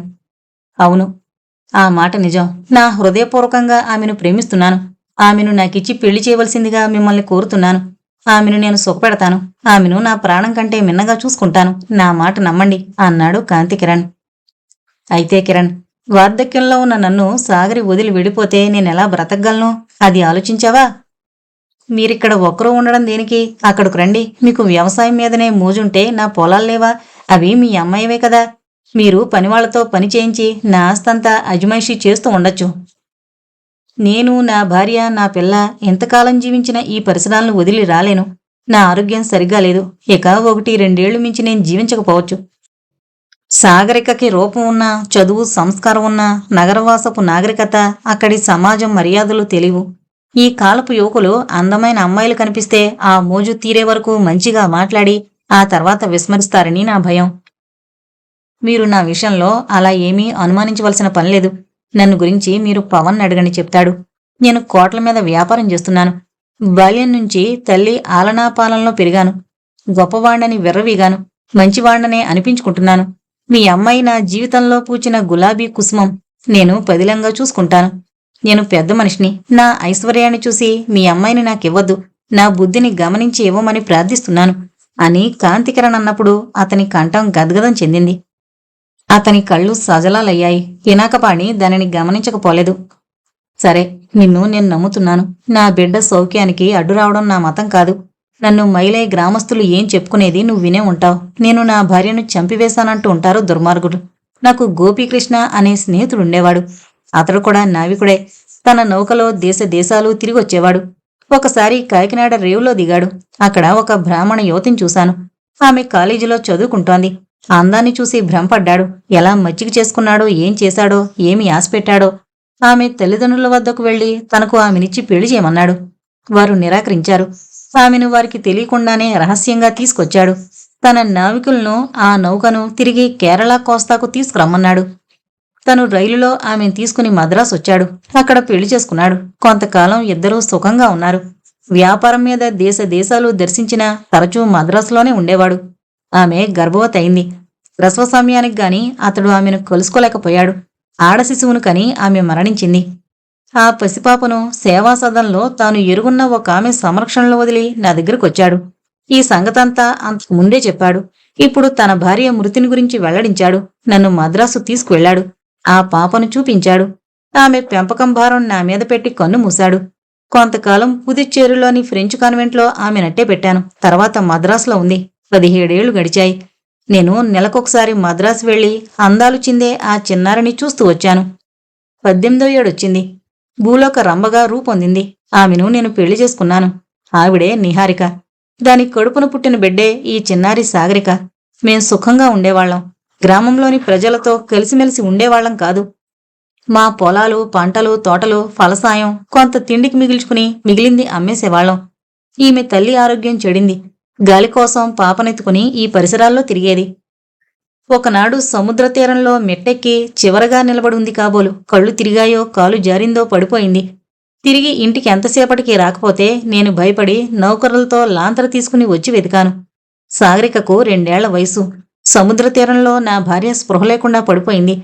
పాప తల్లి పక్కనే కూర్చుని ఏడుస్తోంది. ఆమెను ఇంటిలోకి తీసుకువెళ్లాను. ఎన్నో చికిత్సలు చేయించాను. లాభం లేకపోయింది. ఆమె కన్ను మూసింది. తోటలోనే సమాధి చేశాం. రోజూ సాగరిక అక్కడ దీపం వెలిగించి నమస్కారం పెడుతుంది. ఆమె లేనప్పుడు పూర్ణో, శంభో దీపం పెడతారు. మైలే గ్రామస్తులు నా భార్యను నేనే చంపేశానని అభాండాలు వేశారు. అభాండాలు, వదంతులు నమ్మదగ్గవి కావు. నేను అసలటువంటి వాటిని నమ్మను. నిజం కానిదే వదంతవుతుంది. సరే, నీ ఇష్టమే నా ఇష్టం. సాగరి అభిప్రాయం తెలుసుకోవాలి. తనకిష్టమేనని ఆమె చెప్పింది. అరే, అప్పుడే మీ ఇద్దరు ఒక నిర్ణయానికి వచ్చారన్నమాట. ఎప్పుడు చెప్పింది అన్నాడు పినాకపాణి. దీపస్తంభం చూడ్డానికి వెళ్ళినప్పుడు. ఆమె అనుమతి తీసుకునే మీతో ఈ సంగతి చెబుతున్నాను. మీరు సమ్మతించినట్లేగా? నాకేమీ అభ్యంతరం లేదు. మీ ఇద్దరి ప్రేమను భంగపుచ్చే అధికారం నాకు లేదు. అయితే ఒక మాట. ఆమెను అకస్మాత్తుగా నువ్వు వివాహమాడి మీ ఇంటికి తీసుకువెళితే నీ బంధువులు ఏమంటారో ఆలోచించావా? ఈమె అమాయకురాలు. 10 మందిలో మసిలిన బిడ్డ కాదు. కొండ బద్దలు కొట్టినట్లు మాట్లాడుతుంది. అక్కడ నువ్వు మొసలుకునే సమాజం ఈమెను చూసి గేలి చెయ్యొచ్చు. ఆమెలో క్షాత్రధర్మం గూడు కట్టుకునుంది. వీరుల రక్తం ప్రవహిస్తోంది. కాని సంస్కృతున్న సమాజంలో మొసలుకునే నేర్పు తక్కువ అన్నాడు పినాకపాణి. మీరేమీ సందేహించద్దు. నా బంధుమిత్రుల సంతృప్తి అసంతృప్తులతో నాకు నిమిత్తం లేదు. నా స్నేహితుల్లో ఆప్తుడు ఒక్క పవన్ మాత్రమే. సరే, ఆ తర్వాత ఎందుకీ పల్లెటూరు పిల్లను పరిణయమాడానా అని నువ్వు బాధపడినంటే ముహూర్తం రేపే నిర్ణయిద్దాం. నేను ఎన్నటికీ బాధపడ్ను. నేను బాగా ఆలోచించే మీతో ఈ విషయం ప్రస్తావించాలనుకున్నాను. మీరే పిలిచి అడిగారు. సరే రా అంటూ కాంతికిరణ్ భుజం మీద చేయి వేసి పవన్, విశ్వనాథ్, అర్జున్రావు సాగరికున్న గదిలోకి తీసుకువెళ్లాడు పినాకపాణి. అప్పటికి సాగరిక పాటలు పాడుతోంది. వారంతా ఆలకించి పరవశించిపోతున్నారు. పినాకపాణి చప్పట్లు కొట్టాడు. బేష్ బేష్, చిట్టితల్లి పాట కచేరీ చేస్తోందే అన్నాడు. అబ్బా, ఏం గంధర్వగానం విన్నామండి అన్నాడు విశ్వనాథ్. సాగరిక రిష్టువచ్చి చూసి నాన్న అంది. లేమ్మా, ఇక వెళదాం అన్నాడు. ముగ్గురు స్నేహితులు డెక్క మీదకు వెళ్లారు. వారి వెనక పినాకపాణి, సాగరిక వెళ్లనుండగా సాగరిక అని పిలిచాడు కాంతికిరణ్. ఆమె తండ్రిని చూసి 1-2 క్షణాలు తటపటాయించింది. ఆయన తనలో తను నవ్వుకుంటూ ముందుకు వెళ్లగా సాగరిక కాంతికిరణ్ అక్కున చేరి నెక్టై సవరిస్తూ మా నాన్నతో చెప్పారా అంది. ఆహా, చెప్పడము ఒప్పించడము కూడా జరిగాయి. మనకిక నిశ్చింత. సాగరి, మరొకసారి చెప్పు, నన్ను ప్రేమించానని అన్నాడు కాంతికిరణ్. నేను చెప్పలేను. నా ప్రేమను వర్ణించడానికి నాకు మాటలే తోచడం లేదు. మిమ్మల్ని గురించి, నా మనసులో కంటున్న కలల గురించి చెబితే మీరు నన్ను వట్టి తెలివి తక్కువ, ఆకలెక్కువ పిల్లగా భావించొచ్చు. కానీ నాకు భయంగానే ఉంది సుమా. భయం దేనికి? ఇక స్వతంత్రం పోయినట్లే. నేను మీ దాన్నైపోయాను. మీరు నా వారైపోయారు. ఇక మీ ఇష్టం వచ్చినట్లు తిరగడానికి వీల్లేదు. తలచుకుంటే నాకే విచిత్రంగా తోస్తోంది. అంటూ తన శిరస్సును అతని గుండెల్లో దాచుకుంది. అతడు సాగరి అన్నాడు, అబ్బా, మీ గుండెలు ఎంత వేగంగా కొట్టుకుంటున్నాయేమిటి? ఏం లేదు, సంతోషం ఎక్కువైతే గుండెలు వేగంగా కొట్టుకుంటాయి. నీకు తగిన భర్తనే నిన్ను సుఖపెట్టగల అర్హత, అవకాశం ఇవ్వాల్సిందిగా దేవుణ్ణి ప్రార్థిస్తున్నాను అన్నాడు కాంతికిరణ్. అలా ప్రార్థించవలసింది నేను. సాగరి, నువ్వు ఎంత అందంగా ఉన్నావో తెలుసా? తెలుసు, మా అమ్మలాగే ఉన్నాను. ఆవిడ మహా సౌందర్యవతి. ఆ సౌందర్యం నాకు కూడా లభించింది. అయితే ఆ అందాన్ని ఎవరైనా మనఃపూర్వకంగా ప్రేమించినప్పుడే కదా దానికి సార్థకత. కాంతికిరణ్ మారు పలకలేదు. తన కుడి చేతి వేలున్న ఉంగరం తీశాడు. ఒక నీలం, ఒక పచ్చ మధ్య వజ్రం మిలమిలా మెరుస్తోంది ఆ ఉంగరంలో. ఇది తల్లిగారిది. నా కాబోయే భార్యకు తప్ప మరెవరికీ ఇవ్వదలుచుకోలేదు. ఇప్పుడు నీకిస్తున్నాను. నువ్వు నా సతీమణి అవుతున్నావు కనుక అంటూ ఆమె ఎడమ చేతి వేలికి పెట్టాడు కాంతికిరణ్. ఇంతలో పవనొచ్చి, రాణి సాగరిక, కాంతికిరణ్ దంపతులను అభినందిస్తున్నాను అన్నాడు నవ్వుతూ. ఆ మాటకి సిగ్గుపడింది సాగరిక. కొంటిగా ఆమె వంక చూశాడు కాంతికిరణ్. ఆనాటి రాత్రి పినాకపాణి, సాగరిక తిరిగి తమ నివాసానికి వెళ్ళినప్పుడు కాంతికిరణ్ కూడా వారి వెనకే వచ్చాడు. అందరూ ఇల్లు చేరుకునేసరికి మరుగుజ్జు శంభు జాజి పువ్వులతో దండను గుచ్చుతూ ఉన్నాడు. కాంతికిరణ్ను చూడగానే అమ్మో వచ్చాడు అని కేకవేసి పరిగెత్తుకుపోయాడు. వీడి పరిస్థితి ఏమీ బాగాలేదు. మెదడు బీటలు వారింది. ఎంత వక్రబుద్ధి కలిగినా, చపలచిత్తుడైనా, ఉన్మాదిలా ప్రవర్తించినా రాగల సంఘటనలను చాలా బాగా ఊహించగలడు. సాగరి, నువ్వు కాంతికిరణ్లు చనువుగా ఉండడాన్ని చాలా ముందుగానే గమనించాడు మా శంభు. నాకంటే బాగా నయం, నేనే చీకట్లో ఉన్నాను అన్నాడు పినాకపాణి. సాగరిక లజ్జతో తన ముఖాన్ని 2 చేతులతోనూ కప్పుకుంది. ఎందుకు తల్లి సిగ్గుపడతావు? నీ జీవితానికి నవవసంతం రాగలదు. కిరణ్, మా నాన్న నాకు చిన్నతనంలో, అంటే మరీ చిన్నతనం కాదనుకో, వయసొచ్చిన తర్వాతనే ఒక కథ చెప్పాడు. కరుడు కట్టించే శీతాకాలంలో ఒక కొండ మీద 2 ప్రేమికులు కలుసుకున్నారు. నిర్జనమైన ఆ ప్రాంతంలోని ఒక చిన్న కుటీరంలో వారు ఆ రాత్రి గడిపారు. ఎటు చూసినా అంధకారం, మంచు తెరలు తెరలుగా కురుస్తోంది. అయితే వారి ఆ ఆశాలంకమైన ప్రేమను దేవతలు హర్షించారు. తెల్లవారింది. మంచు విడిపోయింది. ఎటు చూసినా నేత్రోత్సవం చేసే వృక్షాలు, లతలు, పూల మొక్కలు, చల్లని గాలి. అప్పుడే వారు ఆనందంతో పరస్పరం ఆలింగనం చేసుకున్నారు.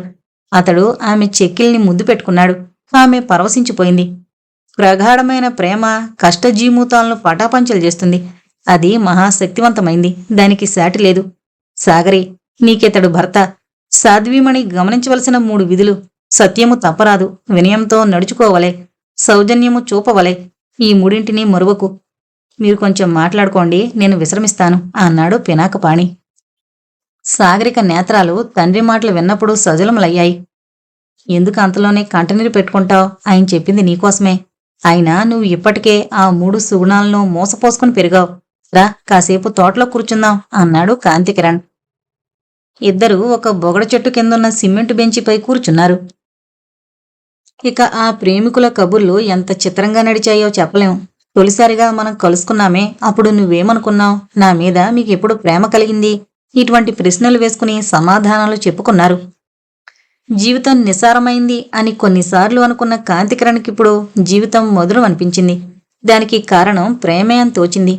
ప్రపంచంలోని మానవుల్ని మైమరిపించేది, అదుపులో పెట్టేది ఒక్క ప్రేమేనని అతడికిప్పుడు స్పష్టపడింది. కాంతికిరణ్ ఇక్కడిలా కబుర్లు చెబుతున్న సమయంలో ఓడలో పవన్ కుమార్, అర్జున్రావు, విశ్వనాథులకు కాంతికిరణ్ సాగరికని వివాహమాడబోతున్నాడని వెల్లడించాడు. నిజంగా మనవాడు అదృష్టవంతుడు. మద్రాసులో కిరణ్ కోసం గేలం వేస్తోన్న సొసైటీ వన్నెల విసినకర్రల ముఖాలు మాడిపోతాయి ఈ దెబ్బతో అన్నాడు అర్జున్రావు. యోగానంద స్వామికి సంపూర్ణమైన ఆశాభంగం. బొజ్జస్వామి వరించాడుగా సాగరికని అన్నాడు విశ్వనాథ్. అయితే వీరి వివాహం ఎప్పుడు అని ప్రశ్నించాడు అర్జున్రావు. 4-5 రోజుల్లో జరగచ్చు మిస్టర్ పవన్. కిరణ్ తిరిగి రాగానే అభినందించొచ్చా అన్నాడు విశ్వనాథ్ దివ్యంగా. ఇంతలో కాంతికిరణ్ ఓడలోకి రాగానే అర్జున్రావు, విశ్వనాథులు అభినందించారు. మీరు అభినందించడం కాదు, నన్ను నేనే అభినందించుకుంటున్నాను. తలవని తలంపుగా నాకు కలిగిన అదృష్టమిది అన్నాడు కాంతికిరణ్. ఈ మాట వింటే నాగసుందరిదేవి గుండెలు ఆగిపోవడం తథ్యం అన్నాడు పవన్. ఒక్క నాగసుందరిదేవికే కాదు, చాలామంది అమ్మాయిలు కూడా హార్ట్అటాక్ తప్పదు అని అందించాడు అర్జున్రావు. నాగసుందరిదేవి అభిమానించిన పురుషుణ్ణు నేనొక్కడనే కాదు, భర్త తప్ప మిగిలిన మగవాళ్లంతా ఆమె అభిమానానికి పాత్రులైన వారే. మనకిది సంతోష సమయం. కొంచెం విస్కీ సేవిద్దాం, పాటలు పాడుకుందాం, సరదాగా గడుపుదాం. 3-4 రోజుల్లో పెళ్ళైపోగానే మద్రాసు పోదాం అన్నాడు కాంతికిరణ్. నలుగురు మిత్రులు కులాసాగా మద్యం సేవించారు. విశ్వనాథ్ పాటలు పాడాడు. అర్జున్రావు నాట్యం చేశాడు. పవన్ హార్మోనియం వాయించాడు. పినాకపాణి కాంతికిరణ్ వెళ్లిపోయిన తర్వాత కుమార్తెను కలుసుకుని, సాగరి, కిరణ్తో నీకు 3-4 రోజుల్లోనే పెళ్లి జరిపిస్తాను. త్రివేంద్రంలో రిజిస్ట్రార్ సమక్షంలో మీ వివాహం జరుగుతుంది. నీకు సంతోషంగా ఉందా అని ప్రశ్నించాడు. సంతోషమే నాన్నా అంది సాగరి. శంభు ఎక్కడ్నుంచో వచ్చి సాగరికకి దగ్గరగా నిలబడ్డాడు. అతని ముఖం చిన్నబోయింది. అమ్మడు, నేను త్వరలో చచ్చిపోతాను అన్నాడు శంభు. అలా అనకూడదు, ఇంతలోనే చచ్చిపోతావా అంది సాగరిక. అలా కాదమ్మా, నా మనసు నాలో లేదు.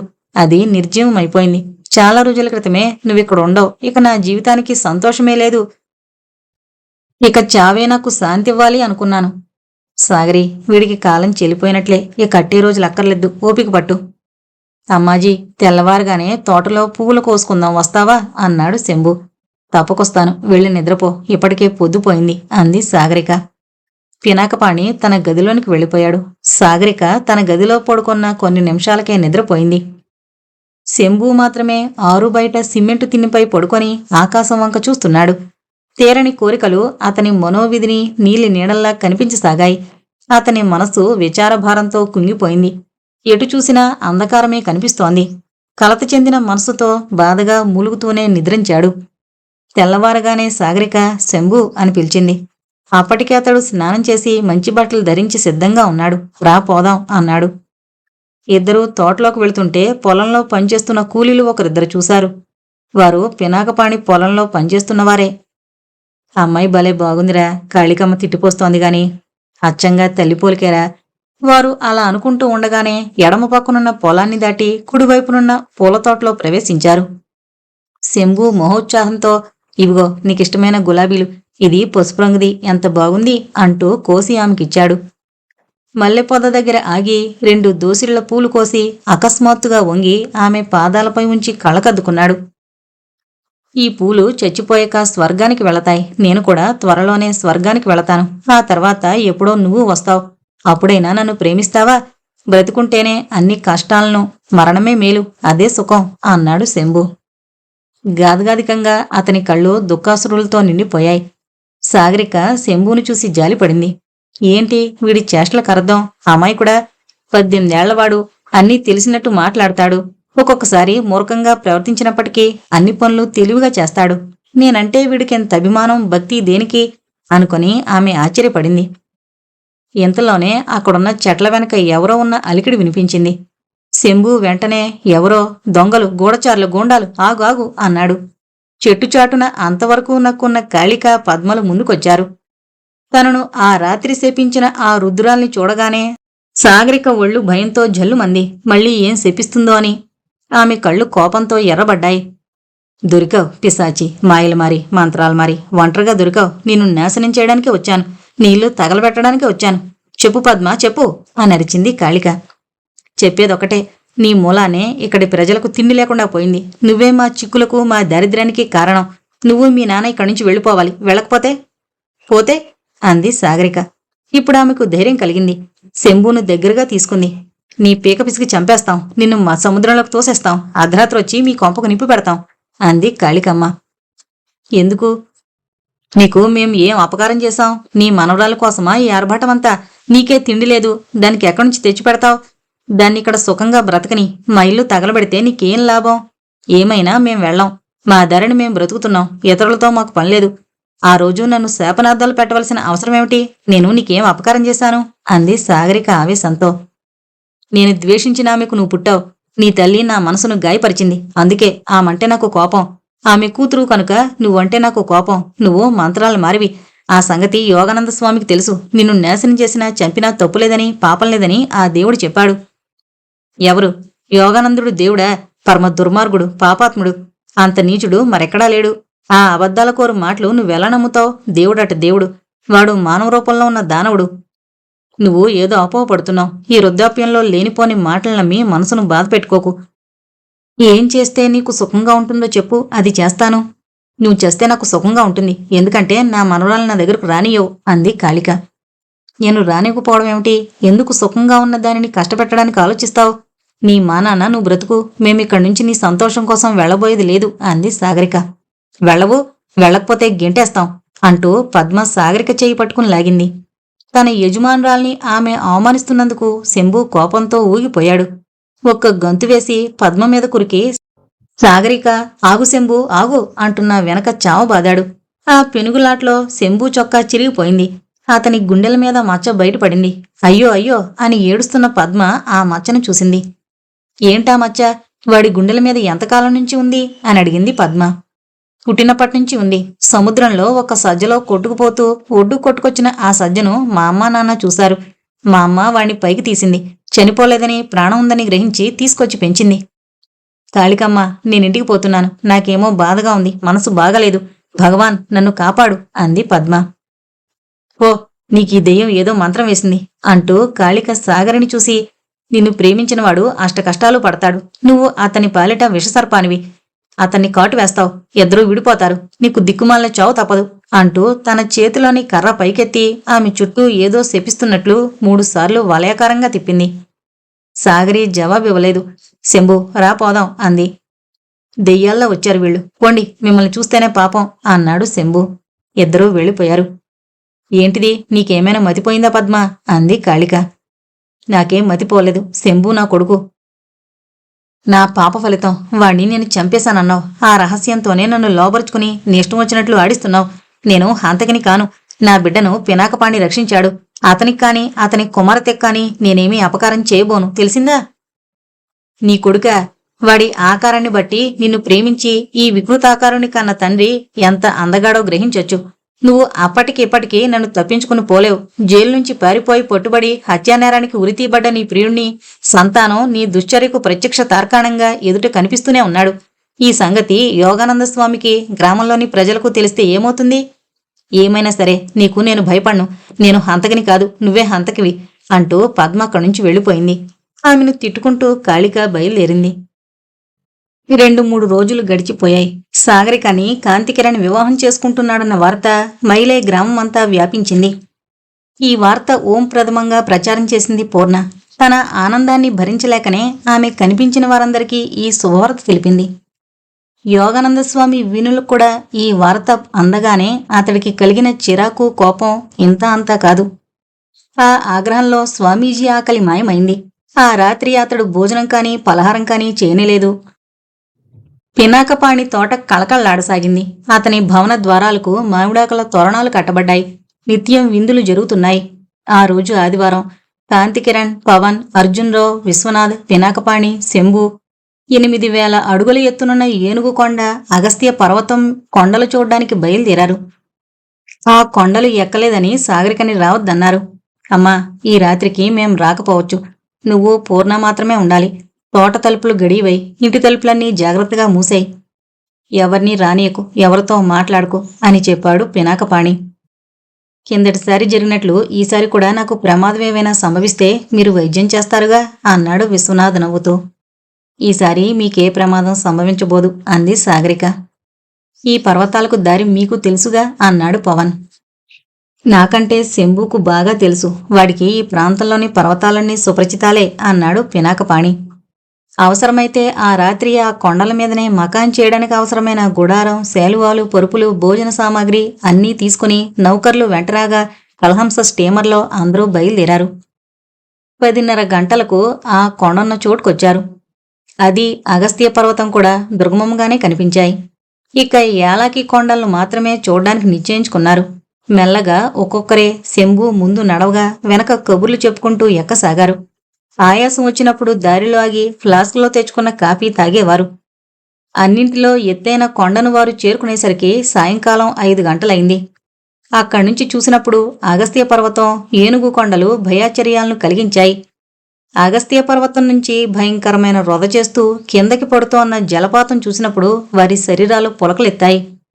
ఆహా, ఎంత చక్కని దృశ్యం అన్నాడు కాంతికిరణ్. కేరళ దేశం ప్రకృతి సౌందర్యానికి నిలయం అన్నాడు విశ్వనాథ్. మన జన్మలు తరించాయి అన్నాడు అర్జున్రావు. ఇక్కడ వీరు ఇలా కబుర్లు చెప్పుకుంటున్న సమయంలో సాగరిక రాట్నం దగ్గర కూర్చుని నూలు పడుకుతూ పూర్ణ అని పిలిచింది. అమ్మా, ఎందుకు?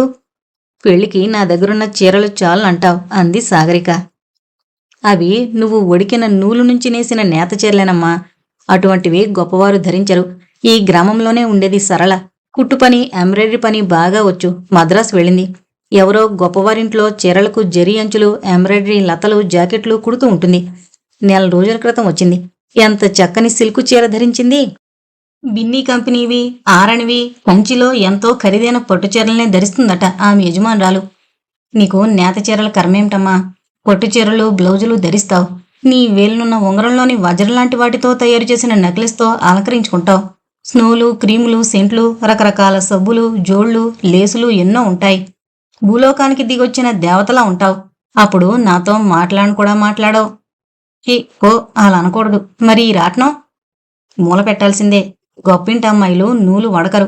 నవలలు, నాటకాలు చదువుతారు. పత్రికలు తిరగేస్తారు. సినిమాలు చూస్తారు. క్లబ్బులకు, సముద్ర తీరానికి, షికార్లు వెళతారు.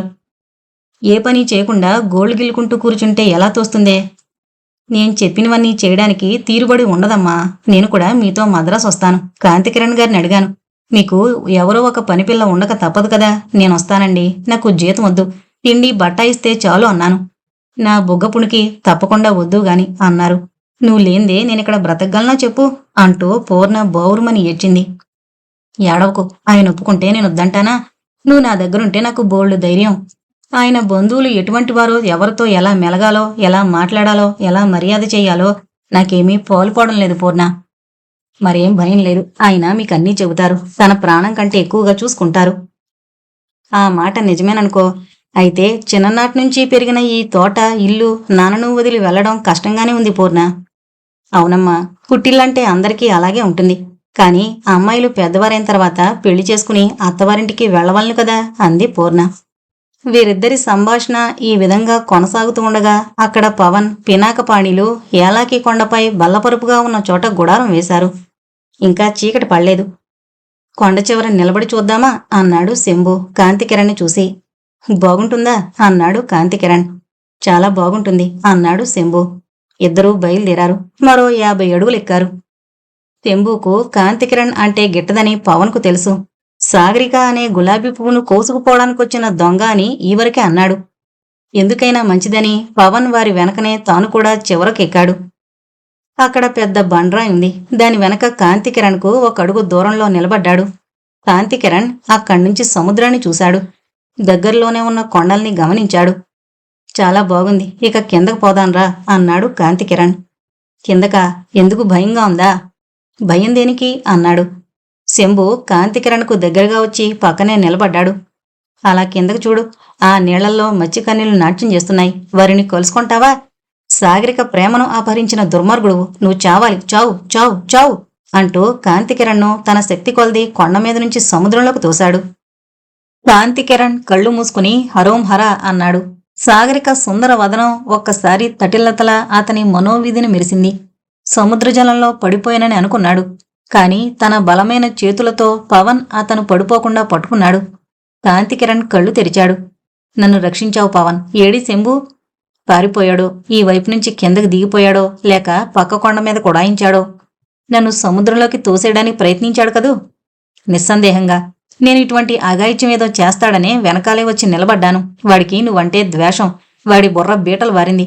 నీ హృదయేశ్వరి సాగరికని ప్రేమించాడు. ప్రేమించాడా? అక్కను తమ్ముడు ప్రేమించినట్లా? కాదు, ఇతరుల అక్క చెల్లెళ్లను మనం ప్రేమించినట్లు. ఈ సంగతి సాగరికకి తెలియనివ్వకు. వాడు ఆమెను తన మనసులో దేవతగా ఆరాధిస్తున్నాడు. తన వయసుకు, బుద్ధికి అది తగని ఆశ అనే సంగతి తెలియని మూఢుడు. అందుకనే ప్రేమ ఒకరికి ఆశీర్వాదమైతే మరొకరికి శాపమవుతుంది అని సామెత. ఇద్దరూ కిందకు దిగారు. శంభు ఏడి అన్నాడు పినాకపాణి. మళ్ళీ ఏదో దుర్బుద్ధి పుట్టి పారిపోయాడు అన్నాడు పవన్. ఈ దుర్బుద్ధులు, ఆకతాయితనం వీణ్ణి ఎంత త్వరగా వదిలితే అంత మంచిది. మనం భోజనం తయారు చెయ్యాలి. నేను వంట చేస్తాను స్వామి అంటూ స్టవ్ వెలిగించి అందరికీ అన్నం, కూర, పులుసు అన్నీ సిద్ధం చేశాడు అర్జున్రావు. విశ్వనాథ్ పెట్రోమాక్స్ లైటు వెలిగించాడు. అందరూ భోజనాలు చేశారు.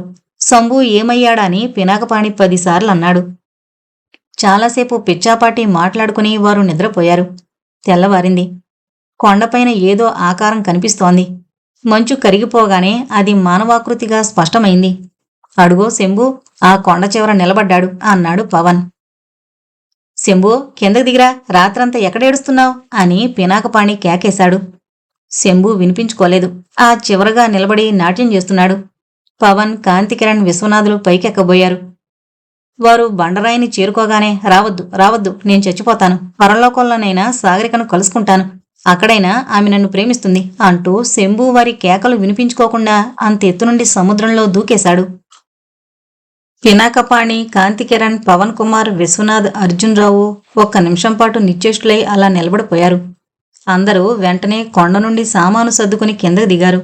శంభును ఆ సముద్ర జలం నుంచి రక్షించే అవకాశం ఏదైనా ఉంటుందేమోనని. అయితే అంతెత్తు నుండి పడిన శంభు ఆకారం ఎక్కడా కనిపించలేదు. అతని దేహం ఎటు కొట్టుకుపోయిందో కూడా బోధపడలేదు. 18 ఏళ్లు పెంచాం, నేటితో వాడి బ్రతుకు తెల్లవారిపోయింది. ఇది తెలిసినప్పుడు సాగరికి ఎంత బాధపడుతుందో. ఈ విధంగా వాడు దుర్మరణం పాలవుతాడని, వినోదం కోసం విహారయాత్రకు వచ్చిన మనం విషాద హృదయాలతో ఇంటికి వెళ్లవలసి వస్తుందని నేను ఊహించలేదు అన్నాడు పినాకపాణి. కాంతికిరణ్ ఆయన భుజం మీద చేయివేసి, శంభు మృతికి మేమంతా దుఃఖిస్తున్నాం అన్నాడు సానుభూతిగా. వాడు మా పిల్లవాడు కాకపోవచ్చు, కాని పెంచిన ప్రేమ కన్న ప్రేమ కంటే కూడా గొప్పది. నా భార్య వాడిని ఎంతో ప్రేమతో పెంచింది. సాగరి వాడితో ఆడుకునేది అన్నాడు పినాకపాణి. ఒకవేళ శంభు మృతదేహం దొరుకుతుందేమో, లంచీలో వెతుకుదామా అన్నాడు పవన్. కష్టం, అయినా ఆ మృతదేహాన్ని చూసి సాగరిక మరీ ఎక్కువగా బాధపడచ్చు. ఇక వెళ్ళిపోదాం అన్నాడు పినాకపాణి. అందరూ ఓడ చేరుకున్నారు. కలహంస మైలే వైపు తిరుగుముఖం పట్టింది. ఈ గులాబీని ఎత్తుకుపోవడానికొచ్చిన దొంగవు అన్న శంభు మాటలు కాంతికిరణ్ హృదయ కుహరంలో మారుమ్రోగసాగాయి. నువ్వు సాగరికని ప్రేమించడం లేదా? కాంతికిరణ్ను చంపేద్దాం అన్న శంభు మాటలు పవన్కు జ్ఞాపకం వచ్చాయి. ఇక్కడ్నుంచి వెళ్ళిపోండి, నన్ను చంపొద్దు అన్నాడు శంభు. ఒక్కడు నావలో వచ్చి. అది కాంతికిరణ్కు గుర్తుకొచ్చింది. తనను ప్రత్యర్థిగా భావించి కత్తిగట్టాడు శంభు. పాపం, ఇక తన ఆశ ఫలించలేదని ఈ విధంగా ప్రాణం తీసుకున్నాడు. పవన్, శంభు మృతికి ఒక విధంగా నేను బాధ్యుడిననుకుంటాను. ఇక్కడకు మనం రాకపోయి ఉంటే వాడు బ్రతికుండేవాడు అన్నాడు కాంతికిరణ్. పవన్ బదులు పలకలేదు. పాపం అని 10 నిమిషాలకొకసారి అంటున్నాడు పినాకపాణి. కలహంస మైలే గ్రామానికి దూరంగా ఆగింది. లాంచీలో వారందరూ ఒడ్డుకు చేరుకున్నారు. ముందు నేను వెళతాను కిరణ్ బాబు, నువ్వు నాతో కూడా రా. మెల్లగా సాగరికకి ఈ సంగతి నువ్వే చెప్పు అన్నాడాయన. పవన్, విశ్వనాథ్, అర్జున్ రావు వెనకరాగా కాంతికిరణ్, పినాకపాణి వేగంగా నడిచి వెళ్లారు. తోట తలుపులు బార్లా తెరిచున్నాయి. తలుపులు తెరిచున్నాయే అన్నాడు కాంతికిరణ్. ఇల్లు చేరుకున్నారిద్దరూ. సాగరి అని పిలిచాడు. జవాబు లేదు. పూర్ణ అని కాంతికిరణ్ పిలిచాడు. వారి పిలుపులు ప్రతిధ్వనించడం తప్పితే ఏ అలికిడి వినరాలేదు. ఏమయ్యారు వీళ్ళు? ఏదో మోసం జరుగుండాలి. కాళికి చేసిన పనే ఇది అంటూ తోటలో నలువైపులకు వెళ్లి సాగరి సాగరి అని కేకవేసి తిరిగొచ్చాడు పినాకపాణి. ఇంతలో పవన్, విశ్వనాథులొచ్చారు. సాగరిక, పూర్ణ మాయమయ్యారని విని వారు విభ్రాంతి చెందారు. ఇది యోగానందస్వామి చేసిన కుట్రై ఉండాలి అన్నాడు పవన్. కాళికే వీళ్ళని ఎత్తుకుపోయింటుంది, మనం మైలే వెళ్ళాలి అన్నాడు పినాకపాణి. ఆ మిల్లెక్కడా అని అడిగాడు అర్జున్రావు. మైలే ఊరు వెలుపల శివాలయం ఉంది, దాని పక్కనున్న పూరిల్లు అన్నాడు పినాకపాణి. ముందు యోగానందస్వామి ఆశ్రమానికి వెళితే మంచిదేమో అన్నాడు విశ్వనాథ్. రండి వెళదాం అన్నాడు పినాకపాణి. అర్జున్రావేడి అన్నాడు పవన్. ఏమో మరి, ఇప్పుడే అలా వెళ్ళాడు అన్నాడు విశ్వనాథ్. మనం యోగానందస్వామిని పట్టుకుని 4 తన్నితే తెలుస్తుంది. మీ అమ్మాయి మీకు చెప్పలేదేమో, తనను పెళ్లి చేసుకోమని అడిగాడట స్వామి అన్నాడు కాంతికిరణ్. ఏమి, పెళ్లి చేసుకోమన్నాడా? వాడి వీపు చెట్లు కొడతాను, మీతో చెప్పిందా? పవన్తో చెప్పిందట అన్నాడు కాంతికిరణ్. వాడి పని పడదన్నాడండి అన్నాడాయన. అందరూ సముద్ర తీరానికి వెళ్లారు. అక్కడ యోగానందని ఆశ్రమంలోకొచ్చారు. అర్జున్రావు జాడ కాన్ రాలేదు.